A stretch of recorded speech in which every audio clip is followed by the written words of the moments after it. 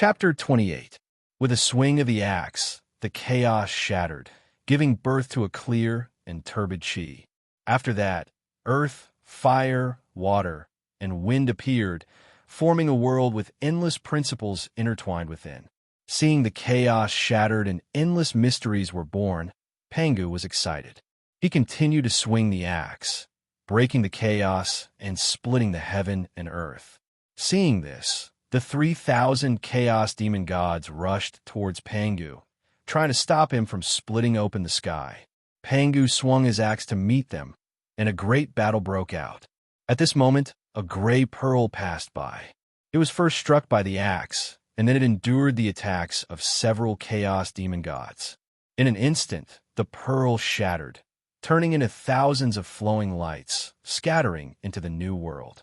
Among them, 3 flowing lights wrapped around a piece of chaos fragment and landed on the East Sea, turning into 3 islands hidden in the void. It was the 3-deity island. The scene ended there, but Feng Zichen did not wake up.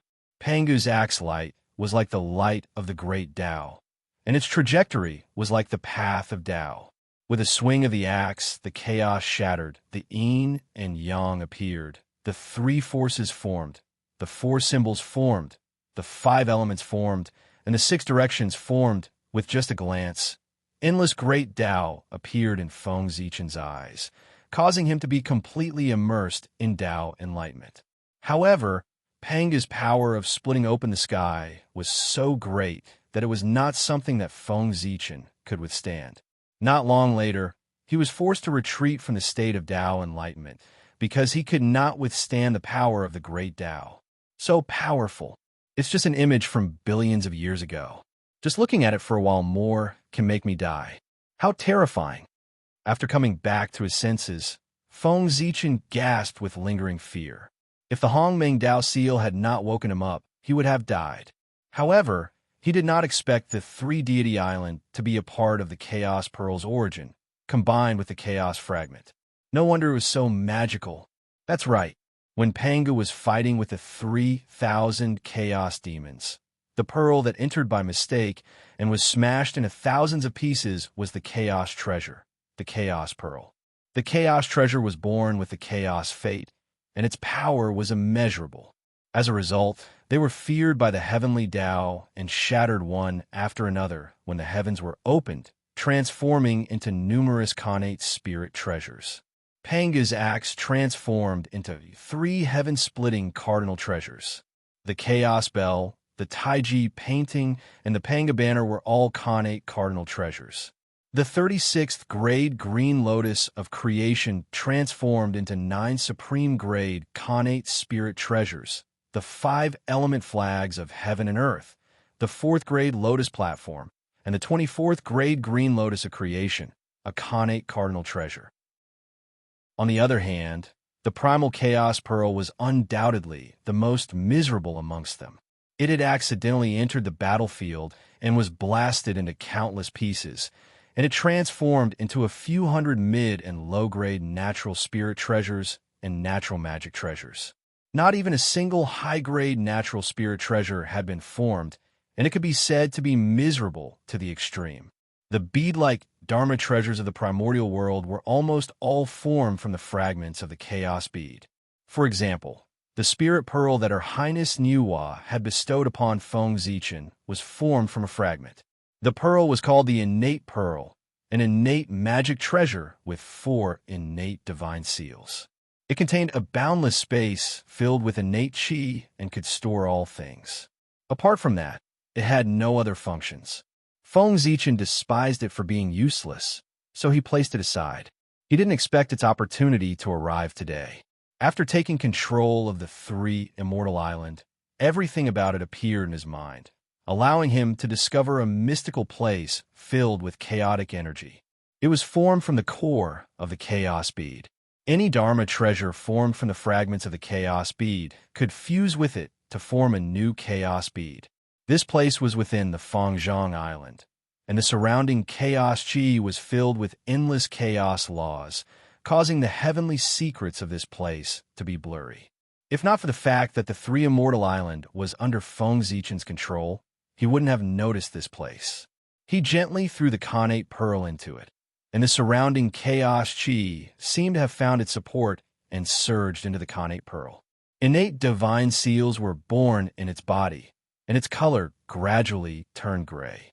Seeing this, Feng Zichen's true spirit escaped into the Khanate pearl, and before the innate divine seals were formed, he imprinted his mark into it to refine this treasure. When he was refining the world, cleansing White Lotus, it had already reminded him that if his cultivation level was too low, he wouldn't be able to refine it even if there was a Khanate spiritual treasure in front of him. Now, the chaos bead had yet to form, and the innate divine seals were still evolving, so it was the best time to refine it. Otherwise, when the chaos bead was born, it would be like the world cleansing White Lotus, and he wouldn't be able to refine it. Wouldn't that be a waste of effort? A huge vortex appeared in the Khanate pearl, devouring the surrounding innate chi, and then spitting out strands of chaos chi. Countless chaos runes danced in it, forming the innate divine seals. Feng Zichen flashed to the center of the chaos runes and imprinted his mark on the innate divine seals that had yet to form. After that, he observed the formation of the innate divine seals and comprehended the truths of the Tao. On this day, a beam of light shot into the sky on Fengzhang Island, and the sound of Tao was endless. A pearl rose into the sky, releasing a myriad of colors and rays of Tao light. A moment later, the phenomenon disappeared, and the pearl turned into a stream of light and landed in Feng Zichen's hand. The chaos bead was a superior grade Khanate spiritual treasure with 30 innate divine seals. The chaos bead's level was not high, but it was not out of Feng Zichen's expectations. After all, the chaos bead was severely damaged, and its origin was severely damaged. It was not easy for it to remain a superior grade Khanate spiritual treasure. However, the chaos bead was a former chaos treasure after all. It had the indestructible attribute and could repair itself, but it would take a very long time. Apart from that, the chaos bead could also devour the numinous treasures formed from the other fragments to recover its grade. That was also Feng Zichen's plan. If he waited for the chaos bead to repair itself, it would probably not be enough even if the primordial world was destroyed. Moreover, there were many numinous treasures formed from the chaos bead fragments in the East Ocean. It was not difficult to find them with the chaos bead senses. After putting away the chaos bead, Feng Zichen prepared to leave. After calculating the time, the Dragon Gate would open in a few hundred years. It was time to set off for the East Ocean Dragon Palace. During this trip to the Three Immortal Island, not only did he obtain several Khanate spirit roots, but he also obtained a Khanate God-Fiend avatar. It could be said that he had gained a lot. Feng Zichen was very satisfied. After controlling the Three Immortal Island, the Khanate Three Talents array was no longer a threat to him. His figure flashed, and when he appeared again, he was already above the vast East Ocean. The Three Immortal Island was too extraordinary. With Feng Zichen's background, he could not keep it even if he controlled it. It was better to leave it for his avatar. In the future, with the protection of a saint, no one would dare to snatch it. Standing above the East Ocean, Feng Zichen was about to determine the direction and rush towards the Dragon Palace when he saw a group of Heaven Immortal Realm ferocious beasts swimming towards him. Seeing this, Feng Zichen smiled. He had just advanced to the Heaven Immortal Realm and was worried about not having anything to practice on. Now that the group of ferocious beasts had arrived, he was indeed lucky. He pointed to the sky, and starlight fell from the sky, forming green, red, white, and black sword beams that slashed towards the group of ferocious beasts. The green sword beam had endless changes. The red sword beam was extremely blazing. The white sword beam was pure and refined, and the black sword beam was unconventional. The four sword beams flickered among the ferocious beasts. In just a moment, all the ferocious beasts were killed. With a loud laugh, Feng Zichen put away the ferocious beast corpses and rushed towards the Dragon Palace. Chapter 29. Halfway through, the Chaos Pearl in Feng Zichen's body suddenly became restless, forcing him to stop. Sensing something, he followed the Chaos Pearl's guidance and arrived at an island. The island looked ordinary, and there was nothing special about it. However, with the help of the Chaos Pearl, Feng Zichen could clearly feel the pure natural water spiritual qi hidden deep within the island. Stepping onto the island, Feng Zichen walked towards the place where the natural water spiritual qi gathered. After a few steps, the space around him changed. It was as if he had stepped into a world made of water. Endless streams of water swept towards him. Natural spiritual water, formed by natural water spiritual qi, could weaken one's cultivation. Knowing how terrifying this water was, Feng Zichen did not dare to let it get close to him. He quickly activated the Chaos Pearl. The Chaos Pearl flew into the air and shone brightly. It swallowed all the incoming natural spiritual water. At that moment, there was no more natural spiritual water coming towards him. Holding the Chaos Pearl, Feng Zichen circled around the natural spiritual water. He was sure of one thing. He was in a huge formation, the natural water formation. Realizing this, Feng Zichen was not shocked. Instead, he was overjoyed. There must be a natural item hidden in a place protected by a natural spiritual formation. Since this item could be sensed by the Chaos Pearl, it could only be a fragment of a natural spiritual treasure. After circling around for a long time, Feng Zichen realized that he could not break the formation in a short time. Worried that he would miss the opportunity to enter the U-Dragon Gate, he did not hesitate anymore. He activated the Chaos Pearl and slammed it against the formation. Boom, boom, boom. Violent vibrations spread for thousands of miles, attracting the experts of the water tribe who were passing by. They all rushed over to check out the situation. No one was in charge of the natural water formation, so it was no match for the chaos bead operated by Feng Zichen. After several collisions, the formation was broken, and a blue bead flew out and fell into his hand. Junior put down the spiritual treasure. Suddenly, a voice rang out. At the same time, a giant claw appeared above Feng Zichen's head and clawed at him. Smiling faintly, Feng Zichen used the 5 monarchs technique. In an instant, the 5 qi inside his body soared and materialized into the silhouette of the 5 monarchs. They formed a 5-colored canopy that blocked the giant claw. Then, with a flick of his finger, starlight fell from the sky, forming 4 sword rays that slashed the giant claw into pieces. After the sword light shattered the giant claw, it hovered in the air for a moment before slashing at a figure that suddenly appeared in front of it. A mere heavenly immortal wants to hurt me? What a joke. When he saw Feng Zichen's attack, the newcomer laughed with disdain, and then he emanated the pressure of a mysterious immortal that pressed down towards Feng Zichen. He completely disregarded the attacks of the 4 sword rays. Seeing this, Feng Zichen used the upright shadowless spell, and his body turned from solid to illusory. He hid in the void and was immune to all attacks. When the sword light neared the person, it suddenly transformed into the appearance of the 4 symbols sacred beasts. They formed a 4 symbols formation, trapping the person within and shooting out tens of thousands of sword chi. Damn it, what kind of divine ability is this? The newcomer was trapped in the sword formation. While resisting the sword chi, he tried to break free from the formation. However, the 4-symbol sword formation was supported by the power of the 4 symbols and could not be broken unless one was a golden immortal. No matter what he did, he could not shake the sword formation at all. At this moment, Feng Zichen saw the appearance of the newcomer clearly. He was a middle-aged man in a black robe with a slightly rough face. Coupled with his demonic aura, he gave off a ferocious feeling. That demon was trapped in the formation. Seeing that he could not break the formation, he was furious.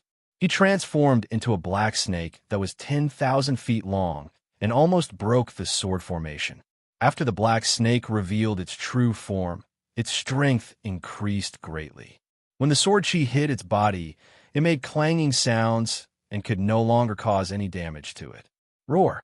With a roar, streaks of black light gushed out from the black snake's body, causing the four symbols sword formation to shake and almost collapse. Seeing this, Feng Zichen raised his hand, and two more sword lights condensed. One was as sacred as the heavens and turned into the shape of the Gaochen. The other was as steady as the earth and turned into the shape of the soaring serpent, falling into the four symbols sword formation. With the help of the two sword lights, the sword formation changed again and evolved into the six directions of heaven and earth, forming the hexagonal sword formation. The moment the formation was formed, endless sword chi swept out from the six directions of heaven and earth. In just an instant, the black snake screamed. Its physical body was shattered, and its true spirit dissipated. It was killed by the sword formation. Then, Feng Zichen used the flying shadow technique and disappeared into the void.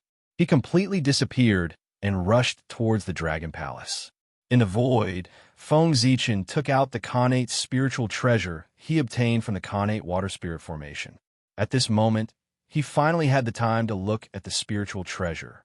The Khanate water spirit pearl was a superior grade Khanate spiritual treasure with 30 Khanate divine seals. It was similar to the chaos bead. In the past, when Pangu opened the sky and evolved earth, fire, water, and wind, when the chaos bead was broken, a few of the fragments were tainted with a trace of the origins of the four spirits and formed the four spirit pearls. The Khanate water spirit pearl was one of them. It was said that when the four spirit pearls were combined, they would form a supreme grade Khanate spiritual treasure, the world bead. Feng Zichen did not know whether it was true or not and did not intend to know. After all, no matter how good the world bead was, it could not compare to the chaos bead. Now, it was more important to restore the chaos bead. Ever since he obtained the Khanate water spirit pearl, the chaos bead had been restless and wanted to devour it. If not for the snake demon's attack, the chaos bead might have finished its upgrade. He threw the Khanate water spirit pearl into the chaos bead. The chaos bead trembled violently, and streaks of chaos airflow attacked the Khanate water spirit pearl.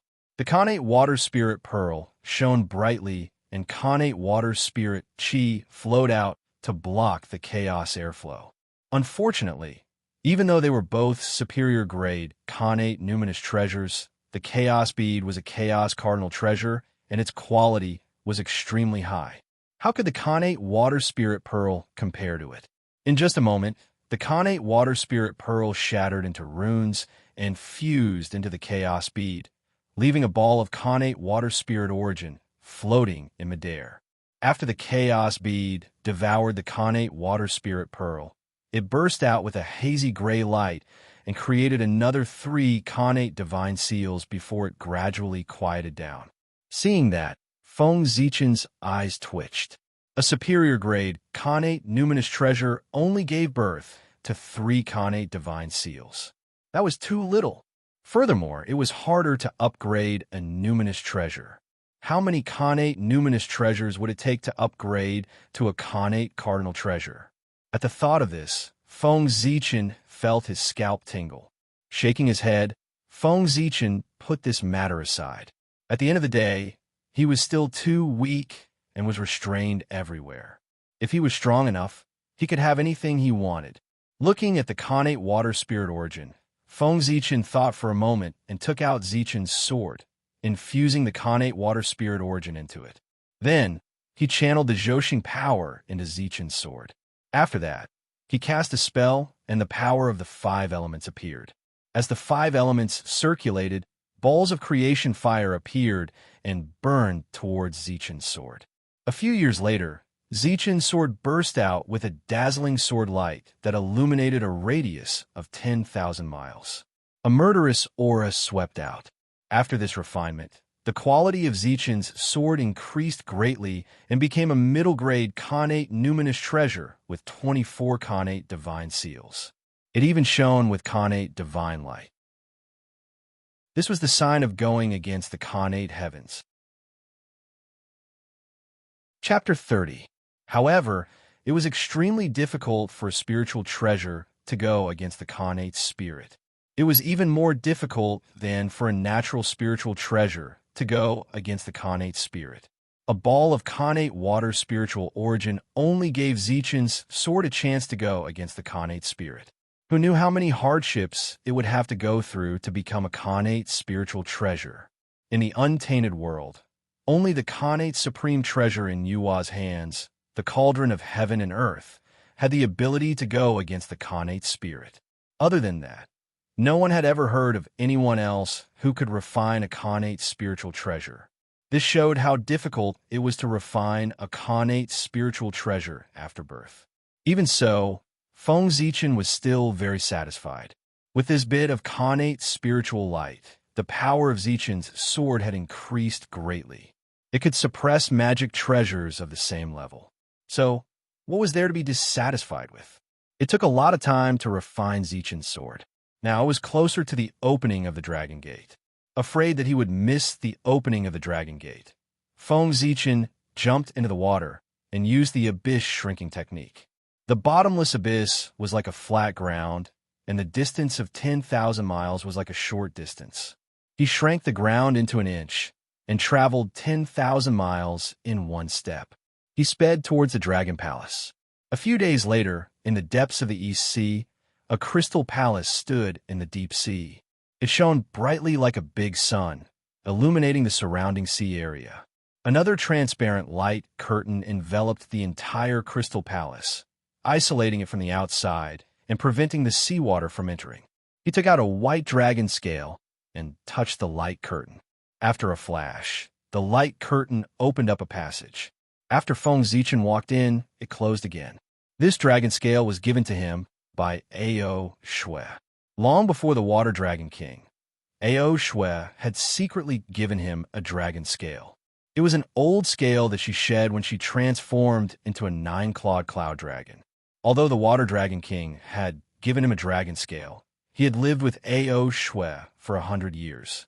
He had only met the Water Dragon King once. How could he trouble him? After entering the territory of the Dragon Palace, Feng Zichen touched the dragon scale lightly. An invisible wave spread out, spreading towards the depths of the Dragon Palace. Then, he stood there and waited silently.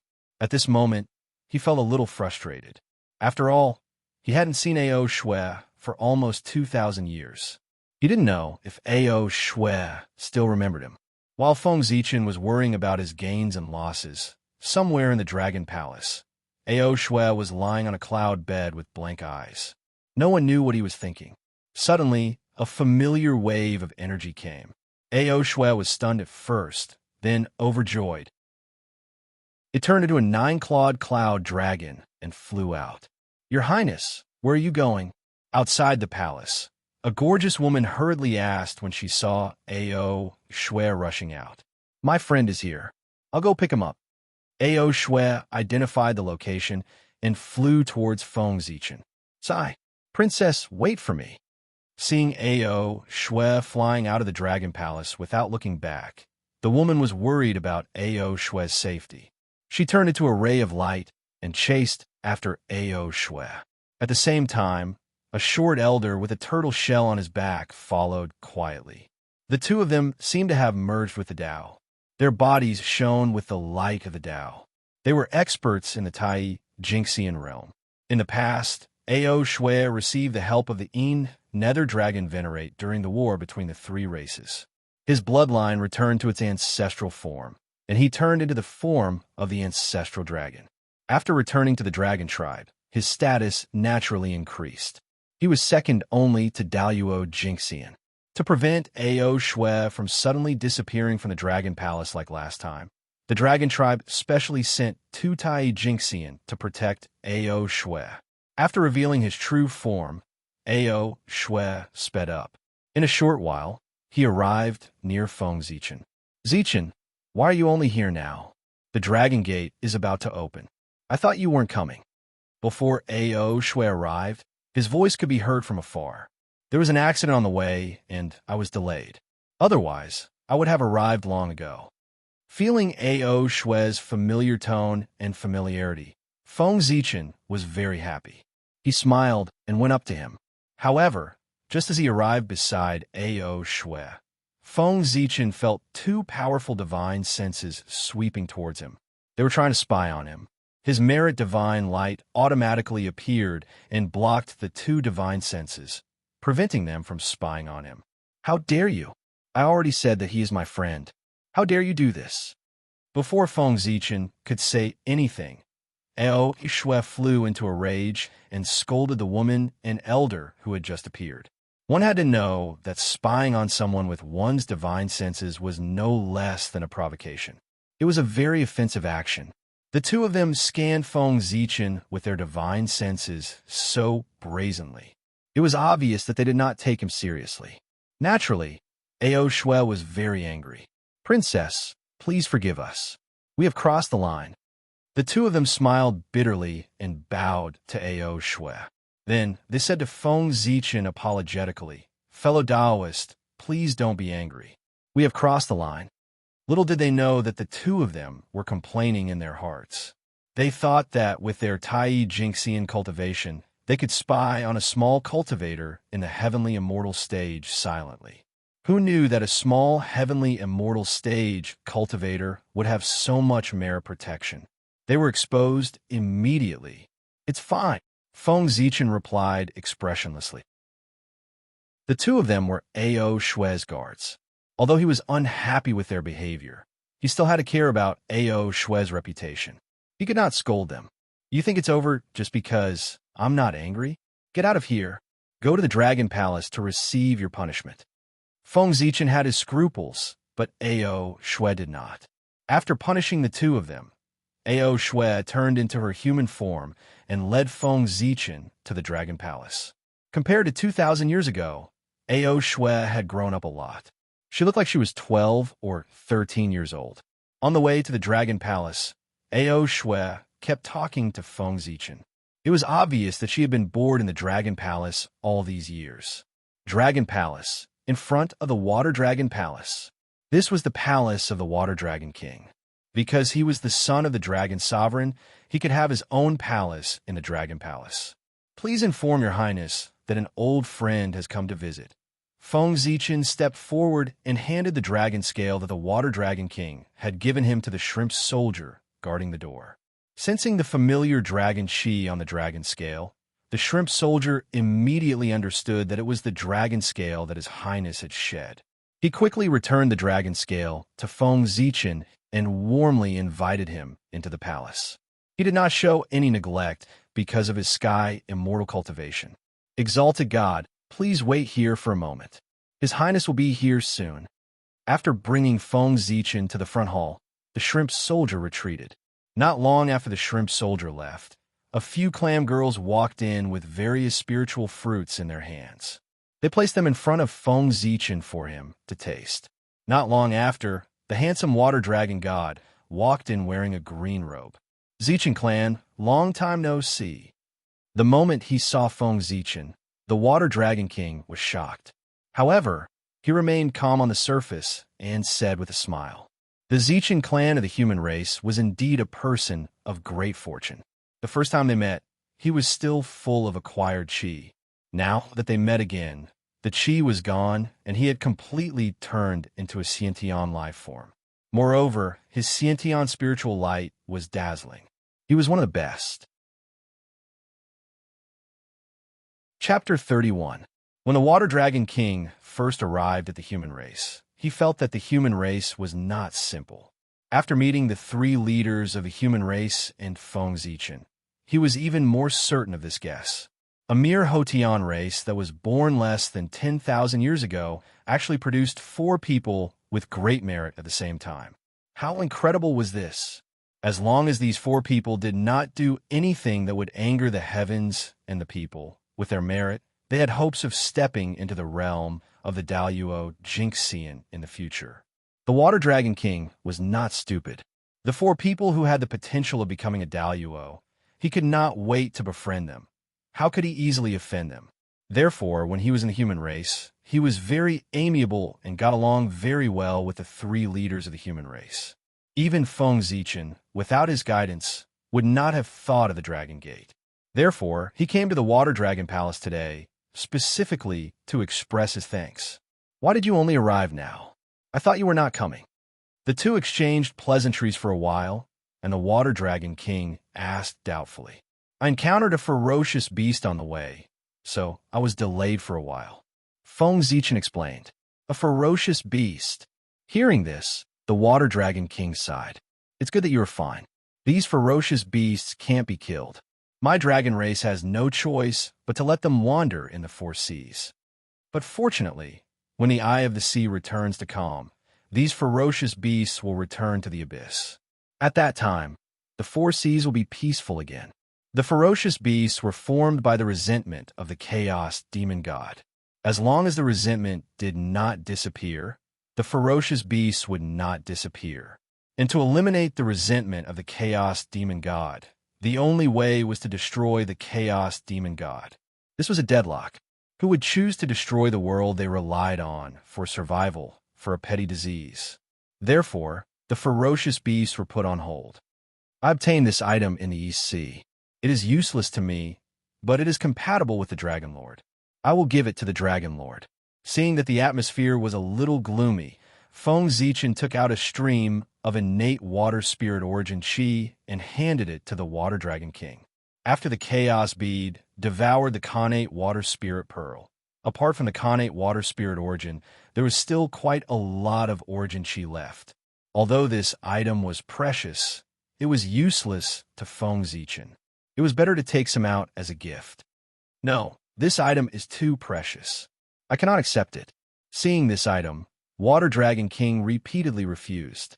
Natural origin energy, also known as natural ancestral energy, contained a trace of the origin energy of the Grand Tao, and it could help one comprehend the Tao. Apart from the creation of heaven and earth, a Daluo Jinxian had to spend 100 years to condense a strand of innate chi of origin. From this, one could see how precious it was. If it wasn't for Dragon Lord, how would I know about the Dragon Gate? Dragon Lord, please do not delay. Water Dragon King walked the path of the great Tao of water, and the innate water spirit chi would be of great help to him.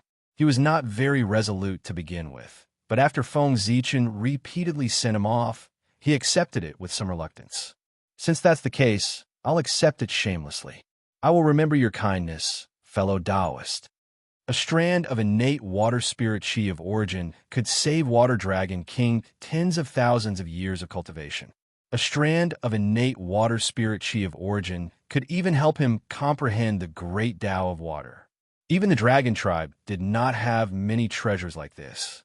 Feng Zichen was greatly indebted to him for giving this item to him. 100 years later, at the Dragon Gate Gorge in the East Sea, countless water tribe creatures gathered here.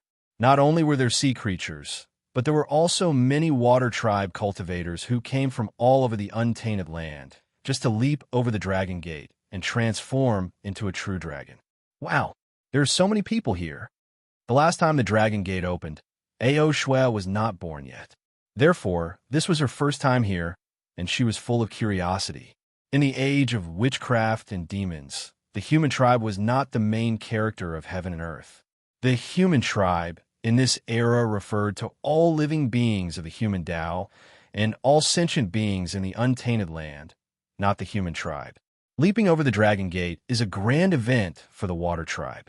Thousands of Water Tribe members gather here, so it's not surprising that there are so many people here. Feng Zichen said. Although he said that, he was still shocked. As far as the eye could see, there were Water Tribe members everywhere. The entire sea area was crowded with all kinds of living beings, and there was no space at all. Even so, there were still more Water Tribe members coming. However, there were many races gathered here, and many of them were natural enemies.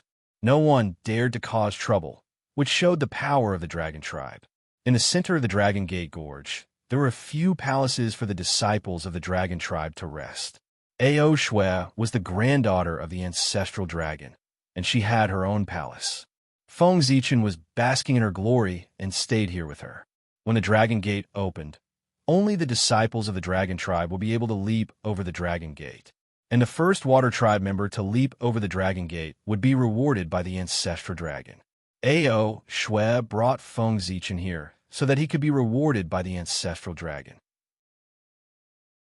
This place was closest to the Dragon Gate, and leaping over the Dragon Gate here would give him the opportunity to be one step ahead of the others. In addition, with the secret treasure that A.O. Schwell lent him, he could be the first to leap over the Dragon Gate and receive the reward. Since Feng Zichen stayed here, 3 years had passed in the blink of an eye. On this day, a figure appeared in the sky above the Dragon Gate Gorge. He was handsome and dignified, and he wore a purple robe with blue clouds. Beside him, light gathered and purple clouds surged. The shadow of 9 dragons appeared, showing supreme majesty. This person was the eldest son of the Dragon Emperor, the grandson of the ancestral dragon, and the successor of the dragon tribe, AOE. The Dragon Emperor was suppressing the sea, and could not leave, so he was responsible for opening the Dragon Gate to raise his hopes. In the early years of the ancient times, the ancestral dragon felt that it was difficult for living beings to become dragons, so he established the Dragon Gate. Anyone who passed through the Dragon Gate, regardless of whether they were from the dragon bloodline, the water tribe, or the evil dragon tribe, could ascend to the heavens and transform into a true dragon. Since then, the Dragon Gate meet has been held. After introducing the origin of the Dragon Gate, AOE paused for a moment and changed to the Tao language. Today, the Dragon Gate will be opened again. As his voice fell, endless golden light gathered, forming a dazzling golden Dragon Gate in the Dragon Gate Gorge. As the Dragon Gate appeared, an earth-shattering dragon roar was heard. Then, an extremely rich connate wood essence sprinkled from the Dragon Gate into the bodies of the Water Tribe members below. This was the grace of the ancestral dragon. There were countless Water Tribe members, so naturally, not everyone could pass through the Dragon Gate. Therefore, the ancestral dragon gave them the connate wood essence in advance to improve their physiques, so that they would not have made a wasted trip. Thank you for your grace, your majesty. After receiving the connate wood essence from the ancestral dragon, countless Water Tribe members in the Dragon Gate Gorge knelt down respectfully and kowtowed sincerely. Roar. A dragon roar came from AOE's mouth. He transformed into a 9-clawed golden dragon and leaped toward the Dragon Gate. AOE was indeed the descendant of the ancestral dragon. The so-called Dragon Gate test did not seem to exist to him. He leaped over the Dragon Gate and disappeared without a trace. After AOE leaped over the Dragon Gate, dragon roars could be heard in the Dragon Gate Gorge. Mighty dragon aura swept in all directions, and true dragons flew out one after another. Some were red, some were black, and some were green. They flew toward the Dragon Gate. The leader was a 9-clawed cloud dragon, A.O. Shui. Chapter 32. AOE and A.O. Shui were both direct descendants of the ancestral dragon. Their bloodline was already the highest in the dragon race. Even if they leaped through the Dragon Gate, their bloodline couldn't be improved anymore. However, the opening of the Dragon Gate was a major event for the Dragon Clan, and it was related to the future of the Dragon Clan. Therefore, every time the Dragon Gate opened, the ancestral dragon would cast his gaze over and pay attention to this place. He wanted to see if there were any outstanding individuals among the younger generation of the water race. At the end of the ancient times, a great war broke out between the 3 races, causing the 4 poles of the untainted land to be unbalanced and almost destroyed. In order to atone for their sins, the experts of the 3 races transformed into the 4 sacred beasts to suppress the 4 poles of the world and stabilize the untainted land. From then on, only the great tribulation of heaven and earth could appear. The ancestral dragon was in charge of suppressing the easternmost land. If the descendants of the Dragon Clan wanted to meet the ancestral dragon, they had to go to this place. However, only Daluo Jinxian could enter the 4 extremes. How could the descendants of the dragon race have this ability? Therefore, the Dragon Gate that opened every Yuan's became an opportunity for the descendants of the Dragon Clan to meet the ancestral dragon.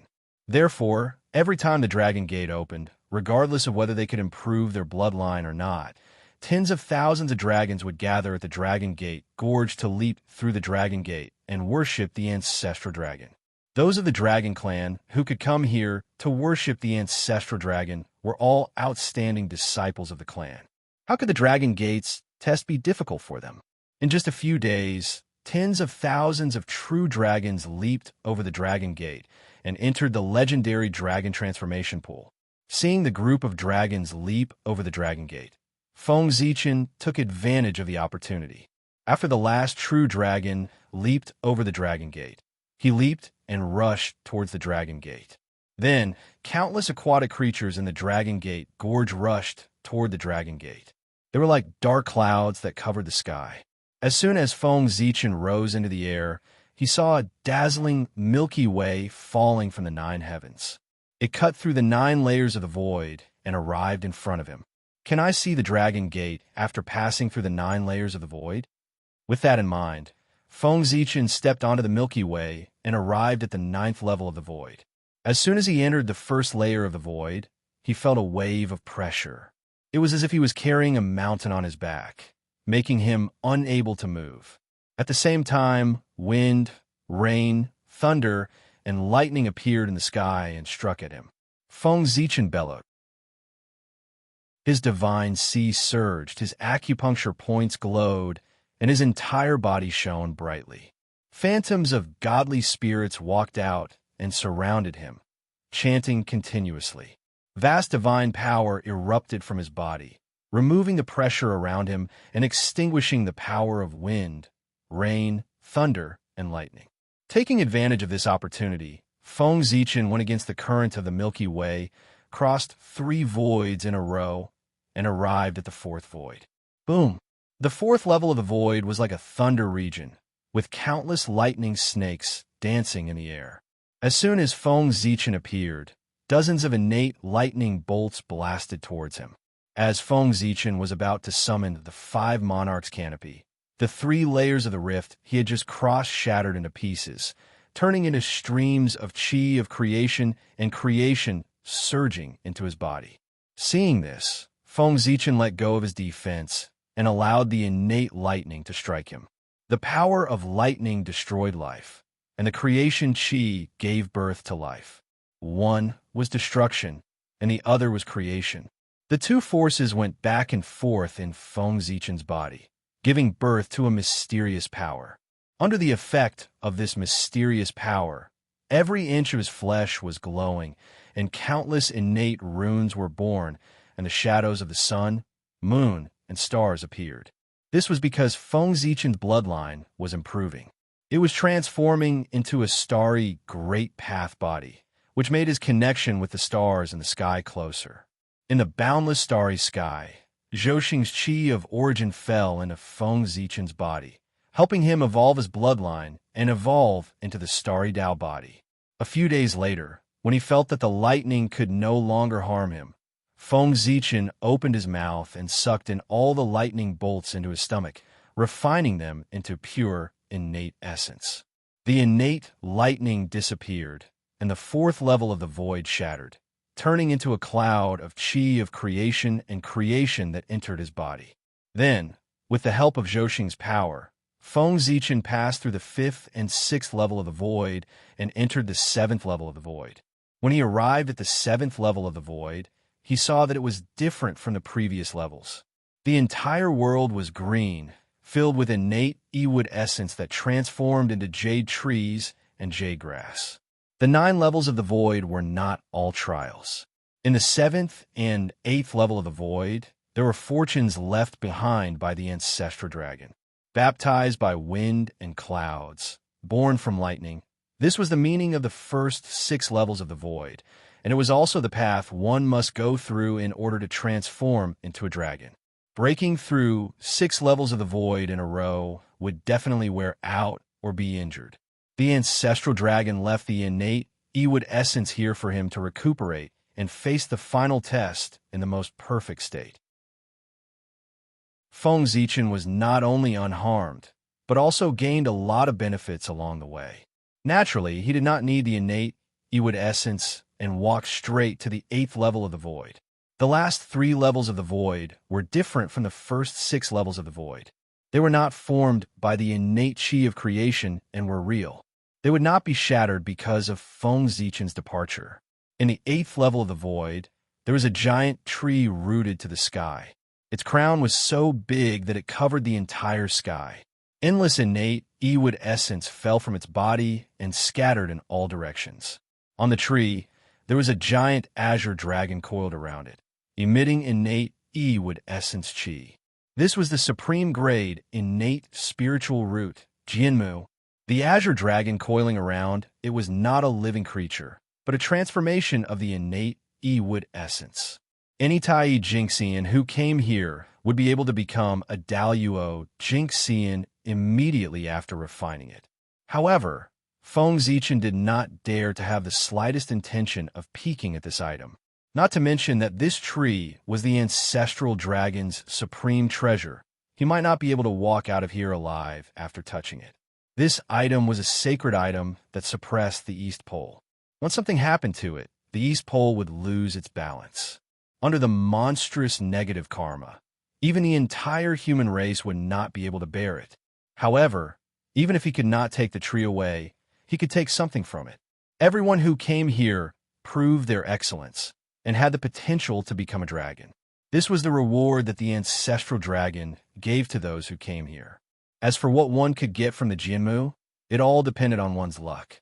Some people got leaves, some got spirit fruits, some got branches, and so on. Feng Zichen came to the Jianmu's side and touched the tree trunk gently. A green spirit fruit appeared in his hand. A spirit fruit? The spirit fruits produced by the Jianmu had different effects. Some could give one a small divine power, while others could increase one's cultivation level. If one did not eat it, one would never be able to guess its effect. After looking at it for a moment, he could not see its effect. He could only see that the spirit fruit contained a huge amount of power. Without hesitation, Feng Zichen put the spirit fruit into his mouth.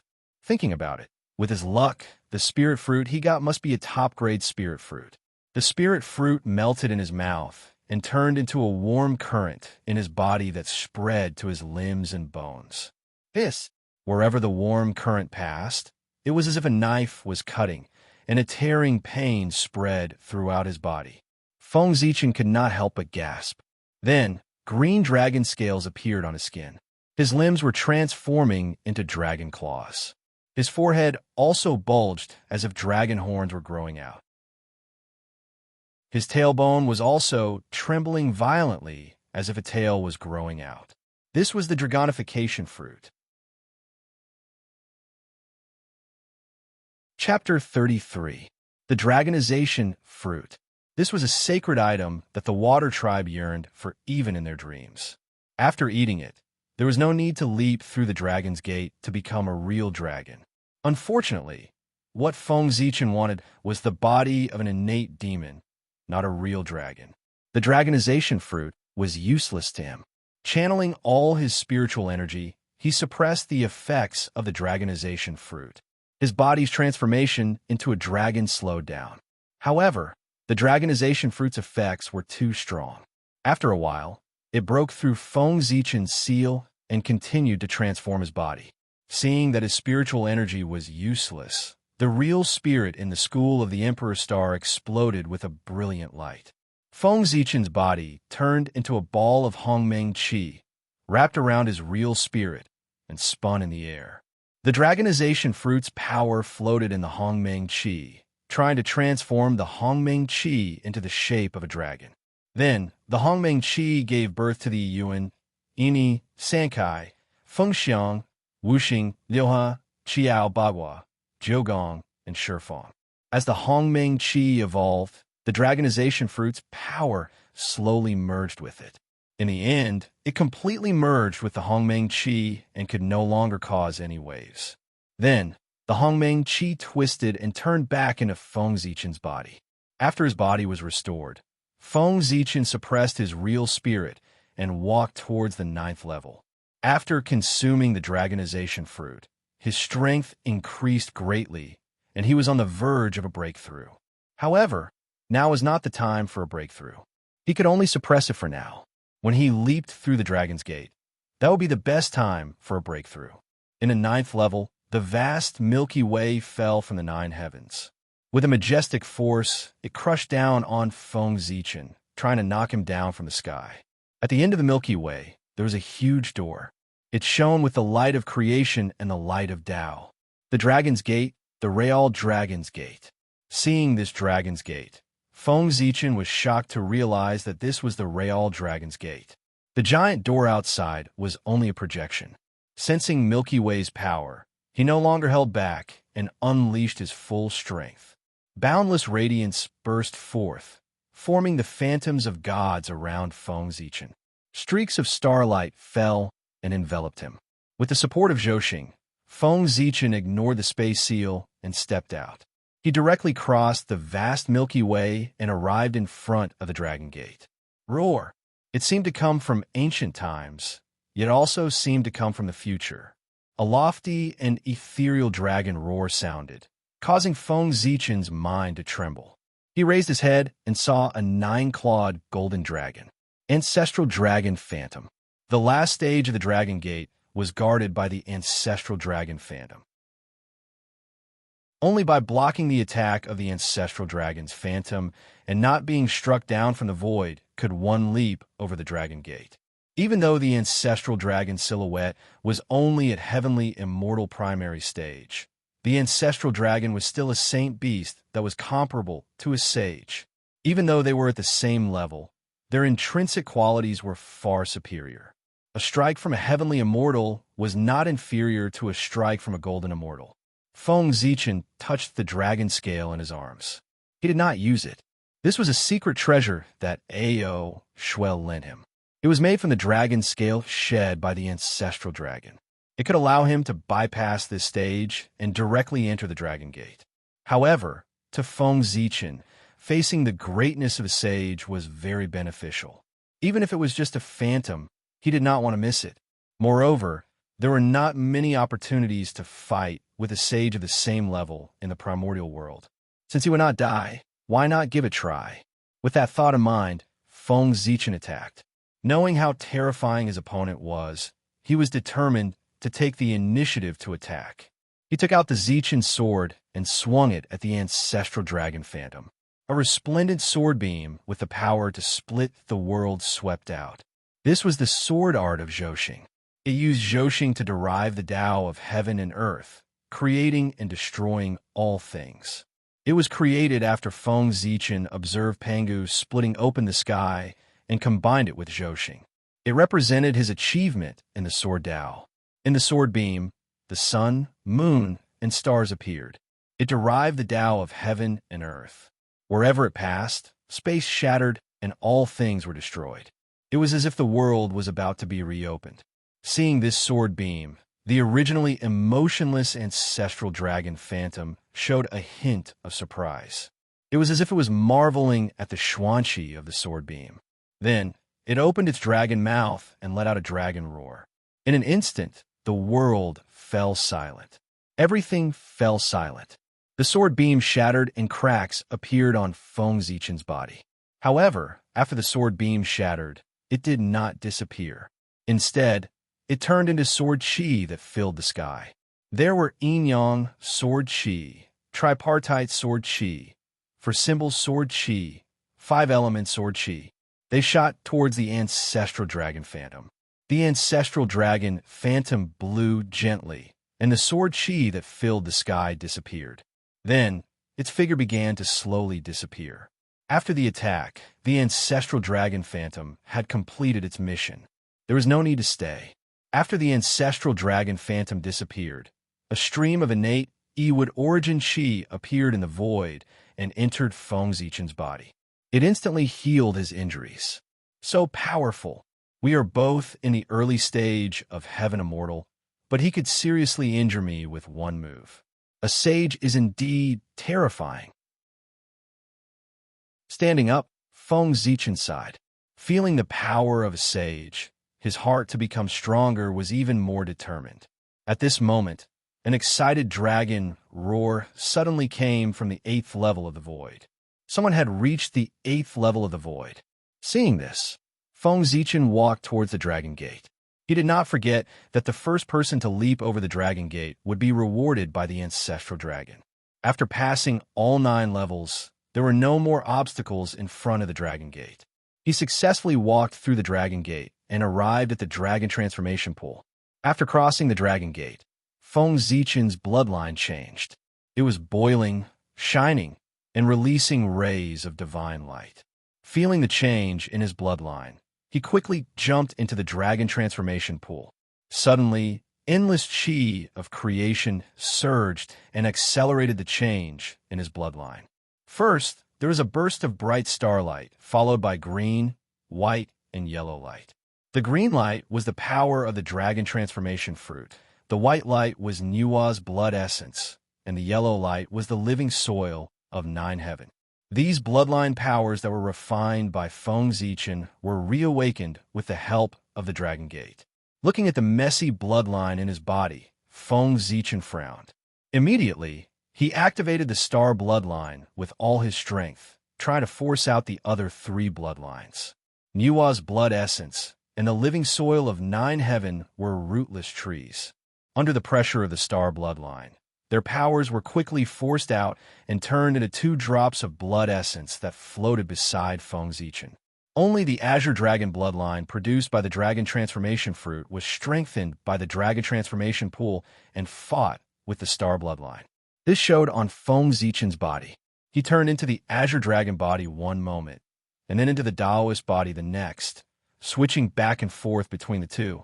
After an unknown period of time, the 2 bloodlines gradually reached a balance, turning into the shape of a dragon's head, human body, and dragon tail. It was as if heaven and earth were created. An inexplicable Taoist rhyme was emitted from this body. According to legend, when Pangu was born, 9 changes occurred in one day. He was like a god in the sky and a saint on the earth. The shape of a dragon's head, human body, and dragon tail was one of them. It was the great Tao body. After achieving the Taoist body, Feng Zichen fell into an epiphany. In the school of the Emperor's Star, the true spirit shone brightly and produced endless great Tao runes. Chapter 34. Suddenly, the heavenly Tao space appeared in Feng Zichen's sea of consciousness. His true spirit flew out of the school of the Emperor's Star, broke through layers of space, and arrived at the 7th level of the heavenly Tao space. He, who was already on the verge of a breakthrough, no longer suppressed his cultivation with the help of the Dragon Transformation Pool. He broke through the 7th level of the heavenly Tao space in one go and advanced to the late-stage heaven immortal realm. In the heavenly Tao space, endless great Tao runes flowed out of his true spirit and imprinted in all directions, forming a great Tao chain in the first 7 levels of the heavenly Tao space. Above it, Hongmeng Qi circulated, and the sun, moon, and stars appeared together, evolving the Tao of heaven and earth. Silently, a purple star appeared above the true spirit's head, drooping down strands of origin Qi and merging into the true spirit's body.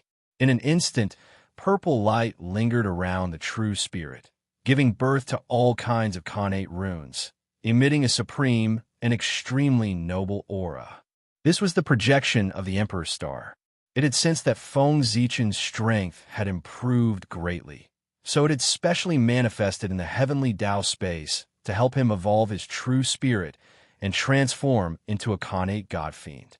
The god fiend lineage did not cultivate the essence soul. They only wanted the true spirit to be immortal and indestructible. Compared to the essence soul, the true spirit had more magical uses. It was more compatible with the great Tao, easier to comprehend the Tao, faster to cultivate, and more powerful. However, everything had its pros and cons. The true spirit had so many advantages, but the disadvantages were also very obvious. Before becoming a golden immortal, the true spirit was weak. When fighting with others, the slightest carelessness would cause the true spirit to be damaged and the great Tao to be severed. When Feng Zichen refined his clone, if it wasn't for the Hongmeng Tao seal, which could use the power of the great Tao to split yin and yang and split the true spirit into 2, how would he have refined his clone? How would he dare to use half of his true spirit to refine a clone? Wouldn't that be severing his own great Tao? After becoming a golden immortal, the true spirit would be immortal, and there would be no danger of the Tao being severed.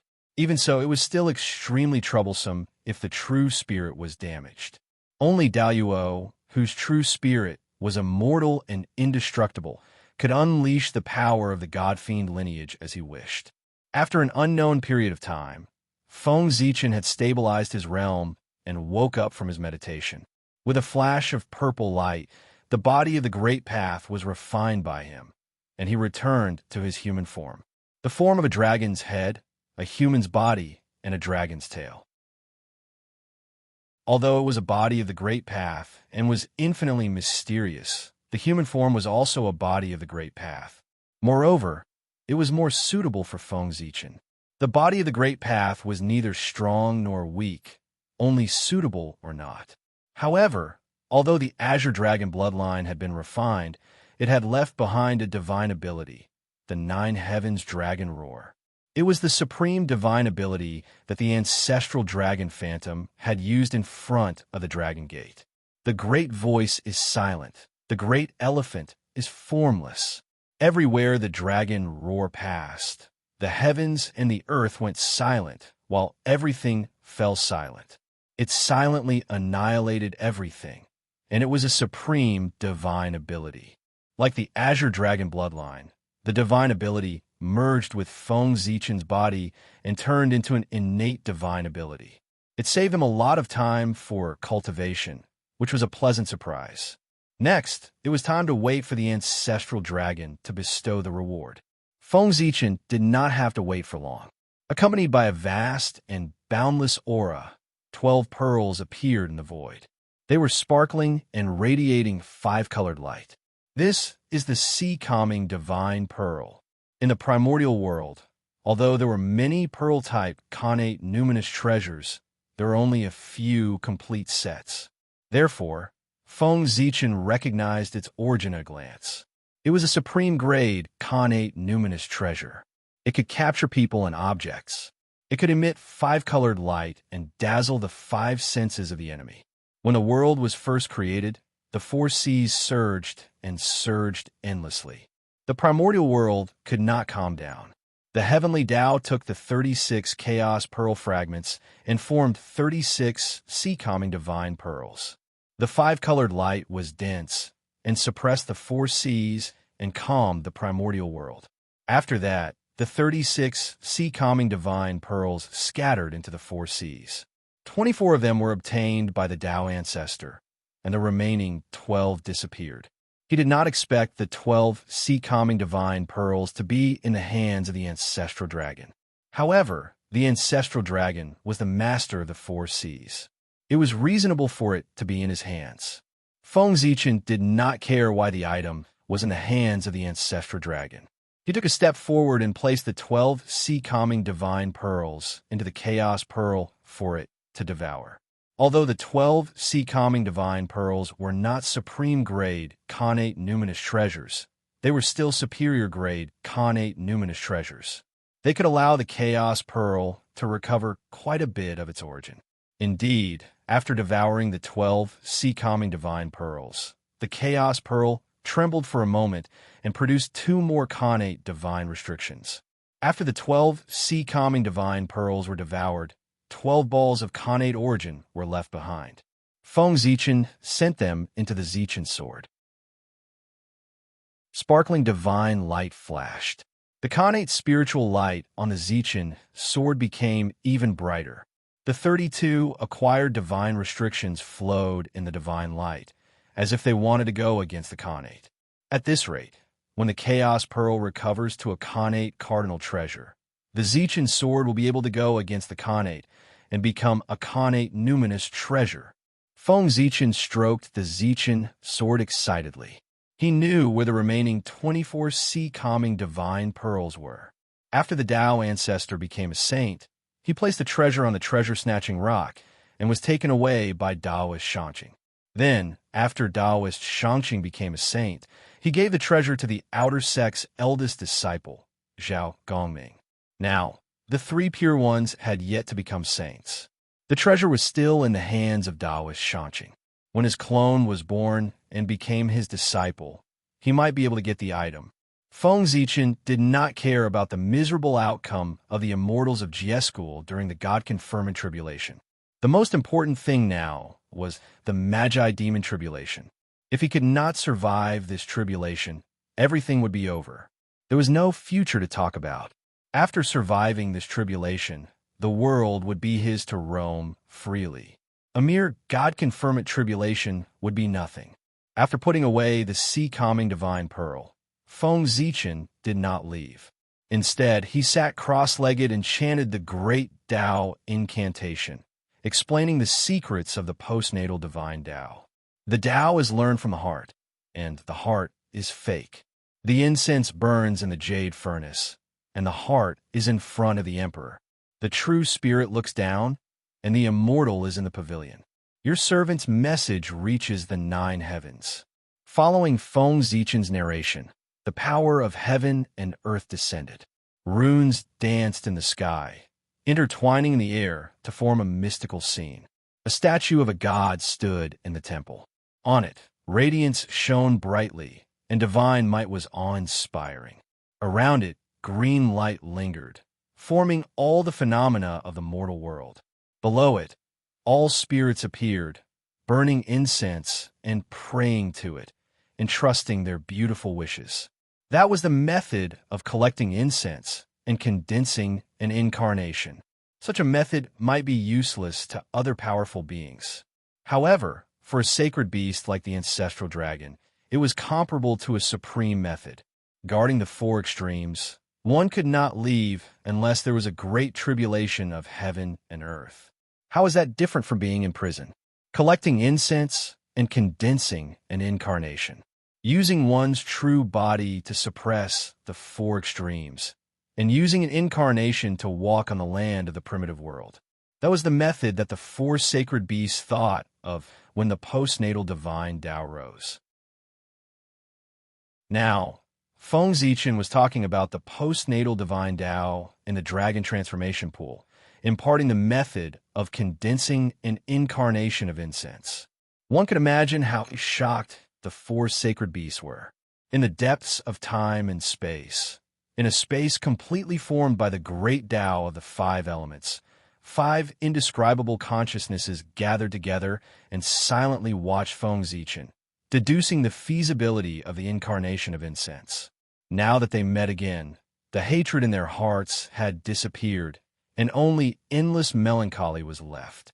The more they deduced, the more they felt that this method was magical. It was as if it was tailor-made for them. They couldn't help but laugh. Seeing this, the ancestral dragon nodded and lowered a divine thought into the dragon transformation pool. Chapter 35. What thou hast asked, we grant thee. It was like the soft whisper of the great Tao, but it was also like the rumbling of the myriad Tao. In the end, it landed in Feng Zichen's ears, but it became the most ordinary voice. It was the ancestral dragon's voice. There were no extravagant flowers or golden lotuses. He suddenly appeared in front of Feng Zichen. As soon as he finished speaking, the primordial world trembled.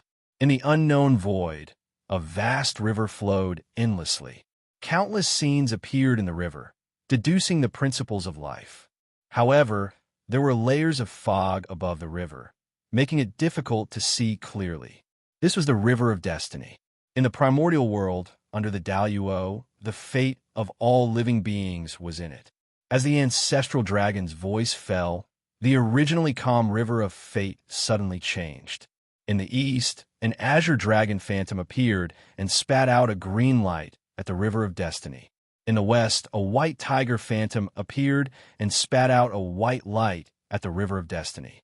In the south, a vermilion bird phantom appeared and spat out a red light at the river of destiny. In the north, a black tortoise phantom appeared and spat out a black light at the river of destiny. In the sky, a Chilan phantom appeared and spat out a yellow light at the river of destiny. This was the embodiment of the light from providence of the 5 races. These 5 rays of light were a part of the light from providence of the 5 races. Then, A ball of torch fire rose from the river of destiny under the support of the five-colored light. It transcended and disappeared. This ball of torch fire was the embodiment of the human race's light from Providence. With the support of the five races' light from Providence, it transcended the river of destiny. This meant that the human race had the power of Daluo Jinxian.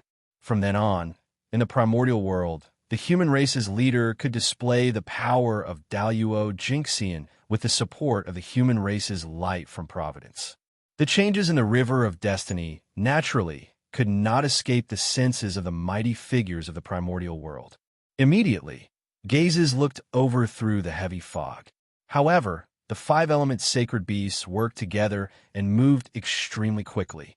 By the time they looked over, the light from Providence of the human race had already transcended, and the river of destiny had returned to calm.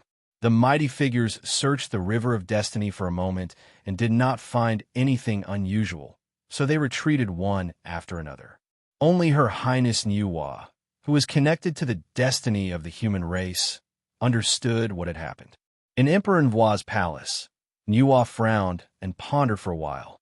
Then, she waved her hand and covered the fortune of the human clan.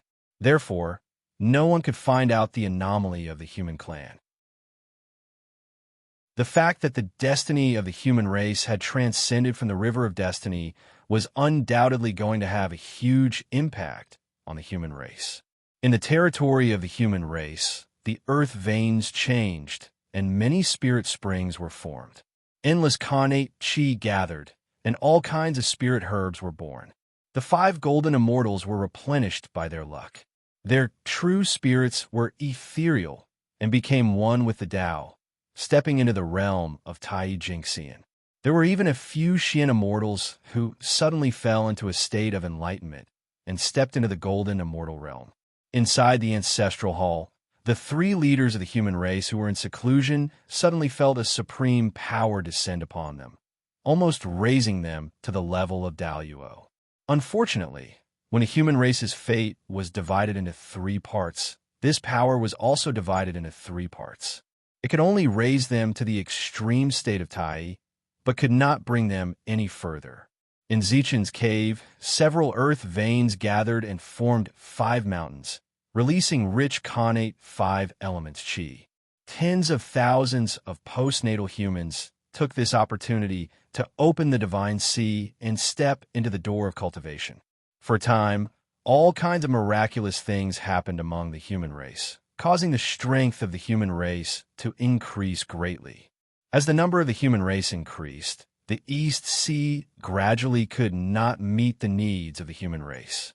In order to survive, the human race had to go out of the East Sea and develop outward. However, in the untainted land, the shamans and demons were fighting for hegemony, and the ferocious beasts were running rampant. With the current strength of the human race, it was difficult for them to establish a foothold in the untainted land. Therefore, Feng Zichen taught the five elements sacred beast the method of condensing the incense incarnation, asking them to protect the human race and strengthen the strength of the human race. After confirming that the incarnation method could indeed restore their freedom, the five elements sacred beasts gladly agreed to his request. Therefore, the scene just now happened. In the dragon transformation pool, after ancestral Gragon finished speaking, he threw a ray of five-colored light at Feng Zichen. Then, he disappeared silently, just like how he came. The five-colored light fell into Feng Zichen's hand and turned into a five-colored jade stone. Connate five elements origin. When the jade stone was in his hand, Feng Zichen felt the connate five elements origin chi rushing towards him. He suddenly realized that this was not a jade stone, but a small ball of connate five elements origin chi. This ball of five elements origin chi was a supreme treasure to the Tai Jinxian who cultivated the Tao of five elements. After refining this item, he only needed to cultivate in seclusion for a few million years to prove his Tao, Daluo. Although Feng Zichen was not a Tai Jinxian, this item was still very useful to him. Back in the Purple Mansion state, he had found the Tao embryos formed by 15 connate god fiends. They were all Khanate spirit treasure embryos. Feng Zichen had originally planned to bring these Khanate spirit treasure embryos to Ziwei Mountain and use the chaos energy to mature them. However, plans could not keep up with changes. In the subsequent trip to the Three Immortal Island, Feng Zichen obtained several top-grade Khanate spirit treasures. As a result, he looked down on these Khanate spirit treasure embryos. Then, he used the Chaos Bead to shatter the Khanate spirit treasure embryos, took their origin, and combined it with the Chaos energy to refine them. In the end, the 15 Khanate spirit treasure embryos were refined into 3 Chaos origin Chi embryos, which emitted the aura of Yin-Yang, Tri-Talent, and 5 Elements Tao. These 3 Chaos origin Chi embryos had powerful origins and were dazzling with Khanate indestructible spirit light. They could all nurture superior grade Khanate spirit treasures. However, the increase in level meant that the time it took for them to be born was greatly extended. For the Tri-Talent origin Chi embryo, Feng Zichen still had the Khanate Tri-Talent formation, which could help it evolve quickly. However, he did not have the corresponding origins for the Yin-Yang origin Chi embryo and 5 Elements origin Chi embryo, so there was nothing he could do. Now that he had the Khanate 5-element origins, as long as he fused them into the 5 Elements origin Chi embryo, the Khanate spirit treasure nurtured by would not only be born in 10,000 years, but its quality would also be improved. Then, Feng Zichen fused the Khanate 5-element origins into the 5 Elements origin Chi embryo. Rays of 5-colored light were emitted from the origin Chi embryo, and countless Khanate runes flowed on its surface. One could vaguely see a 5-colored ring throbbing in the 5 Elements origin Chi embryo. Khanate 5-element ring? Feng Zichen guessed when he noticed the appearance of the Khanate spirit treasure within the 5 Elements origin Chi embryo. After doing all this, he walked towards the exit. Since everything was done, there was no point in staying in the dragon transformation pool anymore. It was time to leave. When he arrived at the exit of the dragon transformation pool, a dazzling dragon path appeared in front of Feng Zichen. The dragon path meandered for 30,000 miles, and there were many jade lotus flowers covering the white jade tiles. This was a path specially prepared for true dragons. Well, those who could come here were those who had made the great leap and transformed into true dragons. This dragon path was prepared for them. He was probably the only one who refused to transform into a true dragon. With that thought, Feng Zichen stepped onto the dragon path. Chapter 36. After walking out of the dragon path, he was no longer in the Dragon Gate Gorge, but in a magnificent hall. Why didn't you transform into a dragon after leaping over the Dragon Gate? As soon as he entered the hall, AOE, who was lying on the main seat, questioned him. Instantly, everyone's eyes turned to look at him. This, Feng Zichen was a little embarrassed. He couldn't possibly say that he didn't like the true dragon's body. Wouldn't he be beaten to death on the spot? He also forgot that those who could walk out of the dragon transformation pool were all true dragons. He came here in his human form, so he was naturally a little eye-catching. After thinking about it, Feng Zichen activated the Ziwei Emperor energy in his body and transformed into a purple divine dragon, surrounded by purple gas. The Ziwei star was the Lord of the Stars, and its starlight had supreme dragon power. Feng Zichen could use this to transform into a true dragon, which was enough to pass off as a real one. Seeing this, AOE snorted and looked away. Feng Zichen silently came to a corner and looked at the dragons in the hall. For a moment, he was filled with emotions. Compared to the Dragon Clan in the future, the Dragon Clan now was really much stronger. These descendants of the Dragon Clan probably didn't expect that soon. The Dragon Clan would face a great calamity and completely decline. Dijun, who couldn't touch the Eldritch world, turned his attention to the Four Seas and asked the Dragon Clan to belong to the Demon Clan. As the former overlord of the world, how could the Dragon Clan be willing to submit to others? Naturally, they wouldn't agree to the Demon Clan's request. After that, Dijun was furious and personally led the Demon Clan's experts to attack the Dragon Clan. Without the ancestral dragon, How could the Dragon Clan be a match for the Demon Clan? After a great battle, the Dragon Clan's experts were all killed and injured. Feng Zichen taught the incense flame incarnation technique to the 5 elements sacred beast. In addition to obtaining its protection, he also wanted to see how Dijun would attack the Dragon Clan with the ancestral dragon's incarnation. A few hundred years later, in the 7 Luminaries Prefecture of the East Sea, under the escort of 5 primordial Unity Golden Immortals, a huge ship carrying millions of humans arrived at this place and started a new life. In the air, the human elder Yoyu said to Feng Zichen in excitement, "Zichen clan, thank you so much." "Elder, you're exaggerating." Feng Zichen waved his hand and hurriedly said, "I'll have to trouble you to take care of these humans in the future. Compared to that, I'm just talking. It's nothing." The 7 Luminaries province was made up of 7 islands with a radius of tens of thousands of miles. They were given to Feng Zichen by the Dragon Clan after the Dragon Gate ceremony. After obtaining the 7 Luminaries province, the human population pressure was immediately alleviated. Moreover, this place could be used as an escape route for the human race. After all, the calamities of the primordial world all happened inland. On the other side, Feng Zichen and Yu clan were discussing the future of the humankind. On the other side, there was a huge change in the primordial world. Ever since they obtained the incense incarnation technique, the 5 elements sacred beast sent a voice transmission to the clan and ordered them to build a temple, erect a statue, spread the name of the sacred beast, gather believers from all directions, and gather the incense chi. The 5 elements sacred beast were extremely powerful. Even though they were not as powerful as before, they still had great appeal.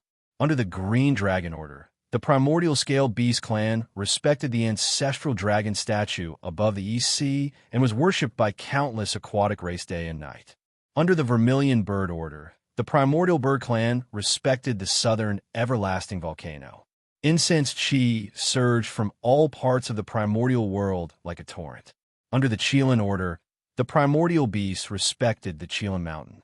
On the ground, endless incense chi surged towards the Qilin Cliff of Kunlun Mountain, causing the eyelids of the 3 pure ones to twitch. In less than 100 years, the ancestral dragon gathered endless incense chi and condensed an incarnation to return to the primordial world.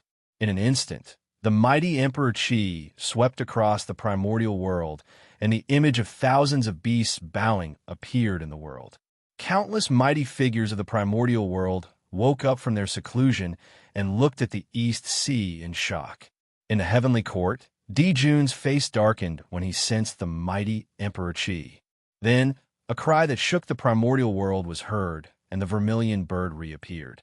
Before the image of thousands of beasts bowing to the heavens disappeared, the image of hundreds of birds bowing to the phoenix appeared. Before the mighty figures of the primordial world recovered from the shock of the ancestral dragon's return, they felt the vermilion bird's aura filling the primordial world. They could not help but look towards the southern, everlasting volcano. At the Qilin Cliff of Kunlun Mountain, the incense chi changed and turned into the appearance of the Qilin ancestor. When the Qilin ancestor appeared, the primordial world shook and a primordial 10,000 beast picture appeared in the world. The 3 phenomena in the world complemented each other, as if they had returned to the ancient times. At this moment, the mighty figures of the primordial world did not look at Kunlun Mountain. Instead, they looked towards the North Sea and the extreme west. The ancestral dragon, the phoenix, and the Qilin appeared one after another.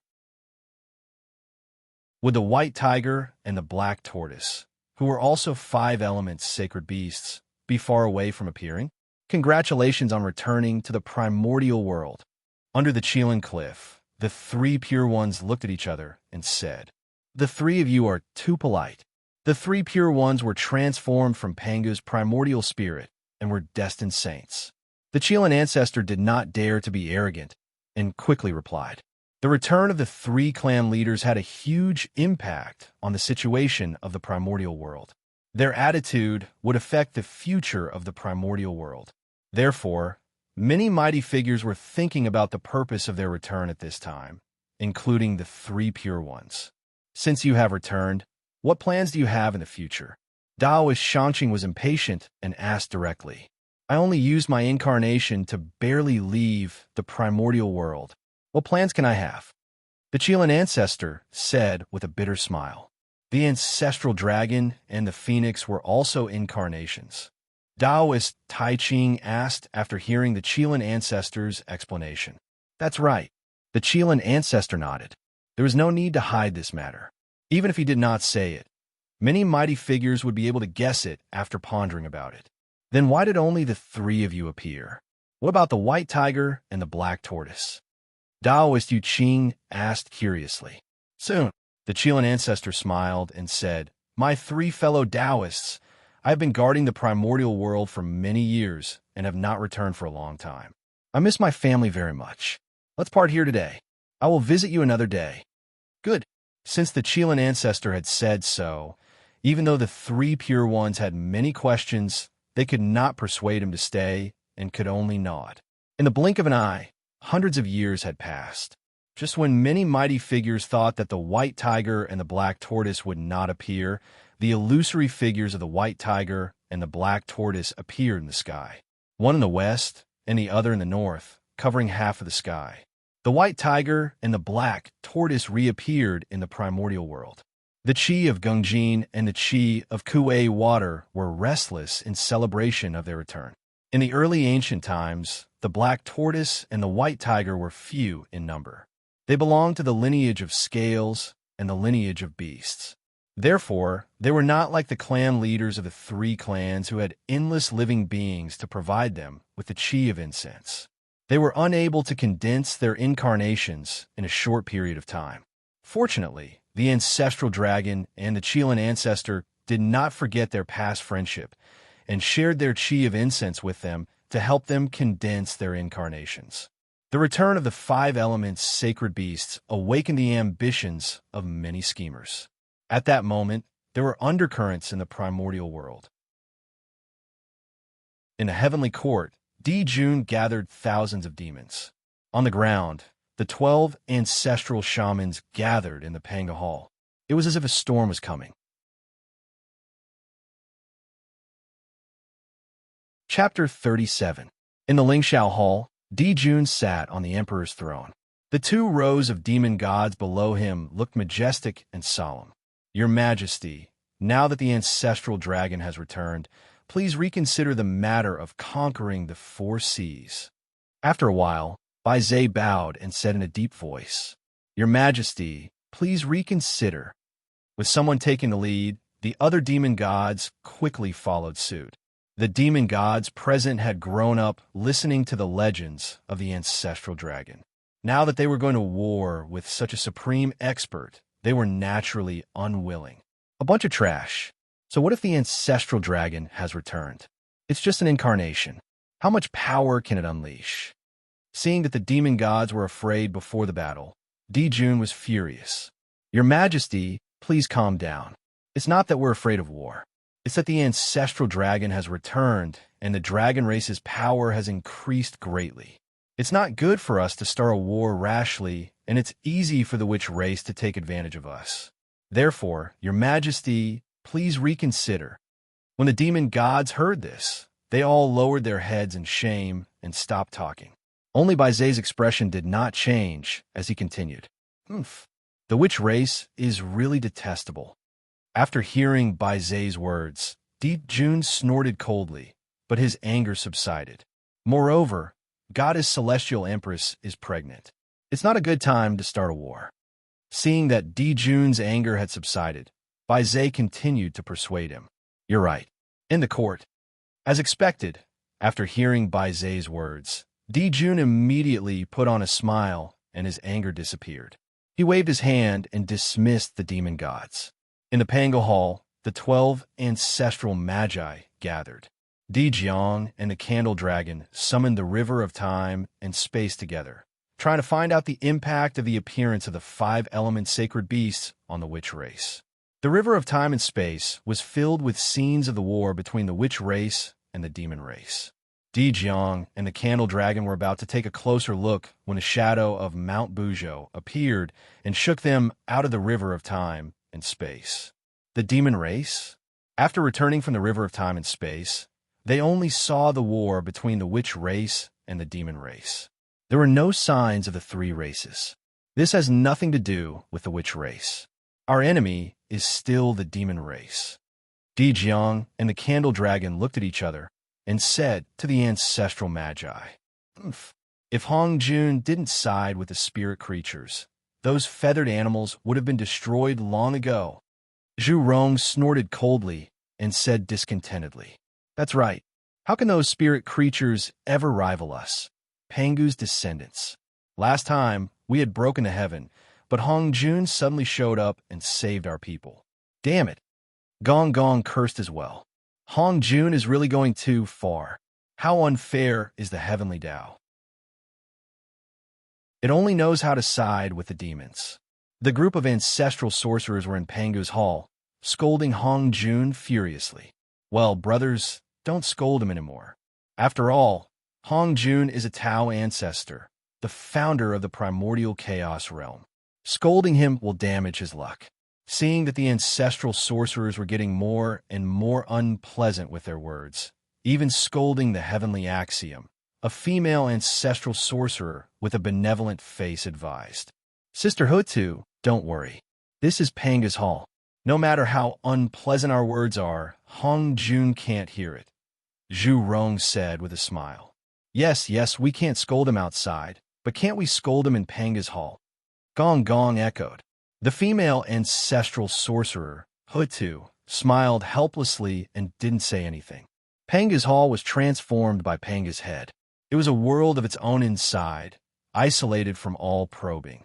Not to mention Hong Jun, even the heavenly Tao couldn't calculate everything that happened in Panga's hall.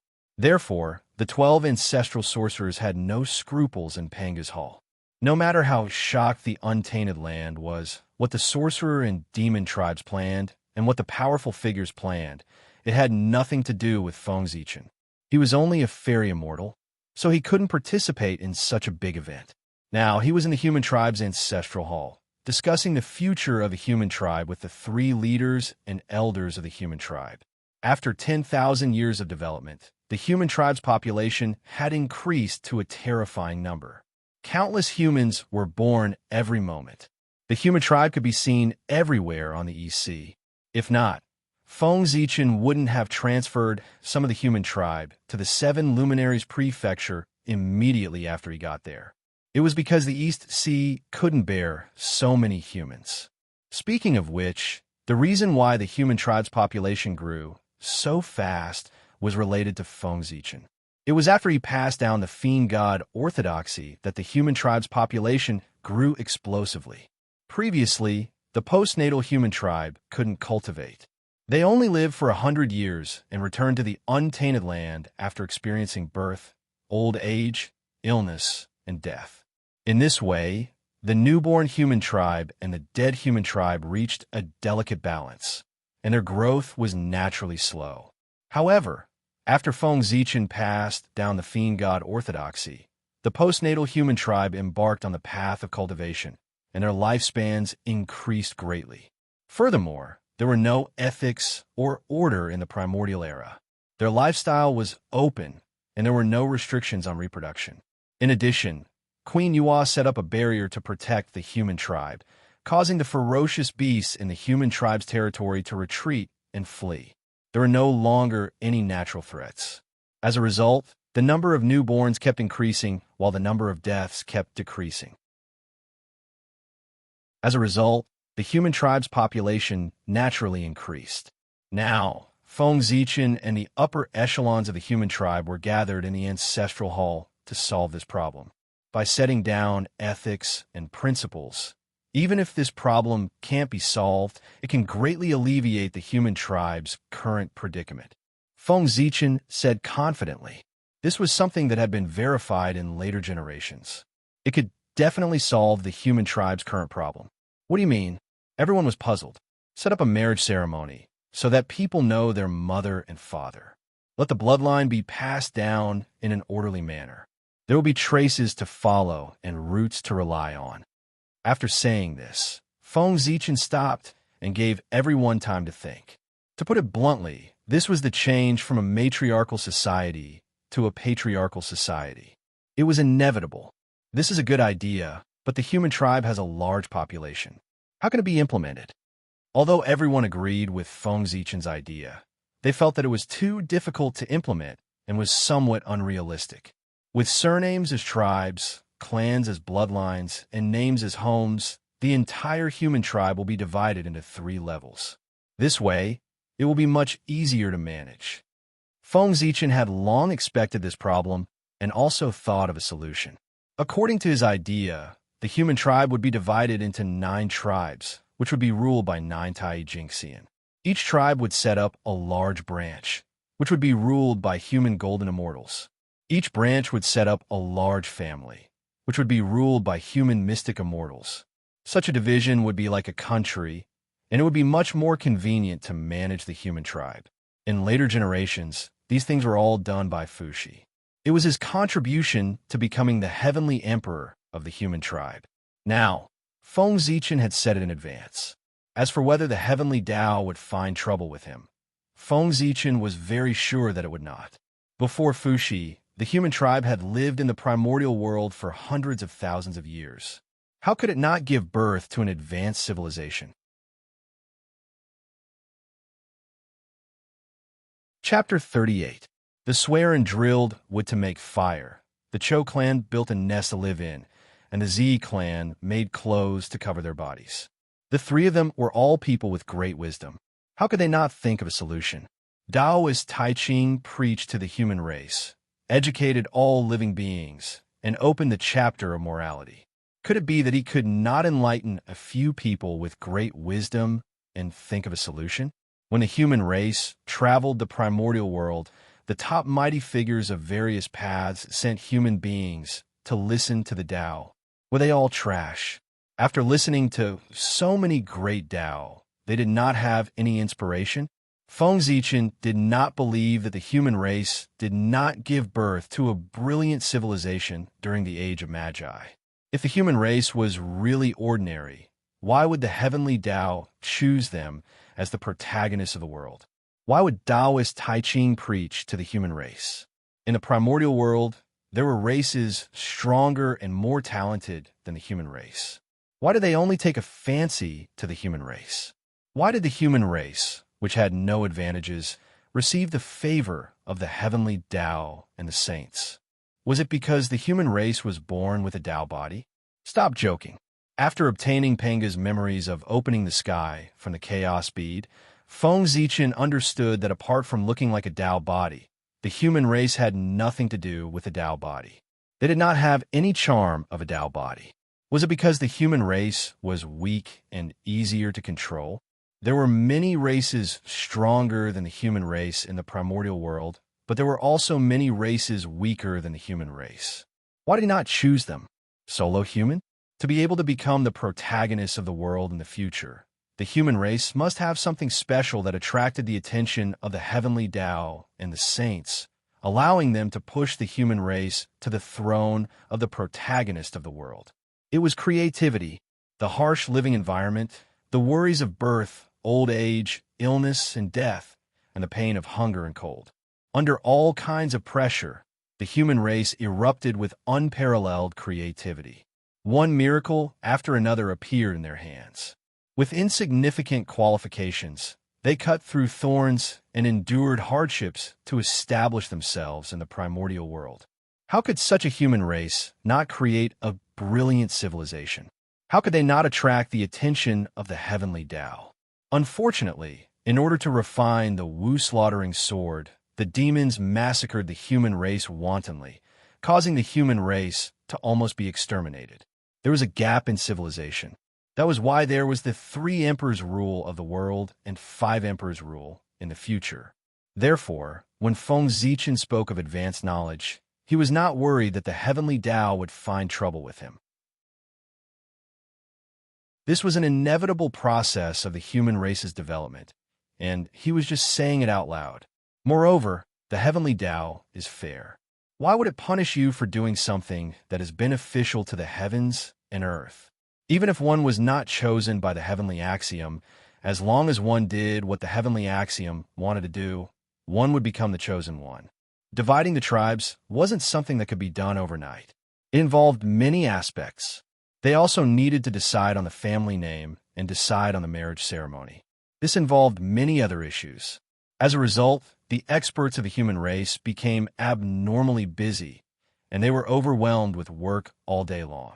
In comparison, Feng Zichen was much more relaxed. He was in closed-door cultivation in order to attain the mysterious immortal realm as soon as possible. As all-mouthy king, his words were clear and logical, but his actions were. Therefore, after deciding on the general direction, he handed these things over to Swearin and asked them to adjust themselves, while he found an excuse to go into seclusion. In the blink of an eye, 3,000 years had passed. East Sea, Penglai Island, a sudden change occurred. A strange fragrance suddenly bloomed from the depths of Penglai Island, and an extremely strong spiritual light shot into the sky.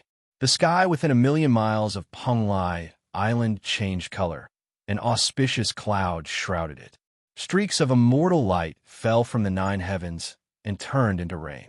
Endless creation chi spread out and covered the entire Penglai Island. The flowers, trees, insects, fishes, birds, and beasts on the island were all enlightened by the spiritual rain and bowed towards the depths of Penglai Island. At the same time, an extremely majestic voice sounded in the sky above Penglai Island. "Thy name is Xianqing." As soon as the voice finished speaking, a figure surrounded by immortal light walked out from the depths of Penglai Island. He wore a crown of yin and yang, and was wearing a robe of 9 heavens clear air. He held an immortal seal in his hand, and stepped on a 12th grade white lotus. The birth of the Khanate god fiend was celebrated by the Tao of the heavens and earth. In an instant, the Tao of the heavens and earth appeared, and countless innate talismans danced in the air. Flowers fell from the sky, and golden lotuses bloomed on the ground. Innate formation patterns appeared in the sky above Penglai Island, blocking all kinds of phenomena and isolating it from the outside world. No one in the Eldritch world noticed the abnormality. It's been thousands of years. He's finally born today. Xianqing. No, Feng Zichen mumbled. This person was Feng Zichen's divine fiend avatar. After thousands of years, Feng Zichen's divine fiend avatar was finally born. He was born with the cultivation of a golden deity and was even given the name Xianqing by the heavenly axiom. When the divine fiend avatar was born, Feng Zichen's original body sensed it. Countless insights about the golden deity stage flowed into his mind. His true spirit trembled and let out a dazzling light.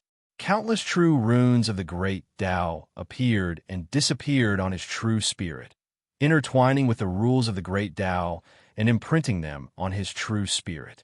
A mysterious Tao light rose from his true spirit and shone in all directions. Under the illumination of the mysterious Tao light, his true spirit was transforming and growing, resonating with the Tao in the void. A mysterious and ethereal Tao rune was emitted from Feng Zichen's body.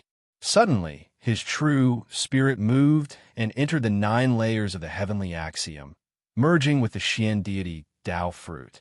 Feng Zichen had stepped into the Xian deity stage with the help of his divine fiend avatar. After merging with the Xian deity Tao fruit, his true spirit's momentum did not decrease. It crossed the 3 layers of the heavenly axiom and entered the 12th layer of the heavenly axiom. Only then did his true spirit stop. It deduced the Hongmeng stars and the Tao of heaven and earth and imprinted them in the void. Xian, the heavens. Xian deities could keep their promises and communicate with the heavens. After stepping into the Xian deity stage, they could communicate with the heavens and earth. Their every move would be supported by the power of heaven and earth, and their power would multiply. It was very different from the heavenly immortal stage. In the boundless starry sky, the Emperor Star dropped even more chi of origin into the 12th layer of the heavenly axiom. It condensed around Feng Zichen's true spirit and turned into a palace of the Emperor Star that was filled with the true meaning of the Great Tao. This palace of the Emperor Star was different from the one in Feng Zichen's Sea of Consciousness. It seemed to have a real body and emitted rich power of the Great Tao. It was not like the palace of the Emperor Star in his Sea of Consciousness. It was just a projection and only had a trace of the Great Tao's charm left. The palace of the Emperor Star was connected to the Emperor Star and was supported by its power. It emitted endless light, suppressing all Tao and destroying all Tao. The true spirit resided in it and was protected by it. It was difficult to be hurt by external forces and unpredictable. When fighting with others, he did not have to worry about his true spirit being damaged or his great Tao being severed. He also did not have to worry about being seen through and falling into a trap. After his clone was born, he did not leave the Penglai Immortal Island. Instead, he went into seclusion to cultivate. The Penglai Immortal Island was too far away from Mount Kunlun. There were many demons and ghosts on the way, and it was extremely dangerous. Moreover, the three pure ones often traveled in search of the opportunity to become saints. They might not be on Mount Kunlun at this time. It was better to wait until the three pure ones became saints and the primordial world stopped fighting. It would be safer to go and acknowledge him as his master.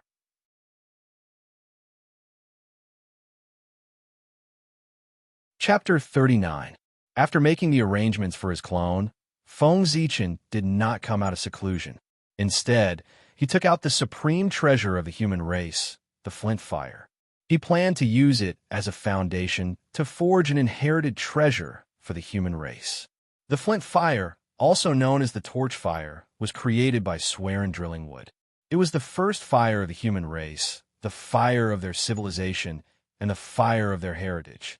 Its appearance opened up the human race's wisdom and lit up their civilization, allowing them to walk out of their ignorance.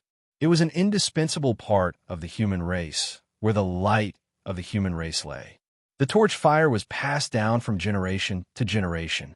Feng Zichen planned to use this as a concept to forge a Swearin lantern to carry the torch fire and make it the inherited treasure of the human race. The lantern was an item that illuminated the world. Forging the Swearin lantern would also illuminate the future of the human race. Then, Feng Zichen took out 2 flints, planning to use them as materials to forge the body of the lantern. These were the 2 merit flints that were created after he invented the method of obtaining fire from flints. They were the most compatible with the flint fire attribute. Throwing the merit flints into the air, Feng Zichen activated the power of heaven and earth. Runes of the Great Tao appeared and danced around the merit flints. Then he took out a streak of Hongmeng origin chi from the Hongmeng Tao seal, a streak of Chaos origin chi from the Chaos bead, and a streak of Connate Star origin chi from the School of the Emperor Star. The 3 streaks of origin chi turned into a raging fire. Using the void as a furnace, they refined the runes of the Great Tao into the flints. The shape of the flints changed accordingly, transforming into the shape of a lantern. This refining method was created by Feng Zichen after he studied the Connate divine restriction. By refining the power of heaven and earth into a spiritual treasure, it would be endlessly powerful and spiritually powerful. The power of heaven and earth was vast and boundless. It was not easy to refine it into a spiritual treasure. If it could be done so easily, this refining method would have been spread throughout the Eldritch Wilderness and become the mainstream of the refining lineage. Feng Zichen would not have to discover it. The origin chi of Hongmeng was the source of all Taos. The origin chi of chaos was the beginning of all chi. The origin chi of the innate stars was the essence of heaven and earth. It was with the power of these 3 that Feng Zichen was able to refine the power of heaven and earth in a Feng Zichen and create a spiritual treasure. Otherwise, he would be powerless in the face of the powerful power of heaven and earth. Unfortunately, these 3 chis were too rare.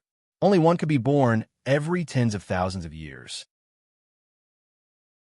The next time he wanted to use this method to refine a spiritual treasure, he would have to wait tens of thousands of years. After the lamp was completed, Feng Zichen turned the faith power of the humans into the lamp oil and placed Xian Hua into the lamp. Henceforth, as long as the human race was not exterminated, the flames would not stop burning. After the swearing lantern was successfully refined, it shone brightly with the radiance of the human Tao. Dense qi of merit flowed within, forming 40 acquired divine seals. Looking at the swearing lantern, Feng Zichen was very excited.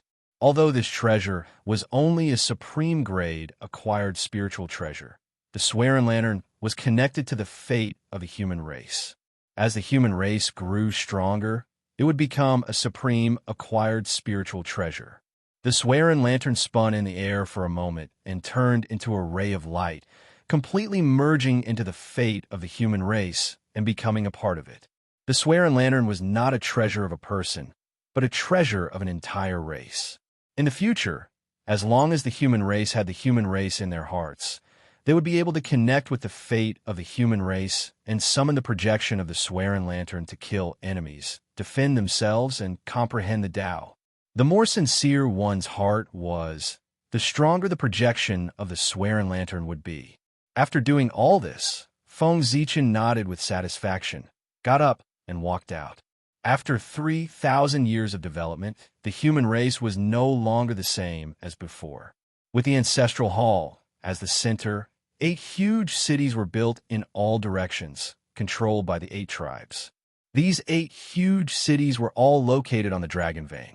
Feng Zichen had traveled all over the East Sea and used the purple star's purple star to measure the earth veins. The qi of the Dragon Vein merged with the fate of the human race, giving birth to 8 kings' qi.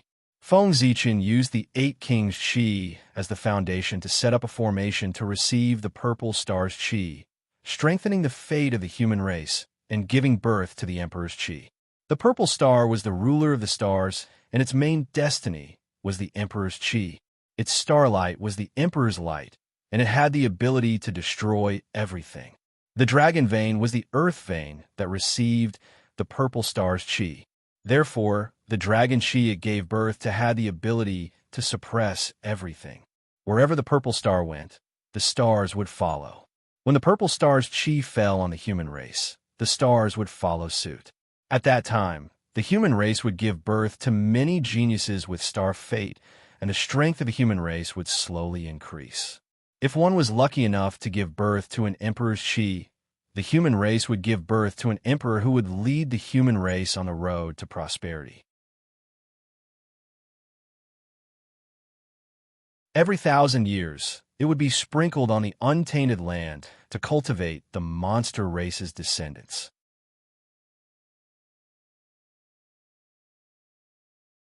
Chapter 40. In ancient times, the sun, moon, and stars were extremely resplendent, and endless starlight shone down.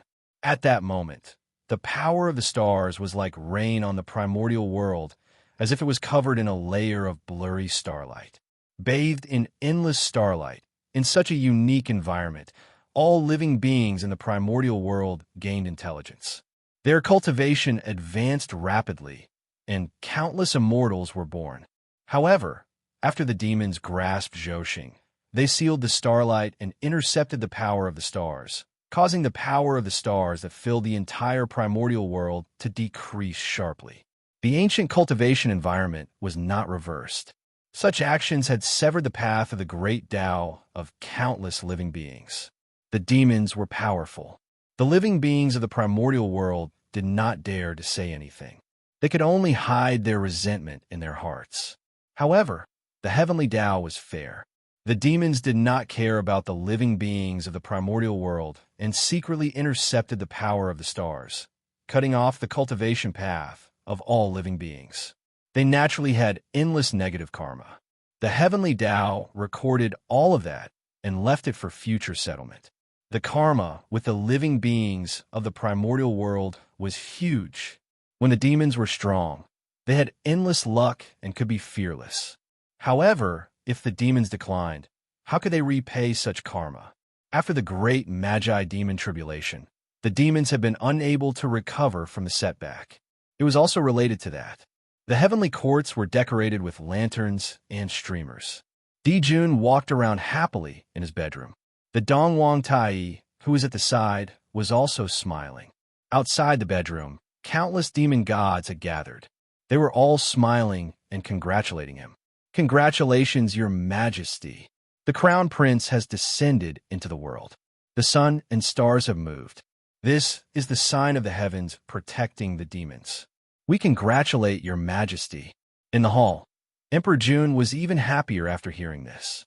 He immediately said, "Don't worry about it. Today I have a descendant. This is a joy for the heavenly courts and the demons. I should congratulate the world."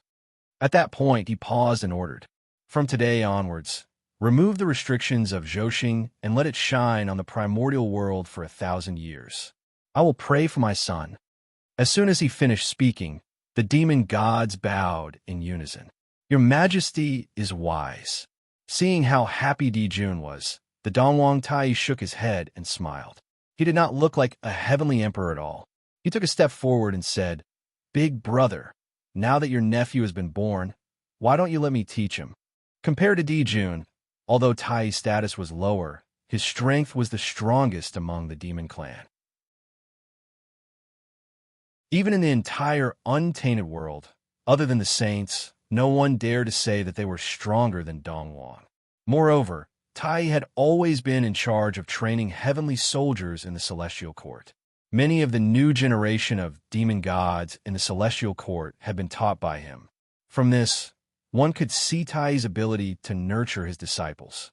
However, upon hearing Dongwang Tai's words, Dijun, who was in a state of extreme excitement, suddenly froze. After a long while, he said hesitantly, "The child is still young. Let's talk about the future in the future." Tai's ability to teach his subordinates was unquestionable. However, his methods were too cruel. Having seen how Tai trained his subordinates, Dijun naturally did not want his newborn child to suffer. Seeing that Tai still wanted to say something, Dijun quickly interrupted, "Second brother, since you like children so much, why don't you have one yourself? Which goddess do you fancy? I'll get your sister-in-law to act as a matchmaker. With your status and strength, I don't think anyone can refuse you." However, Dongwang Tai did not buy it. He said with a cold face, "Big brother, don't change the topic. I'm discussing my nephew with you." Without waiting for Dijun to reply, a cold female voice sounded. "In that case, I'll leave it to you, little uncle." It was Shiha who had heard the conversation between the two brothers and walked out of the inner room. "Very good." Seeing Shiha come out, Dongwang Tai stood up and bade farewell, leaving the place to the couple. "Your majesty is so muddle-headed. Countless living beings in the untainted world want to be taught by little uncle personally, but you're still hesitating. Why don't you know what to say?" As soon as Dongwang Tai left, Shiha complained to Dijun, "Why aren't you recuperating in the back? Why did you come out?" Dijun laughed awkwardly and stepped forward. In order to give birth to the 10 golden crows, Shiha's origin had been greatly damaged and was extremely weak. She could not use even 1% of her strength. This was also because Daluo had proved it forever and did not lose his realm. Otherwise, such consumption of origin would definitely cause him to fall from the quasi-sage level to Daluo Jinxian. That was also the reason why the 10 golden crows, although born from the womb, were all golden immortals and were not inferior to Khanate god fiends.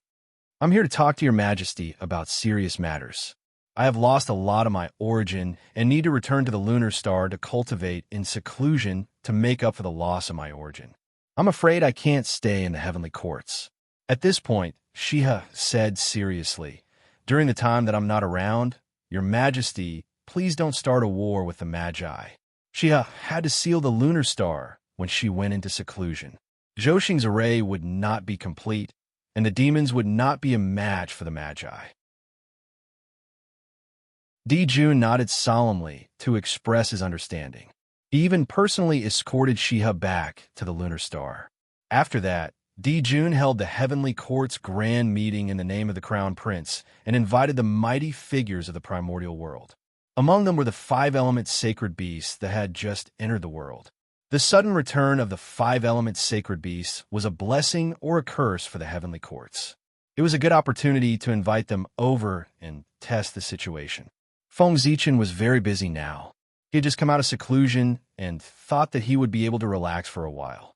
Unexpectedly, Zhouxing shone brightly and endless starlight shone down. With the help of this, the living beings of the primordial world broke through one after another. Even the human race had 3 golden immortals break through to the Tai Jingxian realm. With the addition of 3 Tai Jingxian, the strength of the human race increased significantly. This was originally a joyous occasion, but the East Ocean was too small. There was no place for them to establish a tribe.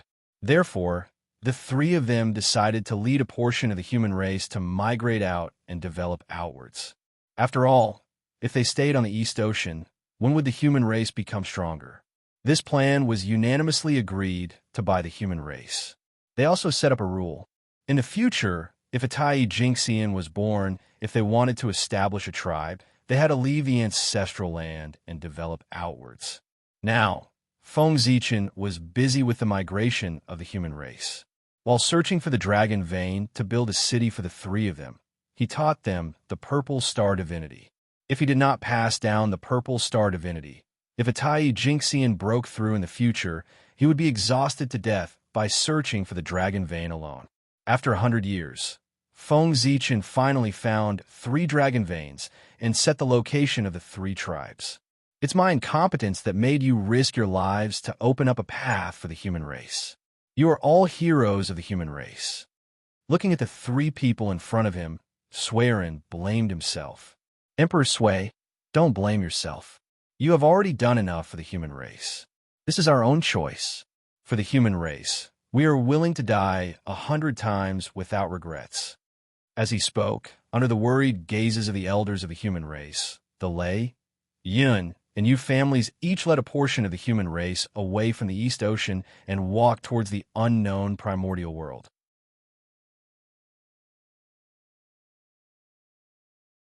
Chapter 41. Ever since the Lei family, Yin family, and Yu family led a portion of the human race out of the ancestral land, the atmosphere of the human race had become much gloomier. However, this also stimulated many of the clansmen, forcing them to work hard in their cultivation and strive to become stronger as soon as possible to get rid of the weak human race. On this day, Feng Zichen was cultivating when he suddenly sensed 2 familiar auras rushing towards him. He quickly got up to greet them. Before long, Feng Zichen saw the figures of Ao Shui and Water Dragon King. They did not maintain their dragon forms, but transformed into dragon bodies and rode on clouds. Why do you have the time to come to the human race?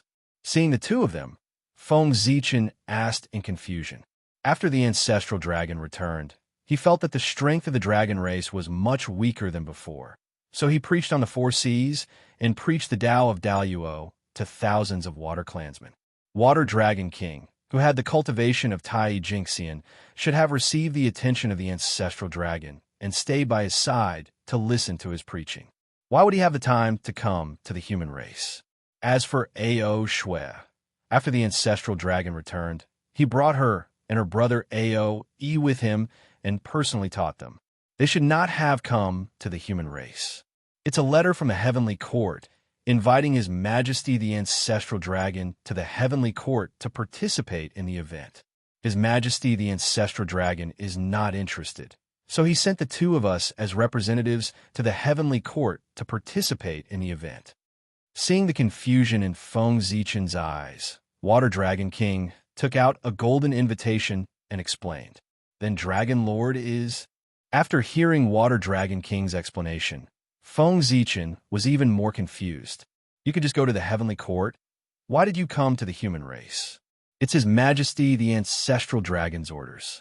Before leaving, His Majesty specially asked me to ask if you are willing to go. After explaining, Water Dragon King said with some envy, His Majesty the Ancestral Dragon is very concerned about you. This is the treatment of a dragon's descendant. How enviable. That's right. Grandfather has been praising you in front of me and my elder brother. He often says things like, the Zichan clan of the human race has a limitless future, and no dragon in the entire dragon race can compare to you. Ao Shui said sourly. In the end, she even threatened Feng Zichan like a child. My big brother has secretly told me many times that the next time I see you, I must teach you a lesson. Let's see what's so special about the human Zichan clan. Feng Zichan smiled bitterly and shook his head. It seemed like the creation of the post-celestial divine, Tao, had a huge impact on the ancestral Greygon. However, he was also a little proud. The ancestral dragon was an ancient overlord, and even he was praising him. It could be seen how extraordinary he was. How about it? Are you willing to go to the heavenly court with me? Seeing that Feng Zichan was silent, the water dragon king asked. Go, why wouldn't I go? Feng Zichan replied affirmatively. Then, he said a little embarrassedly, Dragon Lord, can you wait for me for a while? This trip to the heavenly court will probably take 1,000 years. I have to arrange some matters in the clan. Of course, I will wait for you for 100 years. Water Dragon King nodded in understanding. Thank you. After thanking him, Feng Zichan led the two dragons into the guest hall and ran to Zichan's grotto heaven. There was nothing for him to deal with in the human race. This was just an excuse for him to delay time. The heavenly court was the closest place to Zhoxing. It was very beneficial to Feng Zichan, so he had to go. However, if he swaggered in like this, he would probably be killed by the demon immortals guarding the gate as soon as he arrived at the southern heaven gate with his Emperor Star Power. Therefore, Feng Zichan planned on disguising himself, concealing this purple star stellar power in his body. Arriving at Zichan's grotto heaven, Feng Zichan sat down cross-legged and took out the incense qi that he had accumulated over the years. Since he returned to the human race, he had taken back his divine Tao incarnation and turned it back into a cloud of incense qi. After thinking for a moment, Feng Zichan summoned the swearing lamp and burned it at the incense qi. The torch fire was not blazing. On the contrary, it was just a small flame that emitted a faint glow. However, when the torch fire came into contact with the incense qi, it ignited the entire cloud of incense qi.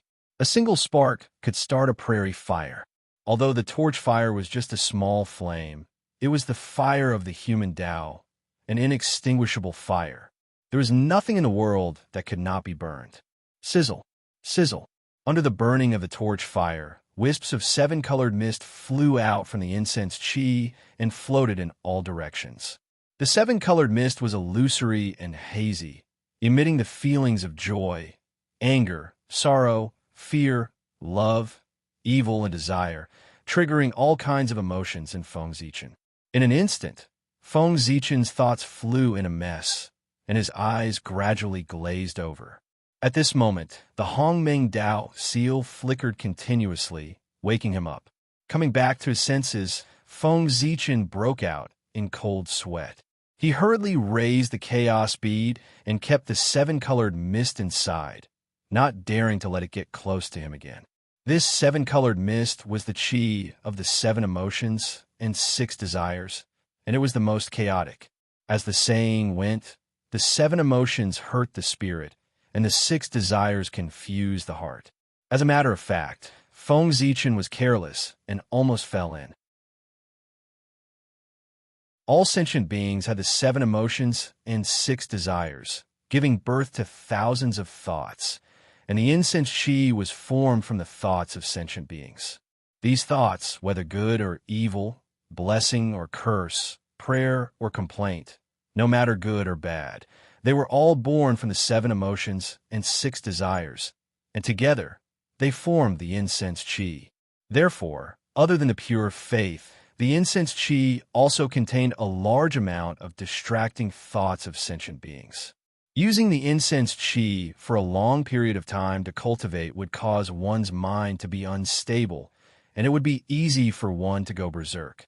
This was the reason why the incense qi was said to be poisonous.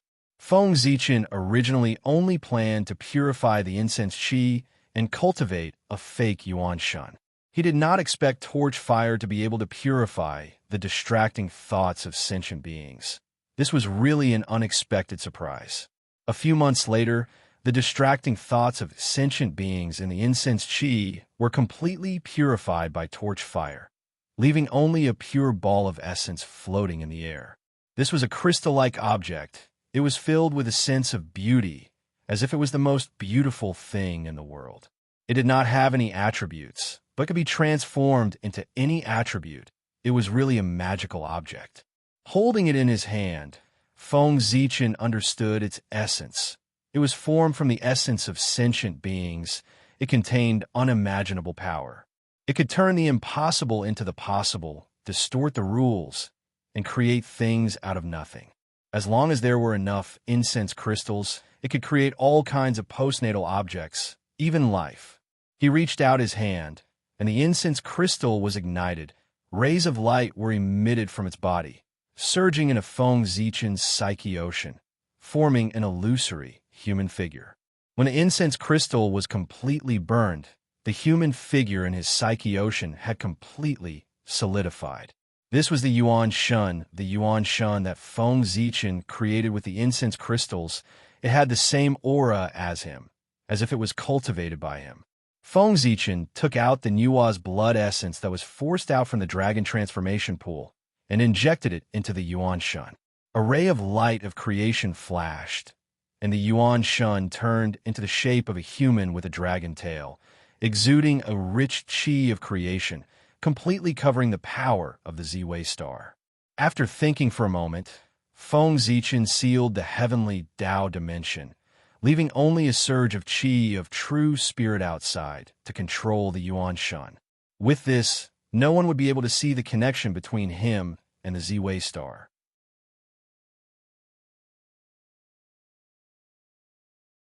Chapter 42.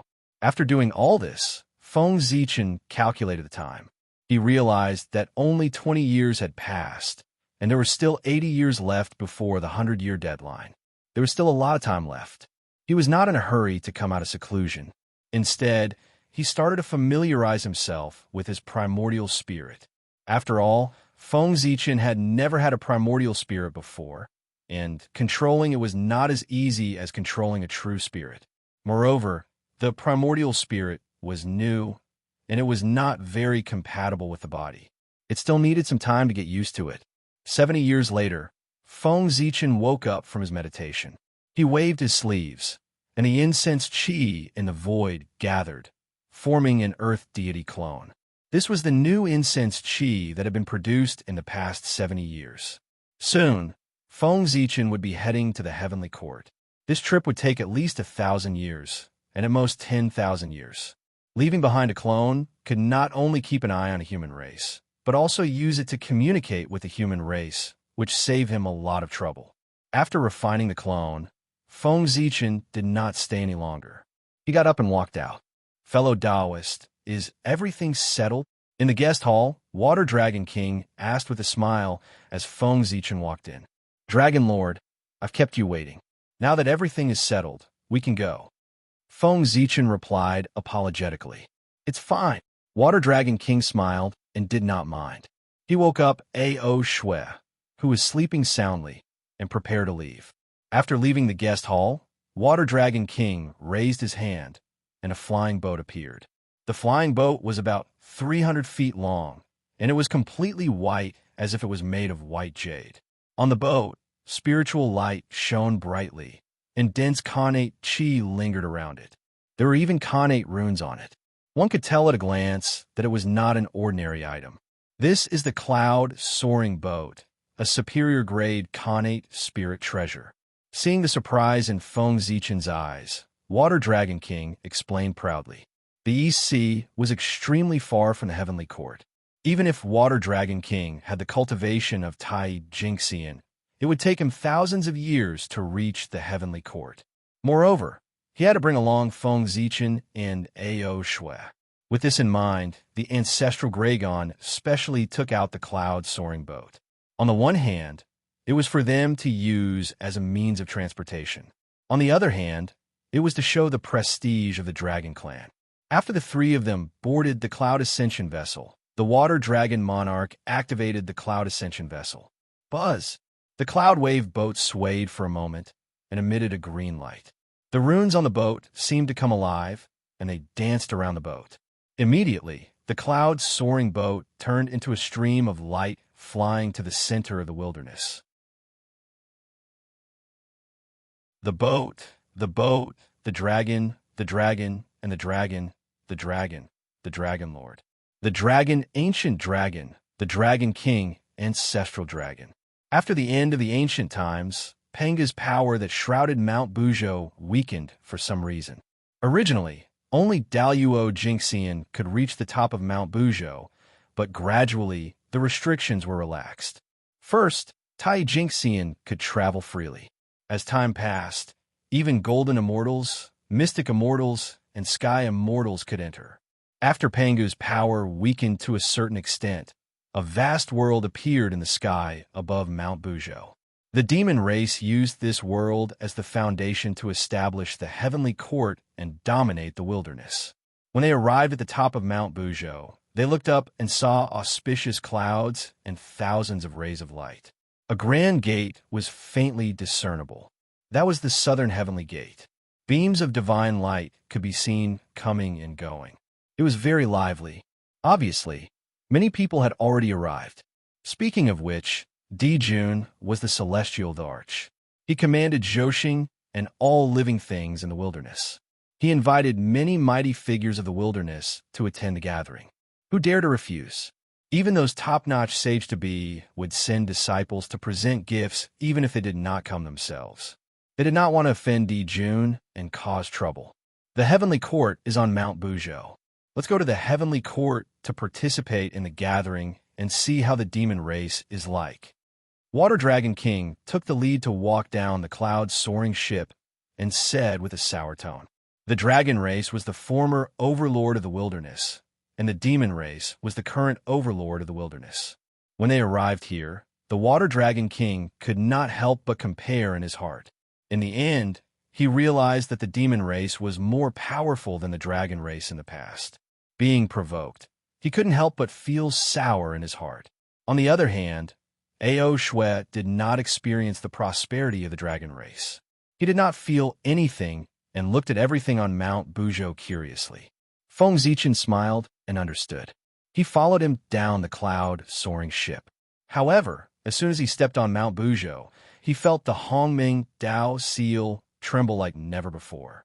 It wanted to fly out of his sea of consciousness and rush to the depths of Mount Bujo.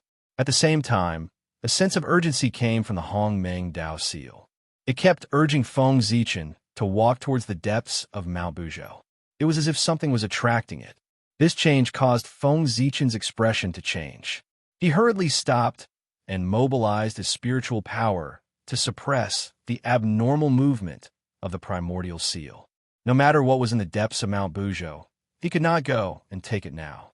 There were many experts here. The slightest abnormality would attract the attention of many people. At that time, it would be hard to say whether it was a blessing or a curse. Zichen, are you okay?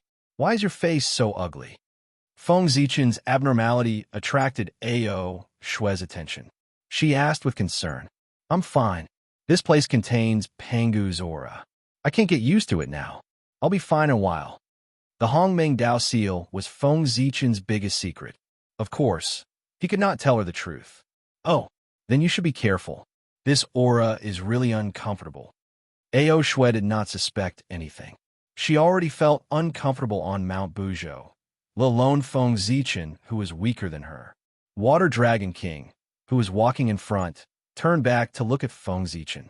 He was not as naive as Ao Shui. He was not so easily fooled. However, he did not say anything. Which cultivator did not have secrets? Those who did not have secrets were destined to die in this dangerous eldritch age. The three of them shone with divine light and flew into the sky.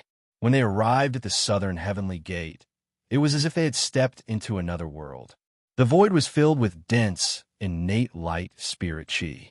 Countless starlight shone down, wrapping the palaces within.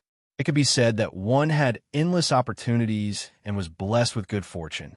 This connate, clear spirit chi was the immortal chi of the later generations. After the Great Witch Demon War, the connate chi dissipated and turned into postnatal chi.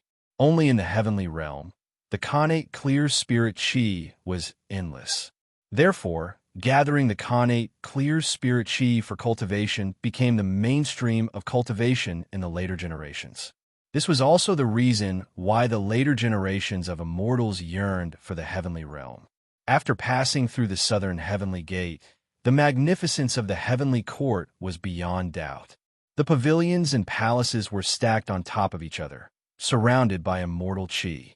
Thousands of golden lights, thousands of auspicious chi, purple chi filled the air, and stars shone brightly. The thousands of palaces in the heavenly court were not built by the demons. They were formed by the heavenly Tao. Therefore, they exuded a myriad of auras. Under the lead of a demon general, the three of them came to a side hall to rest. This was specially prepared for the ancestral Gragon. Unfortunately, the ancestral Gragon did not come. Feng Zichen and the other two benefited. The Magi are the descendants of the Pangu. They enjoy the legacy of the Pangu and are extraordinary. The reason why the demons can compete with them is because they have the backing of this place. In the side hall, Water Dragon King told the two of them about the secrets of the Eldritch Age.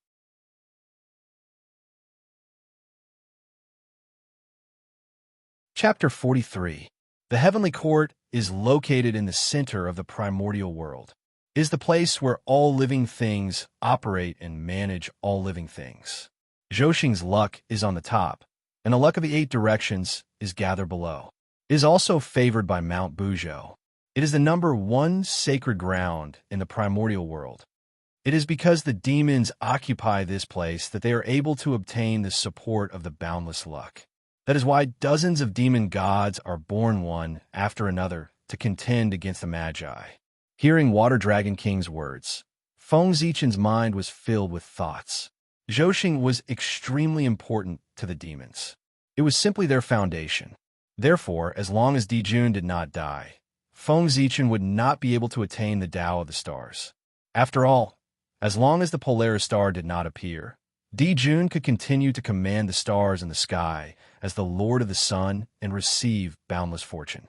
If Feng Zichen attained the Tao, it would cause the Emperor star to appear. Zhouxing would spontaneously move closer to the Emperor star and withdraw its luck to the Emperor star. How could Dijun not be angry when the strength of the demons was greatly reduced? At this point, the demons would definitely kill the Emperor star at all costs. Even if the saints came, they would not be able to save Feng Zichen in the face of the furious demons. However, after the Magi and demons' calamity, the top experts of the Magi and demons would perish together and fall into a deep sleep. Although top experts like Dijun should have left behind countless backup plans to ensure that they could return in a short period of time. However, it was not easy to eliminate the top experts of the primordial world. How could the saints let them return so easily? They would definitely set up layers of obstacles to delay their return. It would be best if they never returned. At that time, it would be Feng Zichen's chance to attain the Tao. A few years later, Ao, Shui, and Water Dragon King went to the Lingxiao Hall to participate in the meeting. Feng Zichen had a problem with his body and stayed in seclusion in the hall. This was not his excuse. There was really something wrong with his body. Ever since he came to the heavenly court, Feng Zichen felt that there was something calling out to him in the boundless starry sky, causing him to feel uneasy. Ao, Shui, and Water Dragon King noticed his abnormal mood and were worried about his health, so they let him rest here.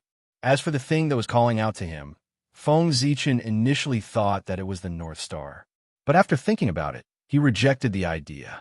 Within the space of the heavenly Tao, the true spirit was connected to the Emperor Star. If the Emperor Star wanted to call out to him, it could have directly sent down a strand of starlight from the heavenly Tao space. There was no need to go through so much trouble. However, the boundless starry sky was an important place for the demon race and was isolated by the heavens. Without Dijun's permission, no one was allowed to enter. Even if Feng Zichen wanted to explore the starry sky, he did not have the ability to break through the sky screen. But if he didn't investigate, that thing would keep calling out to Feng Zichen, making it impossible for him to calm down.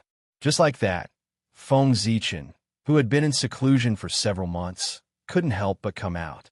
He planned to relax in the heaven realm and get rid of his depression. As the center of the primordial world, the heaven realm was huge. It was countless times larger than the major kiliocosm created by the saints. The heavenly court was located in the center of the heaven realm and occupied an extremely small part. Unlike the 33 levels of heaven in the future, the heaven realm had not been affected by the battle between the shamans and demons and had not been destroyed. It was still a whole and was divided into 9 fields. There were 9 fields in the sky, which were called the center and 4 corners.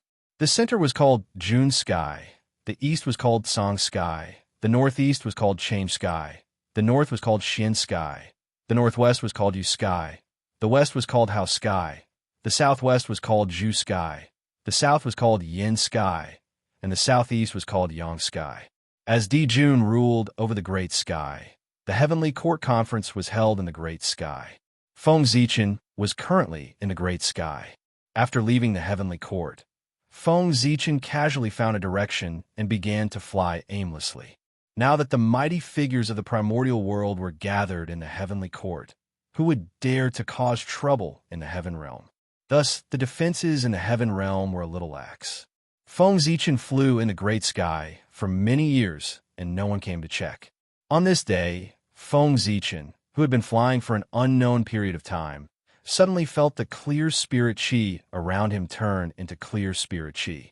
Only then did he realize that he had left the central Great Sky and arrived in the Eastern Heaven.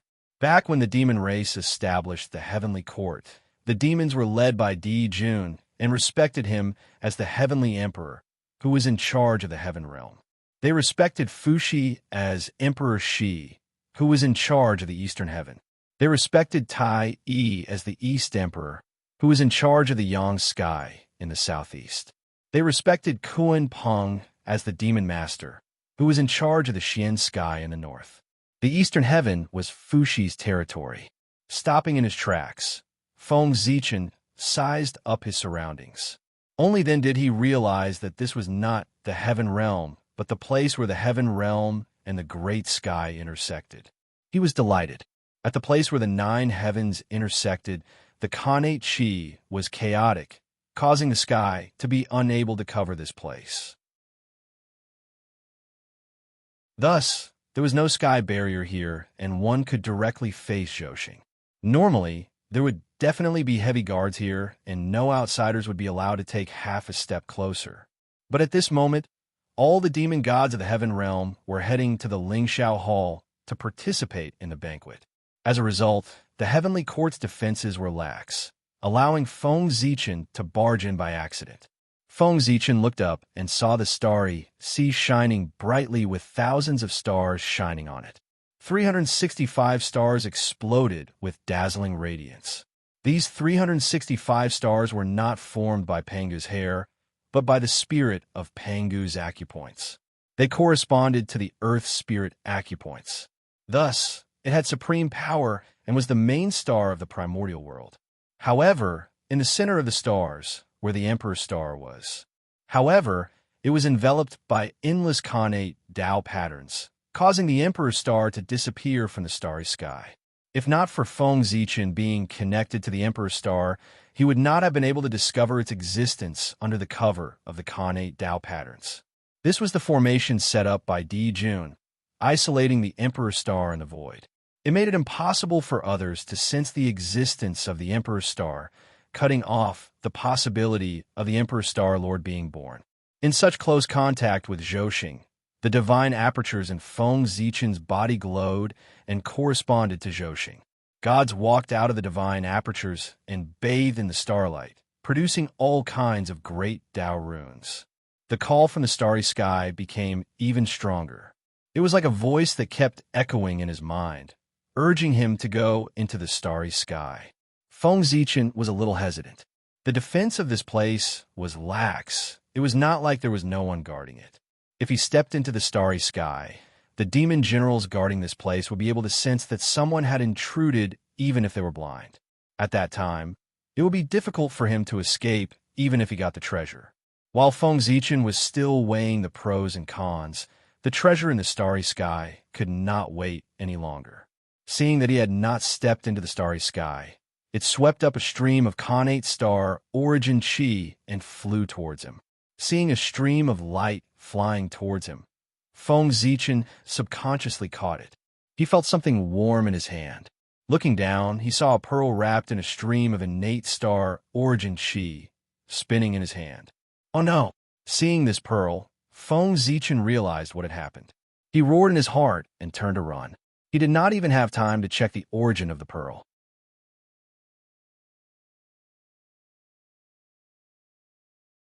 Chapter 44. How dare you? You're courting death. Before Feng Zichen could move, he heard several shouts. At the same time, several beast claws appeared in the void and clawed at him. Sensing the Tai Jingxian aura from the beast claws, Feng Zichen heaved a sigh of relief. Fortunately, all the demon immortals at the level of Daluo Jingxian had gone to the Lingxiao Hall to participate in the banquet. There were only a few Tai Jingxian standing guard here. Feng Zichen hurriedly raised his merit spirit light and turned it into a cauldron to protect himself. Then, he fled toward the sky.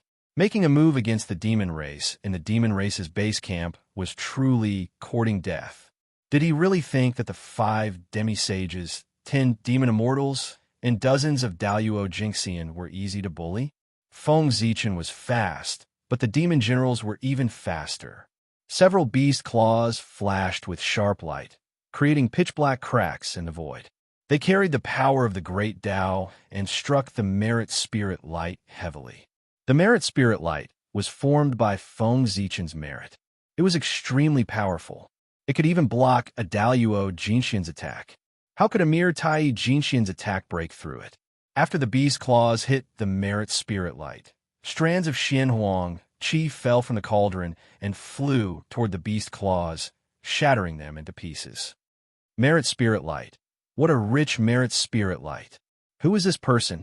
He actually has so much merit spirit light? Demon General Wu Meng said in shock when he saw the cauldron formed by the merit spirit light. That's not important.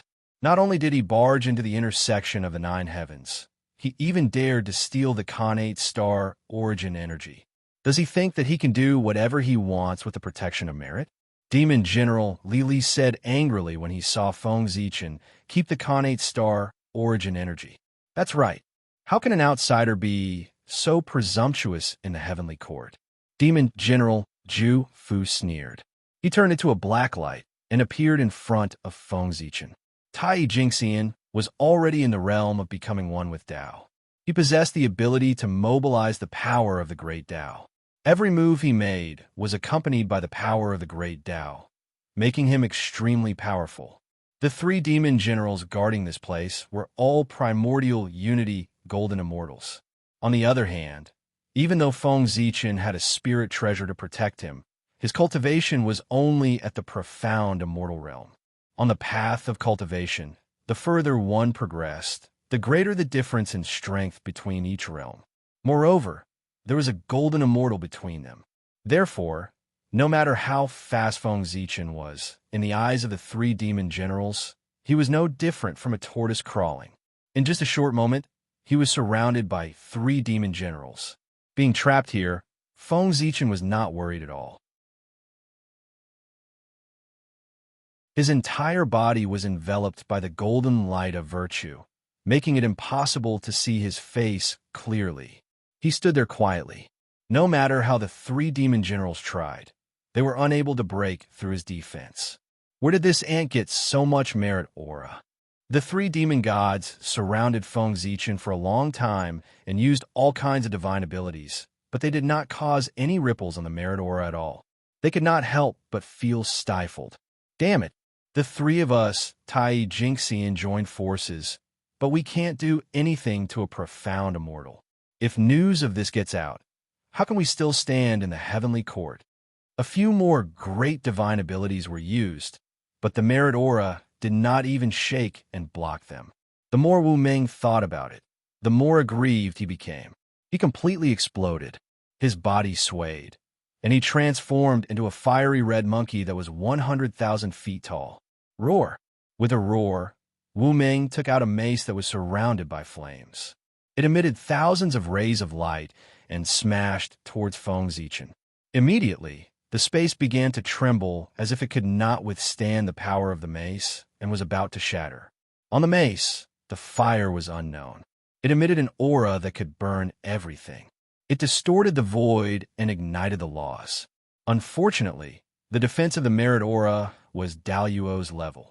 No matter how strong Wu Ming's power was, it was only Tai Jingxian, far from Daluo's realm. It could not break through the defense of the merit aura. Tai Jingxian and Daluo Jingxian were only one realm apart, but the difference was like heaven and earth. Tai Jingxian could only borrow the power of the Great Tao, while Daluo Jingxian was the embodiment of the Great Tao. Tai Jingxian's true spirit was immortal and had an endless lifespan, while Daluo Jingxian was immortal and indestructible.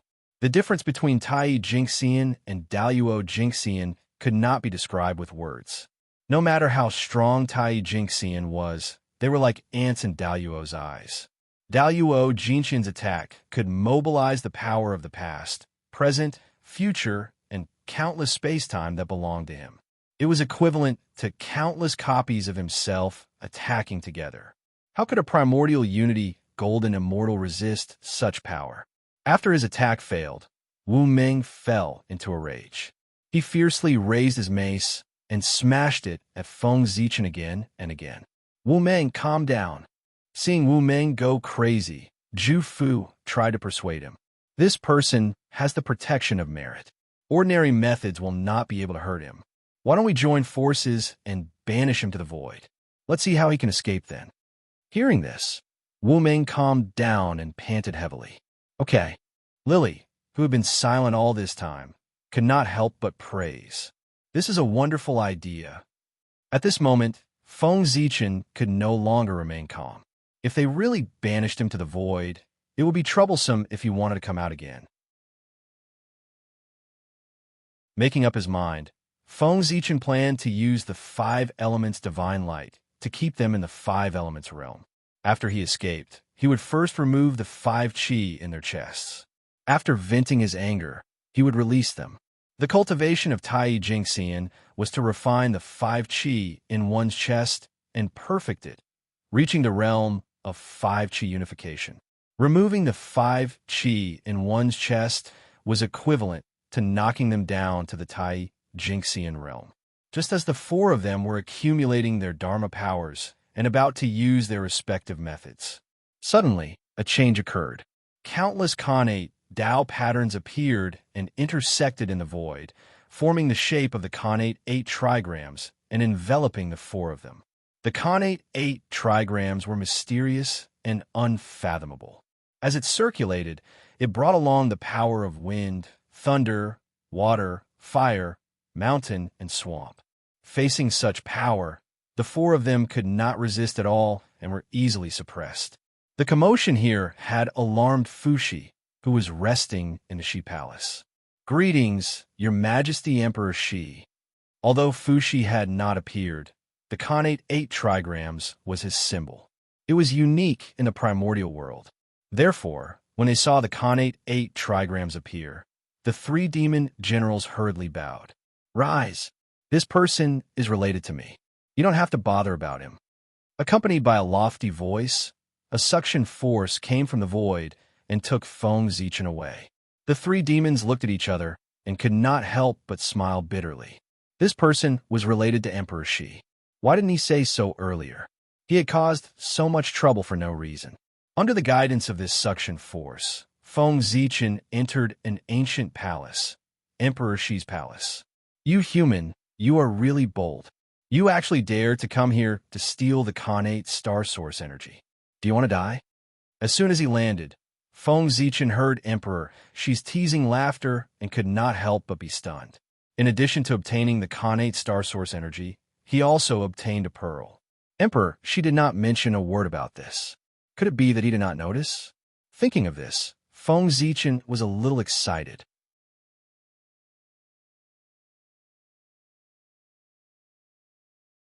Chapter 45. Who was Fushi? He was a master of the connate 8 trigrams and was famous for his deduction skills. In the entire primordial world, Fushi might not even be in the top 10. But in terms of deduction skills, Fushi was definitely in the top 3. Even the sages would not dare to say that they could beat him in this aspect. Even if Fushi had not reached the heights he would reach in the future, he had the strength of a late-stage sage-to-be. He was an existence that Feng Zichen could not imagine. But now, the pearl had appeared right under his nose, and he had not noticed. Of course, it was partly because Fushi did not notice it, but to be able to hide it from such an existence, it also showed how extraordinary the pearl was. Feng Zichen of the human race greets Your Majesty Emperor Shi. Although his mind was in a mess, Feng Zichen still maintained a calm expression and bowed respectfully to Fushi.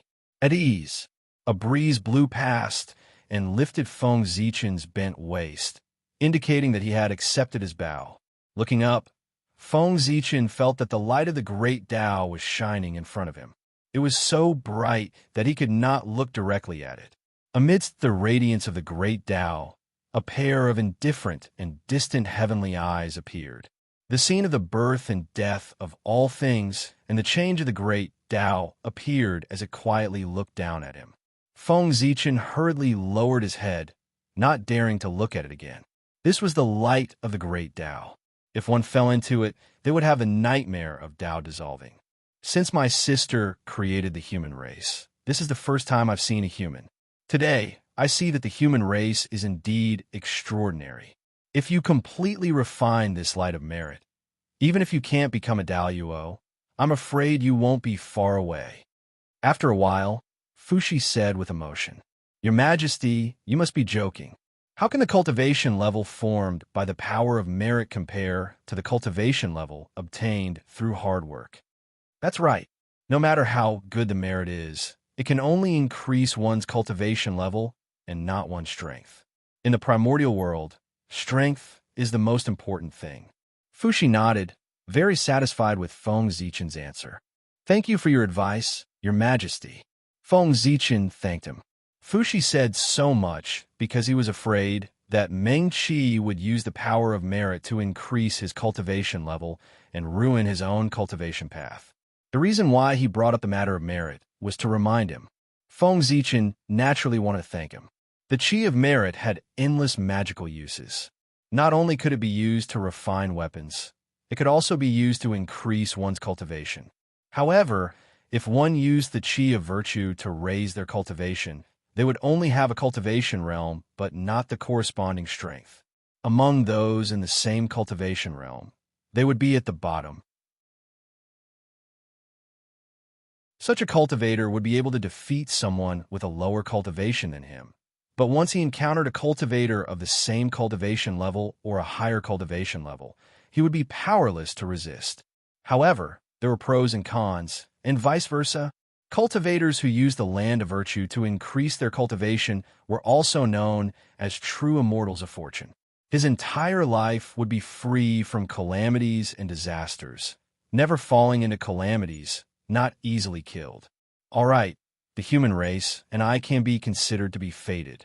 Since you're here, I'll teach you the innate 8 trigrams, Tao, and you'll teach it to the human race, saving me the trouble of having to travel all the way to the human race.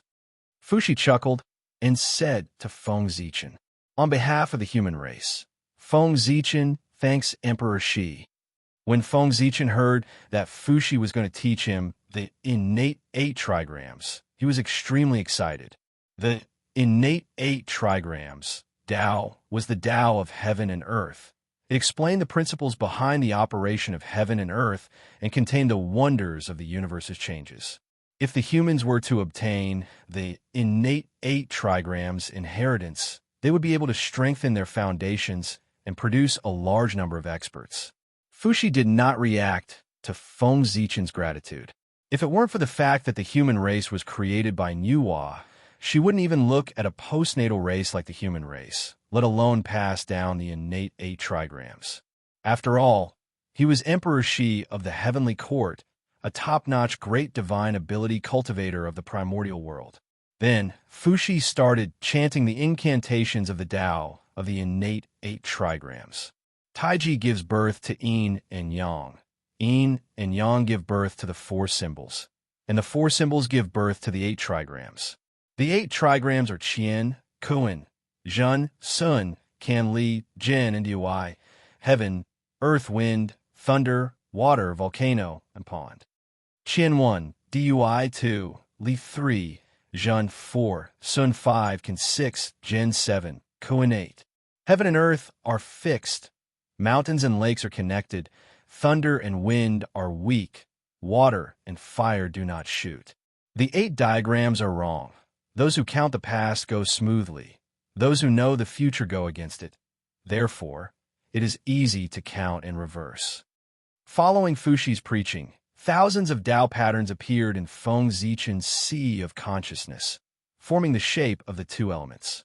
As the yin and yang revolved, the power of Tai Yin, Xiao Yin, Tai Yang, and Xiao Yang were born, forming the 4 symbols.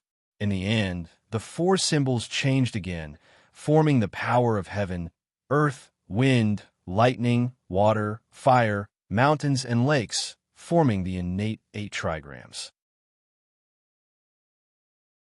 After the birth of the innate 8 trigrams, it explained the principles of the operation of heaven and earth, deduced the wonders of the changes of the universe, and created the scene of the birth and death of all things. In an instant, endless principles of the great Tao surged into Feng Zichen's mind, causing his primordial spirit to undergo all kinds of changes and emit a mysterious light. Now, Feng Zichen's true spirit was locked in the space of the heavenly Tao. Therefore, all the understanding of the great Tao was reflected on his primordial spirit. After obtaining the understanding of the innate 8 trigrams, his primordial spirit, with a human body and a dragon tail, suddenly twisted and jumped into the innate 8 trigrams. It received the baptism of the wind and thunder of heaven and earth, water and fire, mountain and lake.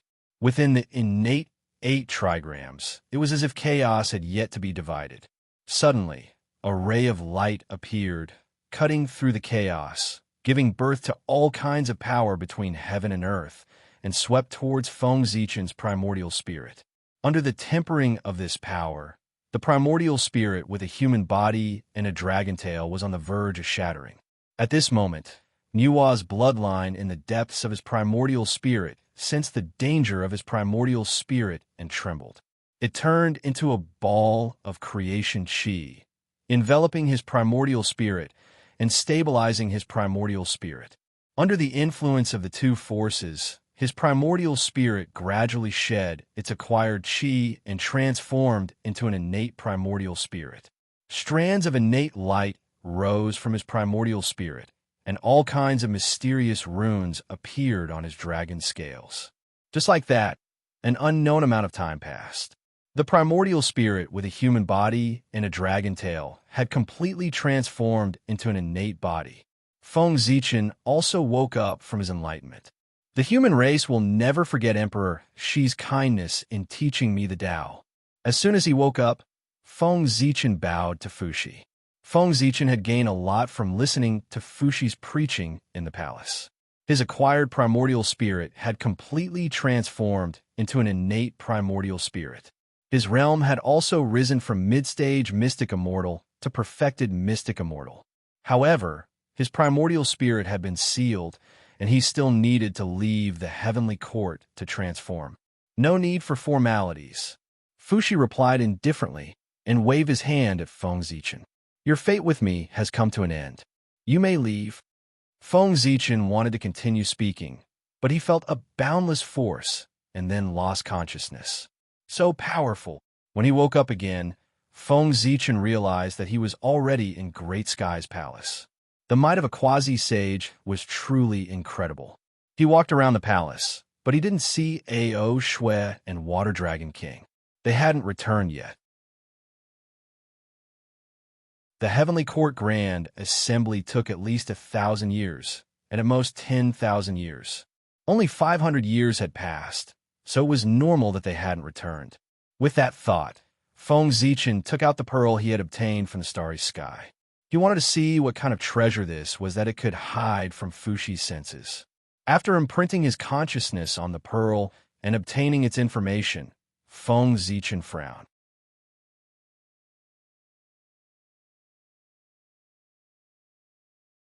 Chapter 46. The Star Pearl was a middle-grade, connate spiritual treasure. It was made by combining the chaos bead fragments with the heavenly cycle starlight and had 20 connate divine seals. It contained a miniature starry sky that could produce a stream of connate star origin energy every 1,000 years. It could also release the heavenly cycle starlight to weaken one's dermic powers. However, although the Star Pearl was good, as a middle-grade connate spiritual treasure, it was not enough to hide from Fushi's senses. Confused, Feng Zichen probed the Star Pearl with his divine perception. Inside the Star Pearl, in the center of the vast starry sky, there was a divine tree that took root and draped down strands of star chi. The divine tree was not tall, only about 10,000 feet tall. However, in Feng Zichen's eyes, it was extremely majestic, as if it filled the entire void. The divine tree's roots were extremely developed, taking root in the void as if it was connected to the endless space. One could see streams of pure star chi flowing through the roots to the tree, providing it with nutrients. Among the countless tiny roots, there were 365 huge roots that were particularly eye-catching. From the star chi they absorbed, Feng Zichen sensed the aura of the eldritch star. The divine tree's roots crossed the layers of void and took root in the countless stars of the eldritch star. It absorbed the origin energy from the stars of the eldritch star to strengthen itself. This is the connate star tree. Looking at the divine tree, Feng Zichen was pleasantly surprised. This was a supreme-grade connate spiritual root. No wonder Fushi could not detect the Star Pearl. It turned out that the tree was hidden inside. As a supreme-grade connate spiritual root, the connate star tree's essence was comparable to that of a presage. In addition, the connate spiritual root had the ability to isolate itself from the heavens. Unless it was fated, no one could detect it. Although Fushi was strong, he was not as strong as the later generations. Naturally, he could not detect it. He did not expect to gain so much from his visit to the heavenly courts. With this tree, the strength of the human race could be further improved. With that thought, Feng Zichen quickly sat down cross-legged and moved the connate star tree into the chaos bead. Then his primordial spirit entered the chaos bead and started refining the connate star tree with the help of the chaos chi inside. As long as he did not refine such a treasure, there was no risk of losing it. Therefore, it was better to refine it as soon as possible. Spiritual roots, like the innate star tree, were of extremely high quality. As soon as he took human form, his cultivation base was already at the level of a half-saint, which made him even more talented than the other innate gods. Therefore, supreme-grade connate spirit roots were suppressed by the heavenly Tao. Not to mention transforming into a human form. Even gaining sentience was extremely difficult. Throughout the entire untainted world, most of the supreme-grade connate spiritual roots that appeared in the world fell into the hands of the top great divine powers of the untainted world. It was refined by him to suppress his own destiny. Only the connate Bodhi tree was able to materialize with the help of Taoist Jian. This person was Taoist Kundi, one of the 6 sages in the future. From this, it could be seen how heaven-defying the aptitude of an innate spiritual root was. Without sentience, refining the connate stellar tree was much easier than refining connate numinous treasures. With the help of the chaos chi, Feng Zichen managed to leave his mark on the innate star tree in just 100 years. As the connate star tree came under Feng Zichen's control, a memory from the chaos era flowed into Feng Zichen's mind. In the chaos, a terrifying battle broke out. The 3,000 demon gods used all kinds of great Tao techniques and attacked Pangu together. Pangu stood on the chaos green lotus, which emitted a dazzling green light and blocked all the divine techniques. Then he swung his giant axe and hacked at the chaos demon gods. A beam of axe light broke through the chaos, divided the yin and yang, and evolved into all things. Several chaos demon gods were hit by the axe light. Their true spirits collapsed, and their bodies collapsed, fusing into the new world. One of the demon gods that was wrapped in starlight flew out a ball of origin and fell into the starry sky when his body was destroyed. Not long after, the Chaos Era was created. Pangu transformed into all things, and Zhoshing was born. At this time, the Chaos Demon God's origin appeared in the starry sky. He took the opportunity to plunder Zhoshing's origin and strengthen himself. He wanted to transform into an innate god and descend into the Chaos Era. Suddenly, a beam of axe light appeared out of nowhere and slashed into the starry sky. Pangu, a sorrowful roar sounded. The star demon god's consciousness was wiped out. Only a ball of demon god's origin was left, fusing with Zhoshing's origin, turning into a seed and hiding in the starry sky. The scene ended here. After sealing the memories in the depths of his spiritual ocean, Feng Zichen let out a long sigh of relief. Watching a battle at the level of Daluo was a great opportunity accompanied by great danger. The slightest carelessness could lead to Dao destruction. Therefore, every time Feng Zichen watched a battle at this level, he only took a cursory glance and did not dare to delve too deeply into it. After transmitting the memories of the Chaos Era, the Khanate star tree shook. Countless inheritances of the Tao of stars emerged from it and surged towards Feng Zichen. These inheritances included not only the Tao of Zhoshing of the Chaos Era, but also the Tao of stars of the star demon god. For a moment, Feng Zichen was completely attracted by the Tao of stars and fell into a state of enlightenment. In the blink of an eye, thousands of years had passed. I didn't expect the Khanate star tree to be formed by the star demon god and Zhoshing's origin. It contains the Tao of stars. What a pleasant surprise! Waking up from his meditation, Feng Zichen's face was full of joy. After refining the Khanate star tree, its various functions and origins automatically appeared in Feng Zichen's mind. The Khanate star tree could absorb the endless power of the stars and carry a trace of Zhoshing's luck. Obtaining it could strengthen one's own luck and conceal one's fate. Every 1 yuan hui, 365 star fruits would be born, corresponding to the Chaos Era's main star. As long as one ate the star fruits, they could transform into the star body of the corresponding star and mobilize part of the star's power. Unfortunately, the Khanate star tree was only a seedling now.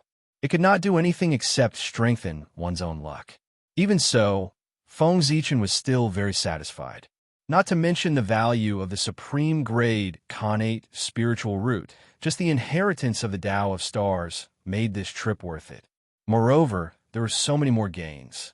With a wave of his hand, Zichen's sword appeared in his hand. Then, he took out the remaining star origin from the star bead after it was devoured by the chaos bead and inserted it into Zichen's sword. After absorbing the star origin, Zichen's sword was further improved. Zhoshing's shadow appeared on the sword, and the Khanate's spiritual light shone brighter. Seeing this, Feng Zichen nodded in satisfaction. With the Zhoshing shadow, Zichen's sword finally had the aura of an emperor's sword. Zichen, are you feeling better? Feng Zichen was about to test the power of Zichen's sword when Ao Shue's voice came from outside the hall, which made him stop what he was doing. He got up and walked out. I've been in seclusion for a while. I've made some gains. I'm fine now. Feng Zichen replied as he came to Ao Shui. Wow, you've broken through? How'd you do it so quickly? Ao Shui was surprised to see that not only had Feng Zichen recovered, but his cultivation had also improved.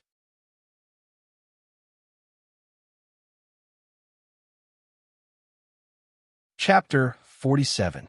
Hearing Ao Shue's words, the Water Dragon King behind her also looked at Feng Zichen curiously. When they went to the Heavenly Court Conference, Feng Zichen was only at the mid-stage of the mystic immortal realm. He had only left for 1,000 years, and he had reached the mystic, immortal realm. Such a cultivation speed was truly astonishing. No wonder Ao Shui and the others were shocked. It was a coincidence. Feng Zichen smiled and briefly recounted what had happened when he was listening to the sermon in the imperial palace of Shi. Fuxi had taken the initiative to teach him the Khanate 8 trigrams. He didn't learn it secretly, so there was no need to hide it. Moreover, if he said this appropriately, he could find himself a big backer. Why not? An existence like Fuxi could calculate 1,000 miles with a single step. If he passed the Khanate 8 trigrams to Feng Zichen, how could he not calculate the consequences of this action? However, since Fuxi didn't ask Feng Zichen to keep it a secret, it meant that he tacitly agreed that Feng Zichen was borrowing his name. As long as Feng Zichen didn't go overboard, Fuxi probably wouldn't care. Your luck is too good. You can run into Emperor Shi just by going out. That's the top great divine ability of the primordial world, one of the rulers of the heavenly court. Ao Shui was shocked, but she was also happy for Feng Zichen. After being in the heavenly court for so long, even if Ao Shui didn't know anything, under the influence of what she saw and heard, she also understood the division of power in the heavenly court. Naturally, she knew how powerful Emperor Shi was. Congratulations, fellow Taoist. You have gained the favor of Emperor Shi. Your future is limitless. Water Dragon King went forward to congratulate him. As he spoke, Water Dragon King looked at Feng Zichen with jealousy. When he was in the dragon race, he was favored by the ancestral dragon. When he came to the heavenly court, he was favored by Emperor Shi. It was really infuriating to compare oneself to others. Fortunately, he was able to cultivate to the Tai Jinxian realm. No matter how strong one was, one's state of mind had to be like still water without ripples. Therefore, although Water Dragon King was jealous, he adjusted his emotions after a moment. He once again fell into a state of tranquility.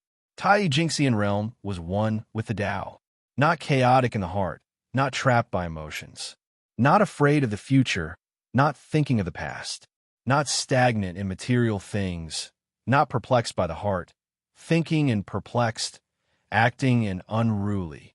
If a Tai Jinxian master was easily irritable and easily, suddenly happy, and suddenly, it was difficult to control state of mind. That meant that he had been bewitched by the tribulation aura and had fallen deep into the tribulation. He was not far from death. Dragon Lord, you must be joking. Emperor, she was only able to pass down the way of the innate 8 trigrams because of the Holy Mother. I just happened to be there. I can't be considered Emperor Shi's favor. Emperor Shi's emperor, emperor God. Taoist fellow is. Water Dragon King chuckled. He didn't believe it. If it was really for the sake of Nuwa, the human race had been born for so many years. Why didn't they pass it earlier or later? Why do they only pass it down now? However, since Feng Zichen had said so, Water Dragon King naturally couldn't say anything. Zichen, what do you think this is? Ao Shui took out a hairpin surrounded by starlight and waved it in front of Feng Zichen. This is a Khanate spirit treasure? Feng Zichen was a little confused. He didn't remember Ao Shui having such a spirit treasure. That's right, this is the flowing light hairpin. It was born in the boundless starry sky and is a mid-grade Khanate spirit treasure. As it is waved, the flowing light follows. How is it? Does it look good? With that, Ao Shui waved the flowing light hairpin, and thousands of stars appeared. Like shooting stars, they dragged their tails and circled around the flowing light hairpin. It looks good. Feng Zichen replied speechlessly. A rich family was indeed a rich family. They were different from the poor. For a poor person like Feng Zichen, when he obtained a Khanate spirit treasure, he would pay attention to the function and power of the spirit treasure. However, Ao Shui didn't pay attention to the function or power of the Khanate spirit treasure. She judged it based on its beauty and ugliness. It couldn't be compared. It really couldn't be compared. This is the gift that the Heavenly Emperor gave me when I met him in the Lingxiao Hall. After showing off the flowing light hairpin for a while, Ao Shui remembered to explain the origin of this spirit treasure to Feng Zichen. Ao Shui was the granddaughter of the ancestral dragon and represented him. Naturally, Dijun had to meet her personally to show the demon race's etiquette. At the same time, the ancestral dragon didn't come himself and sent Ao Shui. It was to show that he had no intention of participating in the battle between the Magi and the demons. He was only willing to guard the four seas and let Dijun be at ease. Dijun naturally understood this.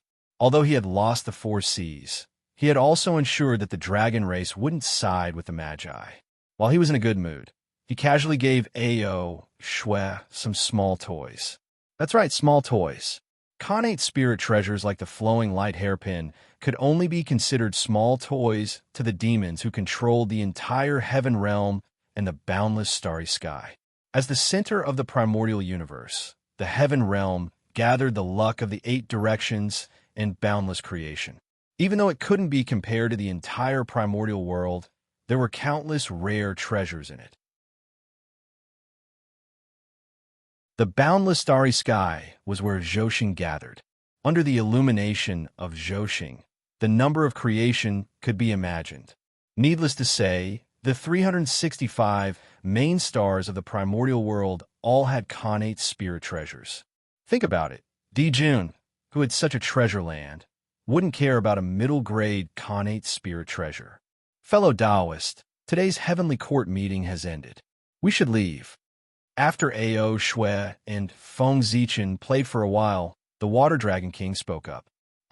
We're leaving now. I haven't had enough fun. Ao Shui had been in the Dragon Palace since she was young, apart from living in the human race for a period of time. It was not easy for her to come out. Of course, she did not want to go back so early. Princess, don't mess around. I still have to report what I saw in the heavenly courts to the Dragon Emperor. I can't delay. Oh, all right then. Hearing that her father was involved, Ao Shui did not dare to say anything else. On the other hand, Feng Zichen thought of the change in the Hongmeng Dao seal when he stepped onto Mount Buzhou. He decided to stay here and investigate Mount Buzhou. In that case, Dragon Lord and Ao Shui can go back first. I want to go to Mount Buzhou to pay my respects to God Pangu. Feng Zichen smiled and said to the Water Dragon King, Fellow Taoist, are you not going back with us? This place is far away from the human race. With your speed, I'm afraid it will take you more than 10,000 years to return to the human race. The Water Dragon King looked at Feng Zichen in confusion. No, since I've come to the heavenly courts, I'll regret it for the rest of my life if I don't go to Mount Buzhou. As for returning to the human race, I can take this opportunity to travel the primordial world and increase my experience. Feng Zichen thought for a while and replied, Since fellow Taoist insists, I won't persuade you anymore.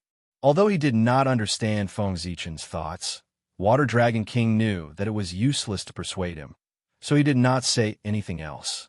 Zichen, the primordial world is so dangerous. It's too dangerous for you to go back alone. It's better to go back with us. Anyway, Mount Buzhou is there. It won't run away. It won't be too late to come back when your realm is higher. Ao Shui persuaded with a worried expression.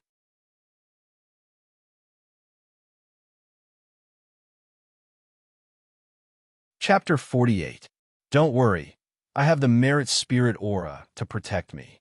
Even if a golden immortal of the great all-embracing heaven comes, I can still hold my own, Feng Zichen said to Ao Shui as the merit spirit aura rose.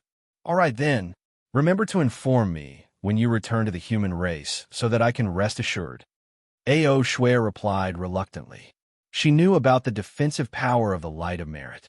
This kind of ability that was completely condensed from the chi of merit could be said to be the most extravagant ability in the Eldritch world. Its power was naturally extraordinary. Fellow cultivator, farewell. In front of the southern heavenly gate, Feng Zichen waved goodbye to the Water Dragon King and Ao Shui before walking towards Mount Buzhou. Buzz! Just like last time, the moment Feng Zichen stepped onto Mount Buzhou, the Hongmeng Dao seal started to vibrate violently. If not for the fact that he had completely refined the Hongmeng Dao seal, he would have flown straight into the depths of Mount Buzhou.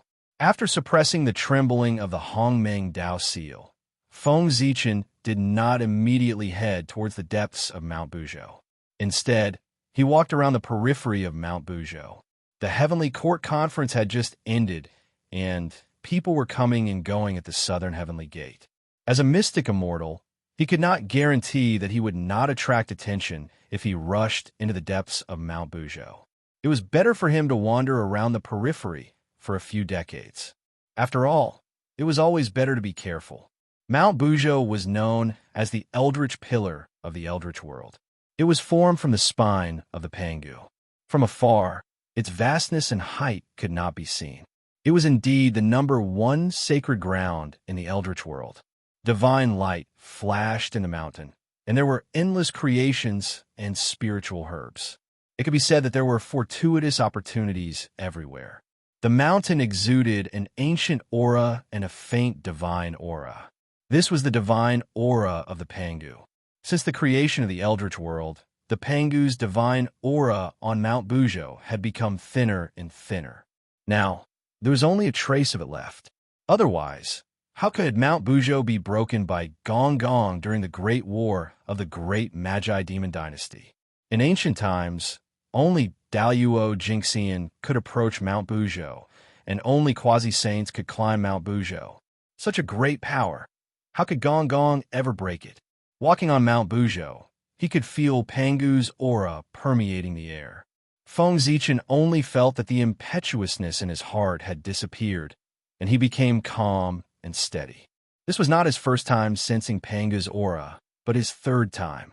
When he was on the Three Immortal Island, he had obtained part of Pangu's memories of splitting open the heavens. The original 12 heaven-splitting axes were still hidden deep within his sea of consciousness. Then, not long ago, from the innate star tree, he once again saw Pangu's axe light. Now, on Mount Buzhou, he sensed Pangu's aura for the third time. However, this time was different from the previous two. In the previous two memories, what Feng Zichen sensed from Pangu was the spirit of seeking the Tao. At that time, Pangu was a devout Tao seeker. He did not create the world to create all living beings, but to pry into the true meaning of the great Tao and prove the Tao eternal. Pangu's aura on Mount Buzhou was different. It was a majestic aura that contained the love for all living beings. It was magnanimous. Immersed in Pangu's aura, Feng Zichen seemed to have merged with Mount Buzhou. An inexplicable Tao rune appeared in his perception. In his sea of consciousness, the Hongmeng Dao seal bloomed with a bright light. It increased Feng Zichen's comprehension, deepened his connection with Mount Buzhou, and helped him comprehend the Dao rune. In that Dao rune, Feng Zichen felt a power that could suppress everything. The primordial world of the universe, the past, the future, the known, the unknown, were all suppressed without exception. As Feng Zichen's connection with Mount Buzhou deepened, in his sea of consciousness, a phantom of Mount Buzhou slowly appeared, emitting an aura that could suppress everything. It echoed with Mount Buzhou from afar. At that moment, Feng Zichen understood the true role of Mount Buzhou and the truth behind the collapse of Mount Buzhou in the future. Mount Buzhou stood in the center of the primordial world. It did not just support the sky and suppress the earth. It also suppressed the space-time of the entire primordial world, causing the primordial world to be the only one. The river of space-time flowed endlessly and never flowed backward. In other words, it was precisely because of the existence of Mount Buzhou that Daluo Jinxian's strongest method, changing the past, was useless. Under its oppression, the space-time of the primordial world stabilized and slowly moved forward. It made Daluo Jingxian unable to reverse the flow of time and change the past. The Daluo meant that all space-time was eternal. The golden immortal meant that all space-time was indestructible. The Daluo Jingxian was an immortal who was unfettered and indestructible in all space-time. The Daluo Jingxian could see through everything. The boundless world could see the past, present, and future with his eyes. He could gather and disperse. He could not be worn down by all tribulations. He could transcend fate and travel through space-time.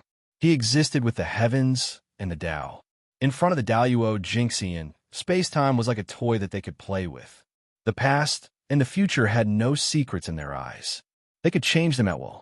If there was no Mount Bujo, the primordial world would be in chaos. Today, you are dissatisfied with this history and changed it. Tomorrow, you are dissatisfied with that history and changed it. The entire primordial world was in a mess. At that moment, Feng Zichen found the answer to his doubts for many years. Since the Daluo Jinxian was so strong, wouldn't the existence of the first Daluo Jinxian be invincible? His power covered countless spacetime. Why didn't he change history and make the primordial world the only Daluo Jinxian? In the past, Feng Zichen did not understand. Now he understood. It was not that he was unwilling, but that he could not. He could vaguely see a towering divine mountain in the center of the river of space-time. It made the past irreversible and unchangeable. Therefore, although the existence of Mount Bujo was beneficial to all living beings in the primordial world, it restricted the Daluo Jinxian and prevented him from unleashing his full strength. As a result, it naturally caused the dissatisfaction of the Daluo Jinxian in the primordial world. It would bury a hidden danger for the collapse of Mount Bujo in the future. Gong Gong hitting Mount Bujo was just a catalyst. There must be more masterminds behind it. However, that had nothing to do with the current Feng Zichen. He was immersed in the excitement of obtaining a new mystical ability.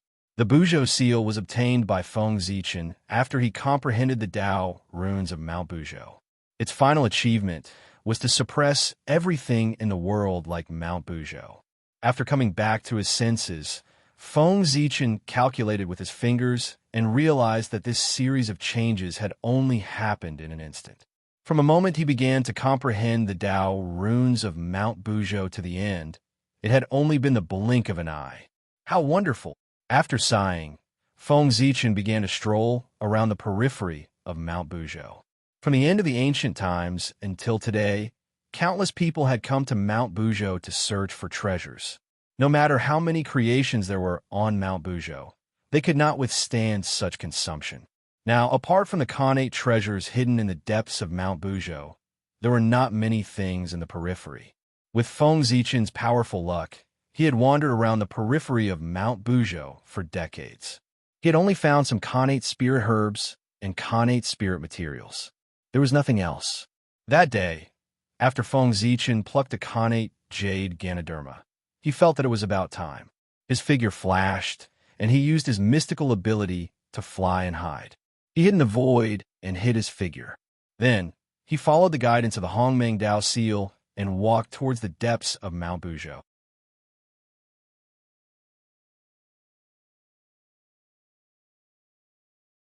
Chapter 49.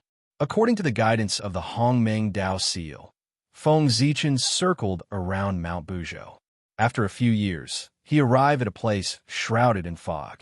Before Feng Zichen could do anything, the Hongmeng Dao seal automatically appeared in front of him. It released rays of purple divine light and landed on the fog-shrouded place. As if it had met its natural enemy, the fog melted like snow under the purple divine light and disappeared without a trace. A valley filled with murderous aura was revealed. In the valley, strange rocks were rugged and weeds grew everywhere. It was a desolate scene. Wisps of Khanate murderous aura emerged from the ground and floated in the valley. Looking at the desolate valley in front of him, Feng Zichen was puzzled. He couldn't help but stop in his tracks. This was Mount Bujo, formed by the spine of Pangu. It was the most sacred place in the primordial world. Why would there be murderous aura?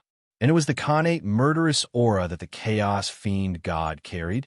After pondering for a moment, Feng Zichen couldn't think of an answer. He decided to investigate the valley. Then, he raised his merit spiritual light and walked into the valley with the Hongmeng Dao seal. As if sensing an unfamiliar aura, Feng Zichen stepped into the valley. The Khanate murderous aura that permeated the valley suddenly became restless and swept towards him. With a slight tremble, the Hongmeng Dao seal lowered a hazy purple light and enveloped Feng Zichen. This was the Hongmeng Dao light. It was the light of origin and the light of the great Dao. It could derive and destroy all Dharma. Before the Khanate murderous aura could reach Feng Zichen, it was blocked by the Hongmeng Dao light. As the two of them were entangled, a sizzling sound was heard. The Khanate murderous aura was destroyed by the Hongmeng Dao light. As Feng Zichen continued to go deeper, the Khanate murderous aura in the valley continued to attack him. More and more of it gathered, as if there was no end to it. Under such circumstances, even though Feng Zichen had the protection of Hongmeng's Dao light, he still found it difficult to move. It was like a small boat in the ocean, in danger of capsizing at any moment, being overturned by the huge waves and sinking into the sea. Feng Zichen's heart trembled as he watched the Hongmeng's Dao light tremble under the attack of the Khanate baleful aura. He immediately took a few steps back, intending to leave this place first. Once he thought of a foolproof plan, he would return to this place to investigate. However, just as Feng Zichen retreated, a rock under his feet suddenly exploded. It turned into a thick stream of innate murderous qi and attacked him from the ground. Then, the explosion of the stones seemed to have set off a chain reaction. The pebbles and weeds in the valley exploded one by one, turning into thick Khanate malice qi that attacked Feng Zichen from all directions. As it turned out, these stones and weeds had been infected by the innate baleful qi day and night and had long since merged with it. Today, after being stimulated by external forces, they exploded one by one, resulting in the current situation that Feng Zichen was facing. Again, the Hongmeng's Dao light flashed and destroyed the Khanate malice qi that came from ground. However, before Feng Zichen could heave a sigh of relief, he saw countless streams of Khanate malice qi attacking him from all directions, and he couldn't help but groan in his heart. At this moment, the Hongmeng Dao seal seemed to have been angered by the Khanate malice qi and exploded with unprecedented light. Hongmeng's qi spewed out, creating countless Dao runes that covered the entire valley. It formed a scene that looked like before heaven and earth were created and before Hongmeng was formed. Under the shroud of Hongmeng's qi, the Khanate malice qi that was extremely arrogant a moment ago was now completely powerless to fight back. In just a moment, it was devoured and assimilated by the Hongmeng's qi. After the Khanate malice qi was completely devoured, the Hongmeng Dao seal spun, and the Hongmeng's qi that enveloped the entire valley began to shrink. In the blink of an eye, it shrank into a ball and returned to the Hongmeng Dao seal's body. As the Khanate malice qi disappeared, the true appearance of the valley was finally revealed. Empty, a vast expanse of emptiness. The gravel and weeds were all gone, and even the Khanate malice qi did not exist. Only the pitch-black mountain was left exposed. This valley had been completely corroded by the Khanate malice qi. Its black color was exactly the same as the Khanate malice qi. On top of the mountain, new Khanate malice qi was born. Reaching out to touch the ground, Feng Zichen felt a wisp of Khanate malice qi rising from the ground and flowing through his index finger into his sea of consciousness, trying to destroy his rationality. Quickly retracting his finger, Feng Zichen activated the Hongmeng's qi in his body to refine the Khanate malice qi that had entered his body. Oh my god, this Khanate malice qi is so strong that it can even corrode Mount Buzhou. Just now, Feng Zichen was certain that Mount Buzhou had been completely transformed into a malice stone and had become the carrier of the Khanate malice qi. Mount Buzhou was the backbone of the Pangu. Even if it was not as powerful as before, its great Dao was still there, and it was not something that a golden immortal could destroy. Only the Tai Jingxian could leave traces on Mount Buzhou. Even if the Daoyuo Jingxian came, it would take a lot of effort to destroy such a large mountain like this valley. The fact that the Khanate malice qi could corrode it to such an extent showed how powerful it was. Just as Feng Zichen was lamenting, the Hongmeng Dao seal paused and glowed slightly, urging him to rush into the depths of the valley. What kind of treasure is there in the depths of Mount Buzhou that attracted the Hongming Dao seal so much? Ever since he stepped on a Mount Buzhou, the Hongming Dao seal had been unusually active, constantly urging him to go into the depths of Mount Buzhou. Its eagerness was completely different from its cold attitude in the past. Feng Zichen could not help but be curious. Immediately, Feng Zichen released the suppression on the Hongming Dao seal and allowed it to fly into the depths of the valley while he followed it. He wanted to see what kind of treasure it was that made the Hongming Dao seal so anxious. The area of the valley was larger than Feng Zichen had imagined. He thought that after walking so far with the Khanate Malice Chi, he was already close to the depths of the valley. He did not expect that he was only at the periphery. After a few days, Feng Zichen finally arrived at the deepest part of the valley, where a cliff was.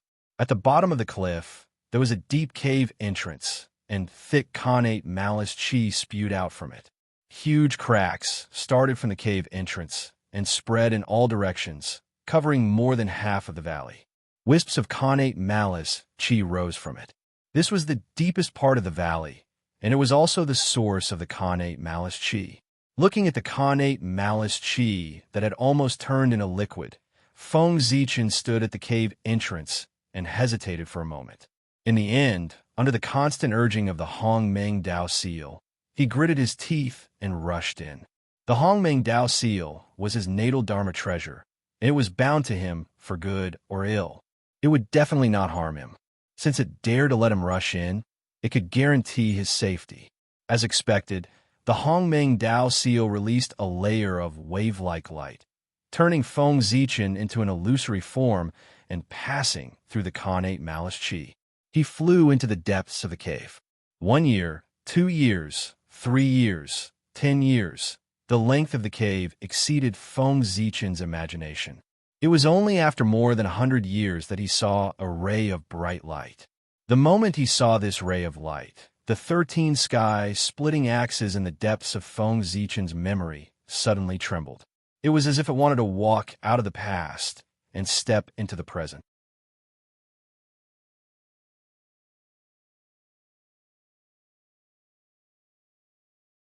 Chapter 50. It was the light that could split the heavens and earth apart. It was the light of the axe that Pangu had swung. Feng Zichen's vision turned black, and he fainted. 13 streaks of axe light had broken through the seal that he had set and appeared in his sea of consciousness. Feng Zichen could not withstand the power of the axe light and fell into a coma. The Taoist rhymes of the axe light were extremely terrifying. Feng Zichen was only in the mystic immortal realm, and he could not even withstand one, let alone 13 streaks of axe light. If he had not fallen into a coma in time, he would have died under the Taoist rhymes of the axe light.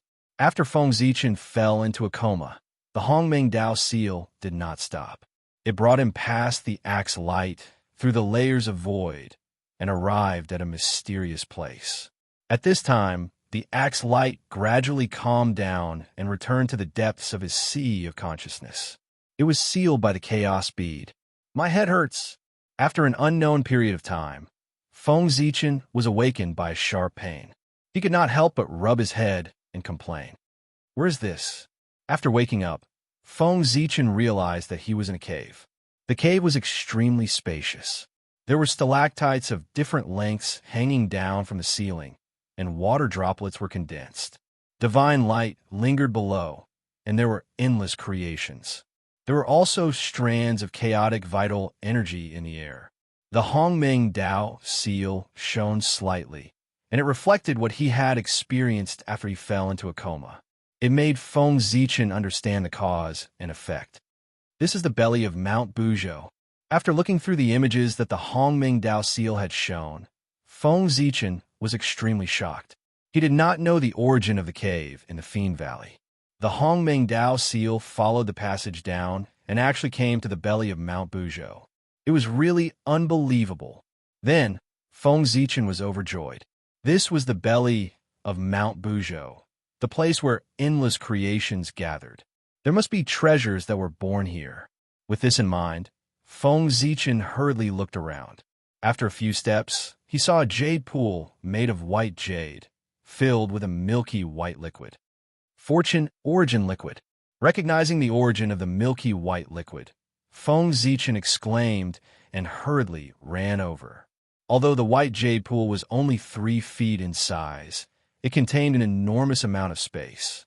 The amount of creation origin liquid inside was simply endless. The Fortune Origin Liquid was formed from the essence of the earth. It contained boundless vitality and could revive the dead. If a postnatal living being consumed the Fortune Origin Liquid for a long period of time, they would be able to transform into a sentient living being without the need to cultivate. Such supreme treasures were rare even in the great desolate Aeon. Unexpectedly, there were so many here. Drip, drip. Drops of milky white liquid dripped from the stalactites and gathered at the jade pool. That's right.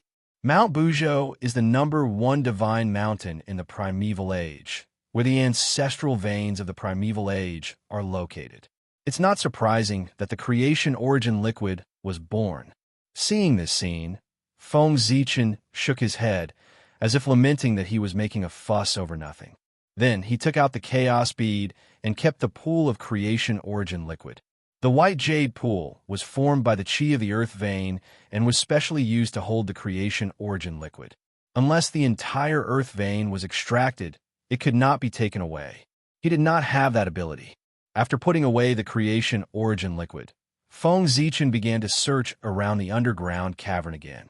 The fact that he found a supreme treasure like the creation origin liquid so easily gave him great encouragement, thinking that there were treasures everywhere. Unfortunately, he was disappointed. For several days, Feng Zichen did not find anything. It was as if all the treasures here were avoiding him. Seeing this, Feng Zichen seemed to have understood something.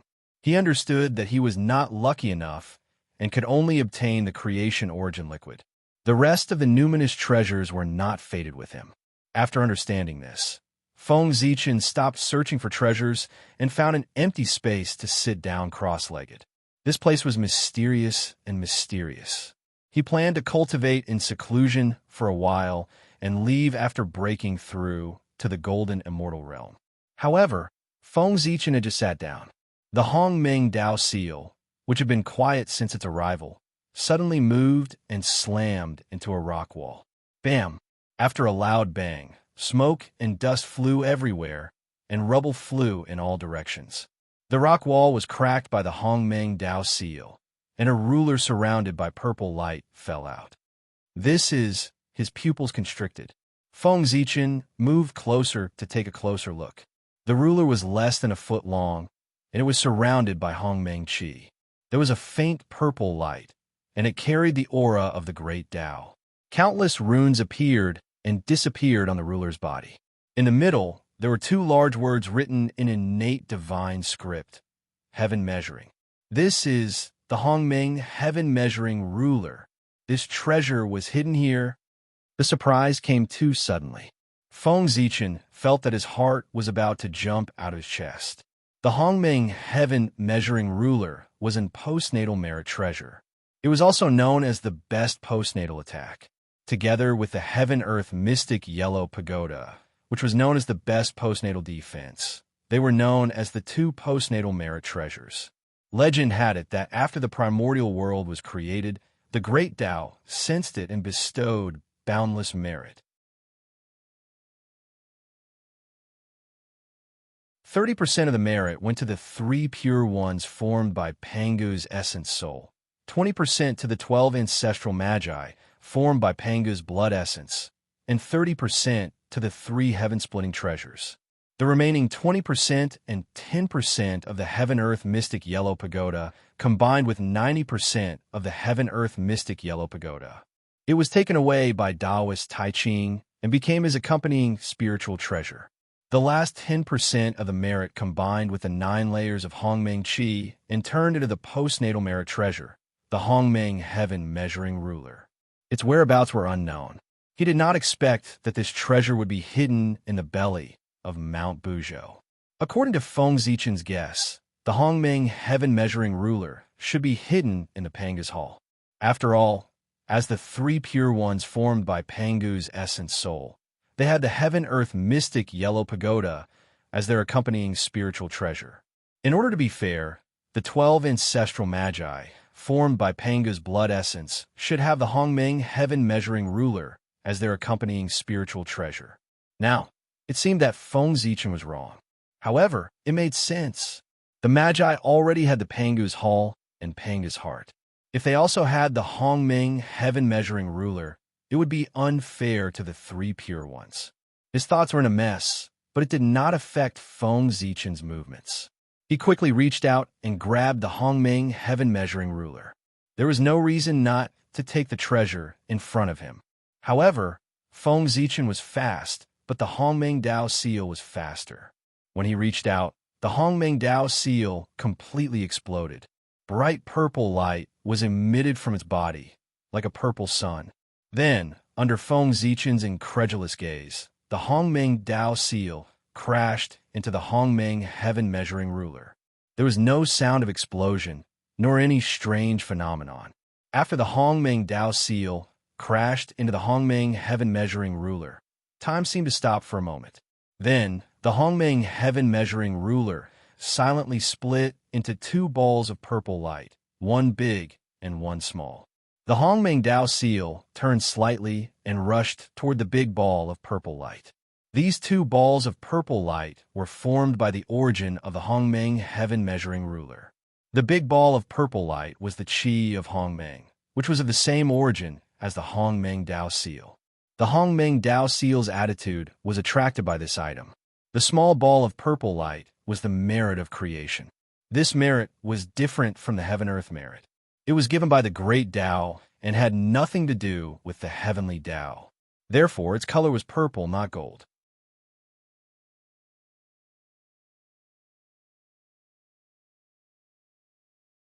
Chapter 51. In the cave, the heaven-splitting merit floated in midair and flickered with a gentle purple light. As the purple light circulated, the aura of the great Tao spread everywhere. All the Tao in the world congratulated and rumbled, displaying the aura of the great Tao. Is this the heaven-splitting merit? How fascinating! Feng Zichen's eyes were filled with intoxication as he looked at the heaven-splitting merit that was flowing with purple light. Its beauty could not be described with words. It was the beauty of the great Tao. It was the origin of the great Tao and contained all the secrets of the great Tao. It was a shortcut to the great Tao. The heaven-splitting merit was the number one treasure of the primordial world. The reason why the three pure ones were the saints of heaven was that the three of them each had 10% of the heaven-splitting merit. Back then, in the Purple Cloud Palace, when the Tao ancestor distributed the positions of saints, he had once said, "The three pure ones have the heaven-splitting merit. As the saints of heaven, they can become saints. Niwa can become a saint if she has great merit in the future. Jie-in and Zhuan-Ti have some karma with me. They can become saints." If he could not see the importance of the heaven-splitting merit, the importance of the heaven-splitting merit was self-evident when the 6 saints became saints. Let's not talk about Niwa becoming a saint for now. After the 3 pure ones established the sect, they immediately became saints. As for Zhuan-Ti and Jin, who were also saints, after establishing the sect, they had to make a great wish to the heavenly Tao before they could become saints. What was a great wish? It was like taking a loan from the heavenly Tao. They had to return it. As long as the great wish was not completed, they had to work hard and not slack off. Zhuan-Ti and Jie-in had made a great wish. When Feng Zichen died in his previous life, there was no sign of it being repaid. It could be seen how difficult it was. The difference between having and not having the heaven-splitting merit was obvious. The demons gathered the destiny of thousands of demons and established the heavenly courts to occupy the destiny of the primordial world, coupled with the destiny of Zhouxing. How terrifying was the destiny of the 3. After the Magi occupied the primordial world, they did not know how to establish order and manage the primordial world to benefit all living beings. They only cared about their own development and did whatever they wanted. Therefore, endless negative karma gathered and corroded the destiny of the Magi. Even so, the demon clan did not gain the upper hand against the sorcerer clan. Instead, they were suppressed. What was the reason? It was all because the Magi had received Panga's legacy and had 20% of the merit of creation. If someone were to refine this 20% merit of creation, it would be enough to create 2 sages. The shamans did not have primordial spirits, so they could not refine it. Then, he fused the 20% of merit into his clan's fate. It was enough to create 2 saints. How enormous was that? He directly made the sorcerer race the strongest race in the untainted land. It was because of this 20% merit of splitting the heavens that the demon race was no match for the sorcerer race. If not for the heavenly Tao secretly supporting the demons and suppressing the Magi, the demon clan had long been exterminated by the sorcerer clan. Now, the merit of creation in front of Feng Zichen was 10% of the merit of creation, which was enough to help a person become a saint. With such a precious treasure in front of them, who wouldn't be greedy? Not even a saint could do that. As for Feng Zichen, that was even more impossible. Unable to suppress the excitement in his heart, Feng Zichen stretched out his trembling hand and grabbed the merit of creation. Before Feng Zichen could touch the merit of creation, the merit of creation flew over and landed in his sea of consciousness as if it had guessed his thoughts. In an instant, a bright light illuminated Feng Zichen's sea of consciousness. An endless comprehension of the great Tao floated in his mind. It allowed him, who had just broken through to the perfected mystic immortal realm, to take another step forward and reach the golden immortal realm. He only needed to wait for his true spirit to recover before he could complete his breakthrough. However, the joy on Feng Zichen's face did not last long. In just a moment, his expression turned ugly. After the merit of creation entered his sea of consciousness, it did not fuse with his primordial spirit. Instead, it floated in the middle of his sea of consciousness and gradually fell silent. What's going on? Why can't I refine the merit of creation? Just as Feng Zichen was puzzled, a majestic and sacred aura appeared and sent him a message. It was Panga's aura. The merit of creation belongs to someone else.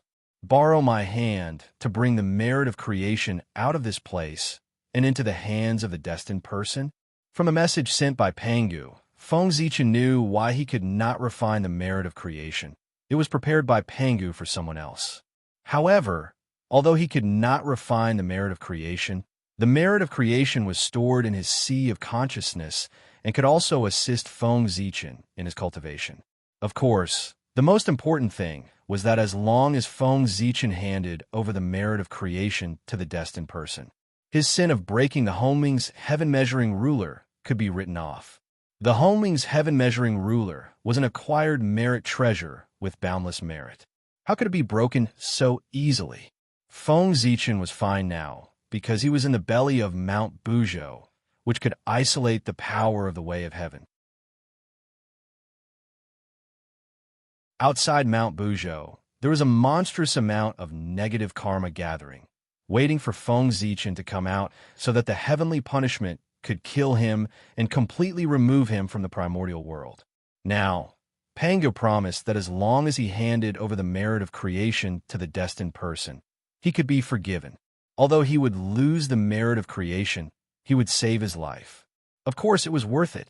After all, no matter how good the treasure was, it was not as important as his life.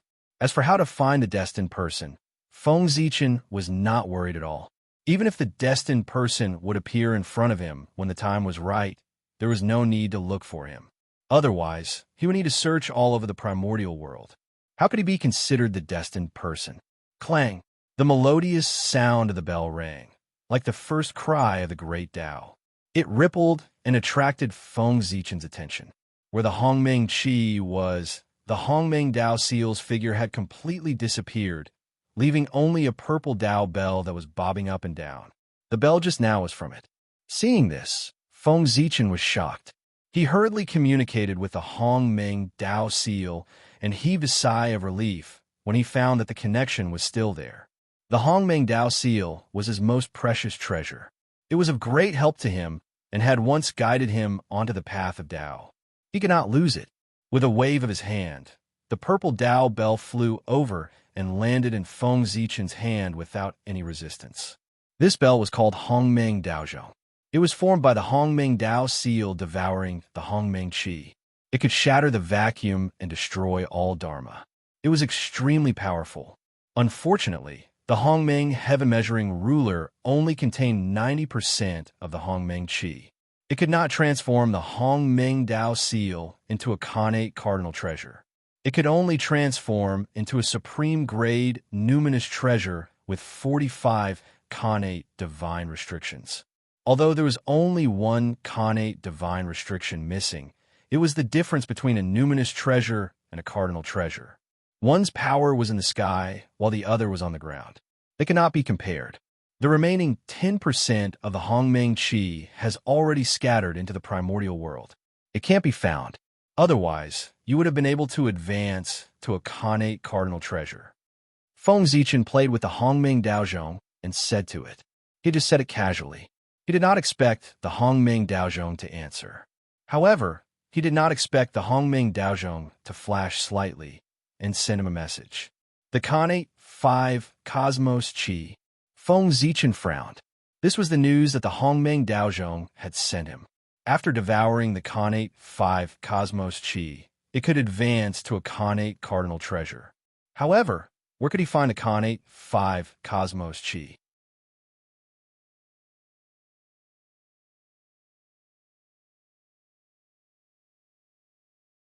Chapter 52.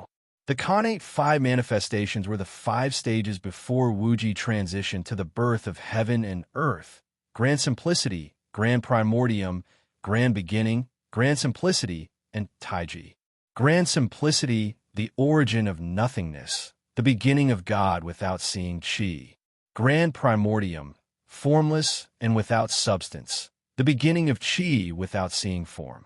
Grand primordium, formless and without substance, the beginning of form without substance. Grand simplicity, formless and without substance, the beginning of substance without form. Taiji, the birth of yin and yang, the 5 elements and all living things. The Khanate 5 manifestations were formed from the essence that dissipated during the evolution of the 5 manifestations. They shared the same root as the Hongmeng Qi. Devouring them would naturally allow the Hongmeng Daozhong to advance to a Khanate cardinal treasure. However, although Feng Zichen knew the origin of the Khanate 5 manifestations, he did not know where it was. Such a treasure had the ability to conceal itself from the heavenly secrets. No one would be able to calculate its location unless it was born. Forget it. If it's fated with me, I'll find it. It's not fated with me. I can't force it. After thinking about it, Feng Zichen really could not think of where the Khanate 5 manifestations was. He threw it to the back of his mind. He continued to sit cross-legged and prepare to undo the seal on his true spirit and advance to the golden immortal realm. Boom!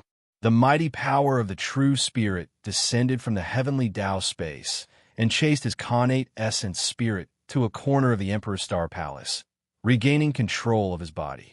In his sea of consciousness, the Khanate 8 trigrams, Mount Buzhou's Tao runes, the heaven-splitting Tao intent. Over the years, Feng Zichen had comprehended all sorts of great Tao true intents that appeared and surged towards his true spirit. It helped him sublimate and transform. After engraving the various great Tao true intents on his true spirit rose into the sky and landed in the 18th level of the heavenly Tao space, fusing with the golden immortal Tao fruit. The light of the great Tao flickered on his true spirit. An aura of immortality condensed on his true spirit, and a sturdy aura emanated from it. A speck of golden light rose from his true spirit. It was dazzling and illuminated the surroundings. This was the immortal Tao light, the symbol of the immortal true spirit, the symbol of a golden immortal. At that moment, Feng Zichen had officially stepped into the golden immortal realm. The golden immortal was a new chapter of the great Tao. After stepping into the golden immortal realm, one's true spirit would exist eternally and eternally in the world. With the same lifespan as heaven and earth, he would be immortal and would no longer have to worry about sickness and death. At the same time, when they sensed that Feng Zichen had advanced into the golden immortal realm, an unexpected change occurred in the boundless starry sky. Star sources quietly left Zhou core and poured into the Emperor Star's core. It fused with the origin of the Emperor Star and turned into a purple Tao fetus. Above the embryo, the sun, the moon, and the stars rotated. Countless runes danced, and the great Tao of stars circled around him. This was the Tao embryo of stars, the Tao embryo that gave birth to the Lord of Stars. As soon as the star embryo of Tao was formed, Feng Zichen felt a guiding force coming from the Emperor Star. It crossed layers of space and tried to pull his true spirit into it. Fortunately, this force was not strong. Feng Zichen struggled lightly and broke free. However, as he struggled free, the purple star suddenly transmitted an angry emotion, transmitting a message to him, and then withdrew the purple star 3 treasures projection. This, after browsing the message in his mind, Feng Zichen smiled bitterly.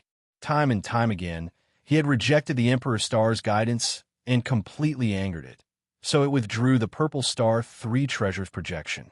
It also warned Feng Zichen that if there was a next time, he would never be able to get the blessing of the Emperor's Star. After Tai Jingxian, must I ascend to the Emperor's Star? How could Feng Zichen have the chance to think about it? He could only make plans in advance to avoid being in a mess. Fortunately, even if he was in the core of the Emperor's Star, his true spirit could still control his body with the help of the heavenly Tao space. It was not unacceptable. After thinking about the future, Feng Zichen withdrew his thoughts and calmed down to comprehend the great Tao and organize what he had obtained recently. After coming to the heavenly court, he had obtained many opportunities and his realm had advanced by leaps and bounds. In just over 1,000 years, he had advanced from the mid-stage of Mystic Immortal to the early stage of Golden Immortal. It was time to settle down to prevent his realm from being unstable. Years did not matter in the untainted land. When Feng Zichen woke up again, 1,000 years had passed. Standing up, Feng Zichen first bowed 3 times to the void to show his gratitude to Pangu. Only then did he turn around and walk out. Regardless of whether Pangu was dead or not, he should pay his respects to him since he had obtained so many benefits here. As soon as he stepped out of the cave, Feng Zichen saw the sky full of innate baleful aura rushing towards him. He was so scared that he quickly raised the Hongmeng Daozhong to protect himself. Clang! Clang! The Hongmeng Daozhong floated above Feng Zichen's head, and wisps of Hongmeng Qi hung down and scattered in all directions, wiping out all the innate baleful aura. Hiss! Where did so much innate baleful aura come from? After the innate baleful aura disappeared, the situation in front of Feng Zichen was exposed, and he couldn't help but take a breath of cold air. A river completely composed of innate baleful aura gushed out from the bottom of Mount Buzhou and flowed out slowly. This baleful aura was different from what Feng Zichen had seen before, and there were wisps of chaotic aura mixed in it. It was similar to the baleful aura emitted by the chaos demon god in his memory. What's under Mount Buzhou? Why is there so much baleful aura gushing out? Even Daluo Jingxian would lose half his life if he fell into this river of baleful aura. If it came out, no one could resist Daluo Jingxian, and they would all be turned into ferocious beasts. Could it be there's a chaos demon god under Mount Buzhou? A bold guess appeared in Feng Zichen's mind, and his heart beat a little faster. When Pangu opened the sky and proved his Tao, 3,000 demon gods came to stop him and were killed by him one by one. However, were those chaos demon gods really dead? Feng Zichen didn't know what realm the chaos demon god was in, but he knew that even Daluo Jingxian had to be careful when he stepped into the land of chaos in the sky beyond heaven. And the great chaos outside the world where the chaos demon god lived was countless times more terrifying than the land of chaos in the sky beyond heaven. The chaos demon gods that could survive there, even if they were just born, had at least the strength of an ordinary Daluo Jinxian. Otherwise, they would definitely not be able to survive in the great chaos outside the world. Such a great existence formed by the origin of the great Tao had strength far beyond Daluo Jinxian. Even if they couldn't defeat Pangu, they wouldn't die easily. At the very least, the image of the Chaos Demon God existed in Feng Zichen's memory. That meant that the Chaos Demon God wasn't dead. If he wanted such an existence to completely disappear, he had to start from the source, eliminate all traces of its existence, and erase the concept of its existence. Let all living beings not think about it. Otherwise, even Daluo Jinxian could revive by relying on the thoughts of all living beings, let alone the Chaos Demon God. But now, in the primordial world, the existence of the Chaos Demon God was clearly visible, which meant that they hadn't died. But they hadn't revived, which meant that the Chaos Demon God was in a sealed state. In the primordial world, the only one who could seal them was Pangu, and this was Mount Buzhou. Thinking of this, Feng Zichen threw out the Chaos Bead. His figure flashed, and he entered it, falling toward the river of evil aura below.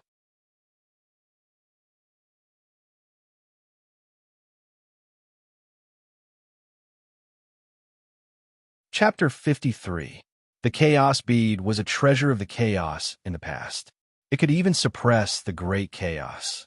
Even though it was not as powerful as before, it could not be destroyed by a mere river of evil aura. On the river of evil aura, Feng Zichen drove the Chaos Bead upstream toward the source of the river of evil aura, intending to explore the secret under Mount Buzhou. Whether or not there was a Chaos Fiend Celestial under Mount Buzhou was only Feng Zichen's guess and had not been confirmed. Perhaps he had guessed wrongly, and there was something else under Mount Buzhou. The deeper he went, the darker the space around him became. In the end, there was nothing in Feng Zichen's eyes but endless darkness. I hate it. I hate it so much. Pangu, you deserve to die.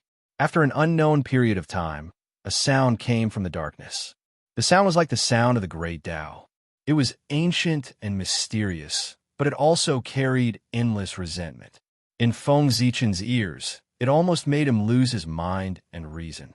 Fortunately, the Chaos Bead emitted a black light that isolated these sounds, allowing him to regain his senses.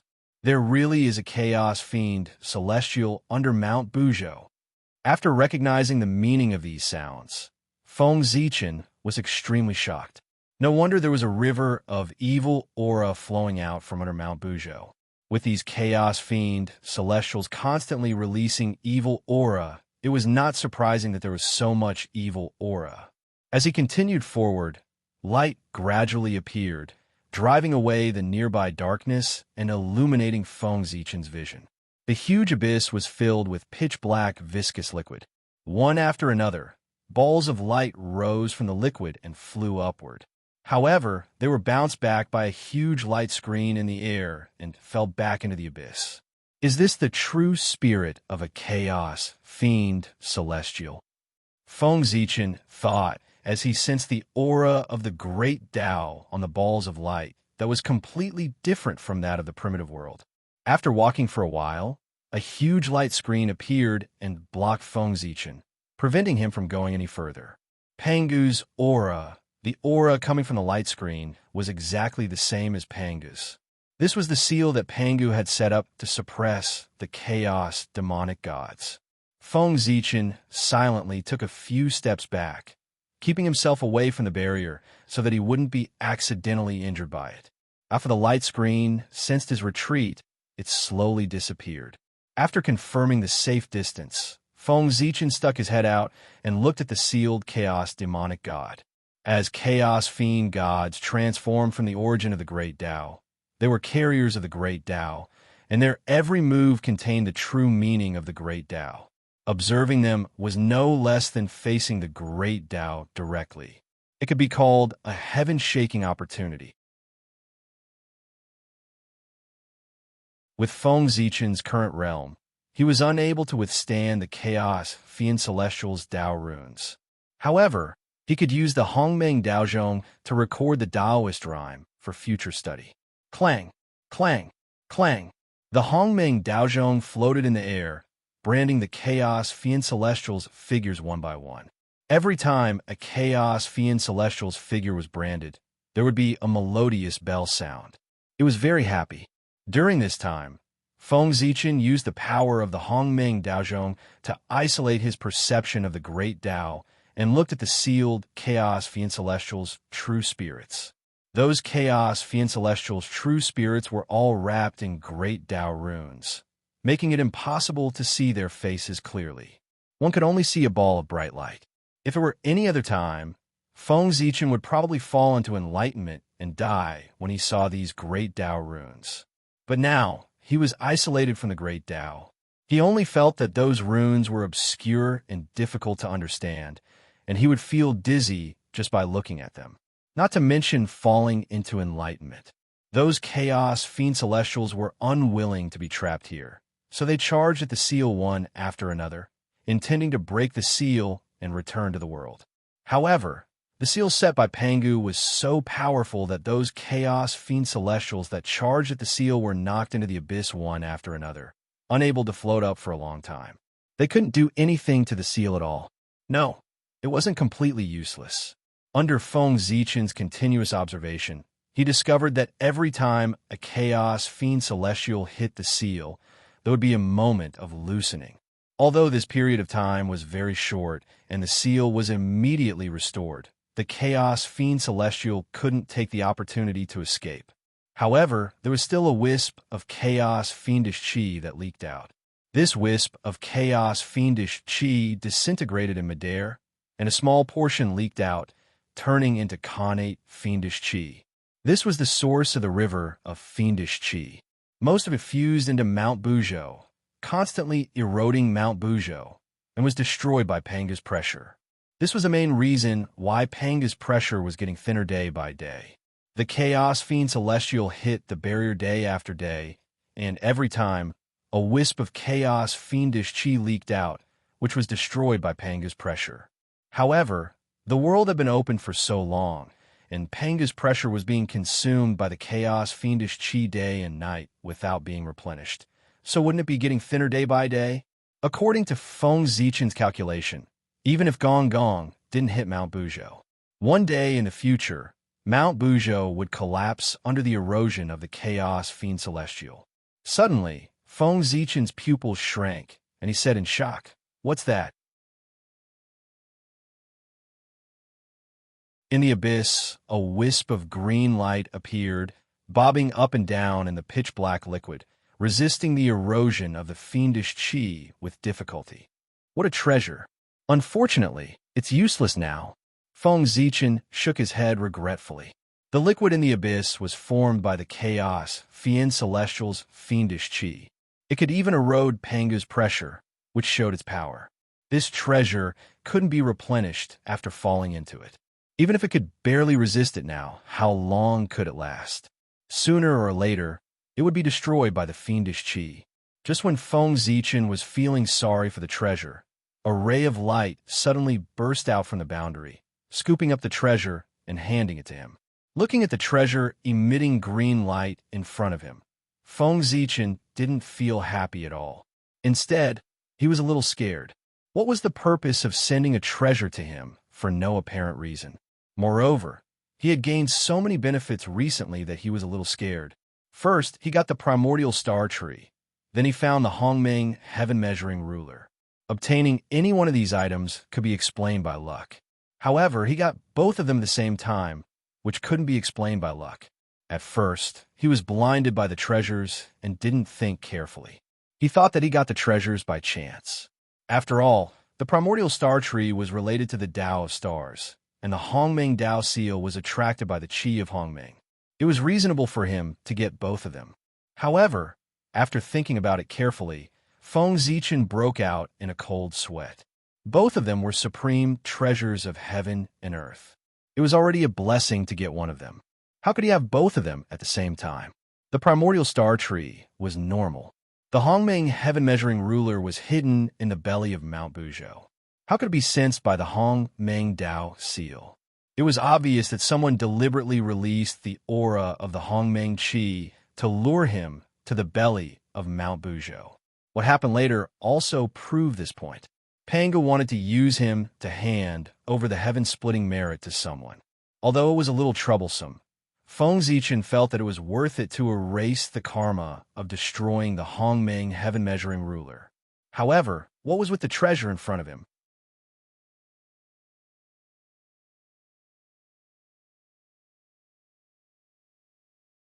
Chapter 54. Looking at the treasure in front of him, Feng Zichen hesitated for a moment. There was no love for no reason in this world. If he took this item, it would be another karma. He did not know how he would repay it in the future. He could not take this item. Seeing that Feng Zichen was indifferent, the treasure leaned in front of him. It seemed to be impatient and wanted to fall into his hands. Seeing this, Feng Zichen gritted his teeth and took the treasure. As the saying goes, if you don't take it, you will be punished. Now that Pangu had given this item to him, it was because he thought highly of Feng Zichen. It was better if he did not know how to appreciate favors. An existence like Pangu should be very broad-minded and would not care about his rejection. But what if? What if he cared? Offending Pangu in the primordial world was chilling. Therefore, Feng Zichen did not dare to take the risk, no matter how small the chances were. He could only accept Pangu's gift obediently and bear the karma that he deserved. The treasure fell into his hand and turned into a green seed. In the hazy green light, the great Dao runes were faintly discernible. It was very magical. The seed of the world tree. After knowing the origin of this item, Feng Zichen almost exploded on the spot. The world tree, the chaos spirit root, was even stronger than the connate spirit root. In the primordial world, only the 3 heaven-opening treasures could be compared to it. Feng Zichen was not surprised that such a treasure was in his hands, but shocked and terrified. The sun star shone on the world and brought endless light to the primordial world. It was beneficial to all living beings and had boundless merit. Therefore, the Eastern Emperor Tai was accompanied by the Bell of Chaos. The 3 pure ones were formed by Pangu's primordial spirit. They had heaven-opening merit and boundless merit. Therefore, they had been bestowed with connate treasures by the Tao ancestor. Although Feng Zichen had some merit, he was far inferior to the first 4. He did not have such a strong blessing to bear the treasure. If one's virtue did not match his position, there would be disaster. How could Feng Zichen not be afraid? Goo! Feng Zichen swallowed his saliva and said with a trembling voice, "This can I refuse?" No one replied. There was only a flash of light that transmitted the cause and effect of this matter into his mind. Is it because of the chaos bead? Feng Zichen was a little depressed. As expected, those treasures were not so easy to obtain.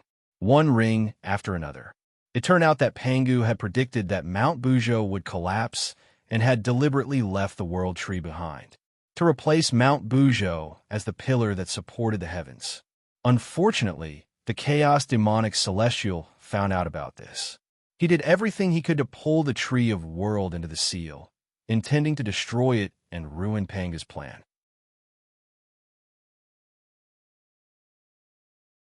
Therefore, the world tree did not show any signs of growth since the creation of the world. Instead, it had degenerated into a seed. According to the course of history, this seed should have been destroyed by now. This was because the world tree did not appear when Mount Buzhou collapsed in the future. But now, as Feng Zichen came here with the chaos bead, everything changed. As the chaos spirit root, the world tree could only germinate in a chaotic environment, and the chaos bead contained a chaotic space. It was the only treasure in the world that could make the world tree seed germinate. Therefore, when he sensed the aura of the chaos bead, Pangu gave the world tree seed to Feng Zichen and asked him to cultivate the world tree so that it could be used to support the heavens in the future. Great God Pangu is really worried about the primordial world, but the descendants are not helpful and always drag you down. Holding the world tree seed, Feng Zichen was filled with emotions. According to Pangu's prediction, Mount Bujo collapsed under the erosion of the Chaos Fiend God. In reality, Mount Bujo was broken by Gongong. Cultivate the world tree and the karma will disappear. You can obtain endless merit and enjoy endless luck. This was the message that Pangu passed to Feng Zichen in his last will. He painted a big picture for him so that he could cultivate the world tree with peace of mind. Feng Zichen could only laugh at this. The three pure ones were about to become saints. It would not be long before the great Magi Demon War and Mount Bujo collapsed. In such a short period of time, it was not difficult to cultivate the world tree to the extent that it could support the primordial world. However, in order to cultivate the world tree better, the Chaos Bead's current level was not enough. In other words, with the world tree, Feng Zichen's search for the Chaos Bead fragments in the future would definitely be much smoother. But at the same time, he would obtain so many benefits. When Mount Bujo collapsed, the world tree would not be able to support the heavens and earth. Feng Zichen would definitely be doomed. Sigh. Fortune lies in misfortune, and misfortune lies in fortune. What a wise saying. The myriad of thoughts turned into a sigh. Feng Zichen came back to his senses and placed the world tree seed into the Chaos Bead. He planned to use the Chaos Origin to make it take root and sprout. As long as the world tree could grow, the rest would be much easier. The world tree itself had the power to open up a world. Its roots could connect to endless dimensions and absorb nutrients to strengthen itself. Only such a spirit root could support the primordial world. In the Chaos Bead, wisps of Chaos Origin Chi gathered and surged toward the world tree seed. Sigh. Pity my Chaos Bead. Looking at the Chaos Bead that instantly dimmed, Feng Zichen was filled with heartache. The Chaos Origin Chi born in the Chaos Bead had long been used up by him. Now, the Chaos Origin Chi was forcefully condensed by him at the cost of the Chaos Bead. Buzz. After absorbing the Chaos Origin Chi, the world tree seed trembled. The light on its body flickered and emitted a rich vitality. Suddenly, a trace of black light with a dense murderous aura appeared on the world tree seed. It devoured all the vitality on its body and calmed it down. Oomph. I knew it would not be so simple. Seeing this, Feng Zichen was not surprised. If the world tree seed could germinate so easily, it would not be worthy of the benefits that Pangu had promised him. The resentment of the Chaos Demon God. Looking carefully at the black light, Feng Zichen recognized the origin of this item. The world tree had struggled in the abyss for so long. It was normal for it to be tainted with the resentment of the Chaos Demon God. Now it seemed that in order for the seed to germinate, the only way was to eradicate the resentment of the Chaos Demon God. Otherwise, no amount of vitality would be enough for it to devour. This is troublesome. Feng Zichen frowned. Eradicating the resentment of the Chaos Demon God was not difficult for him. As long as he used Hongmeng Daozhong on the World Tree Seed for a few hundred years, he could turn the resentment of the Chaos Demon God into Hongmeng Qi. However, if the resentment was combined with the seed, he could turn the seed into Hongmeng Qi while eradicating the resentment. Then it would all be over. As if sensing Feng Zichen's distress, a message appeared in his mind. Thunderlock, bringing the World Tree Seed here can erase the resentment of the Chaos Demon God? Thunder was indeed the nemesis of dark things like resentment. Thinking of this, Feng Zichen seemed to understand Panga's plan. Using the power of thunder accumulated in the Thunder Lock to erase the resentment of the Chaos Demon God was a good idea. After knowing the destination, Feng Zichen did not stay any longer. He turned and walked out. He did not dare to be curious anymore. You're tuning in to the Romance Rendezvous YouTube channel. We're so grateful for your support, and don't forget to subscribe to join us on this incredible journey through captivating stories. Your generosity through donations truly makes a world of difference, as it's the primary source of revenue that allows me to expand and enhance this channel for you. Thank you from the bottom of my heart for being a part of this adventure.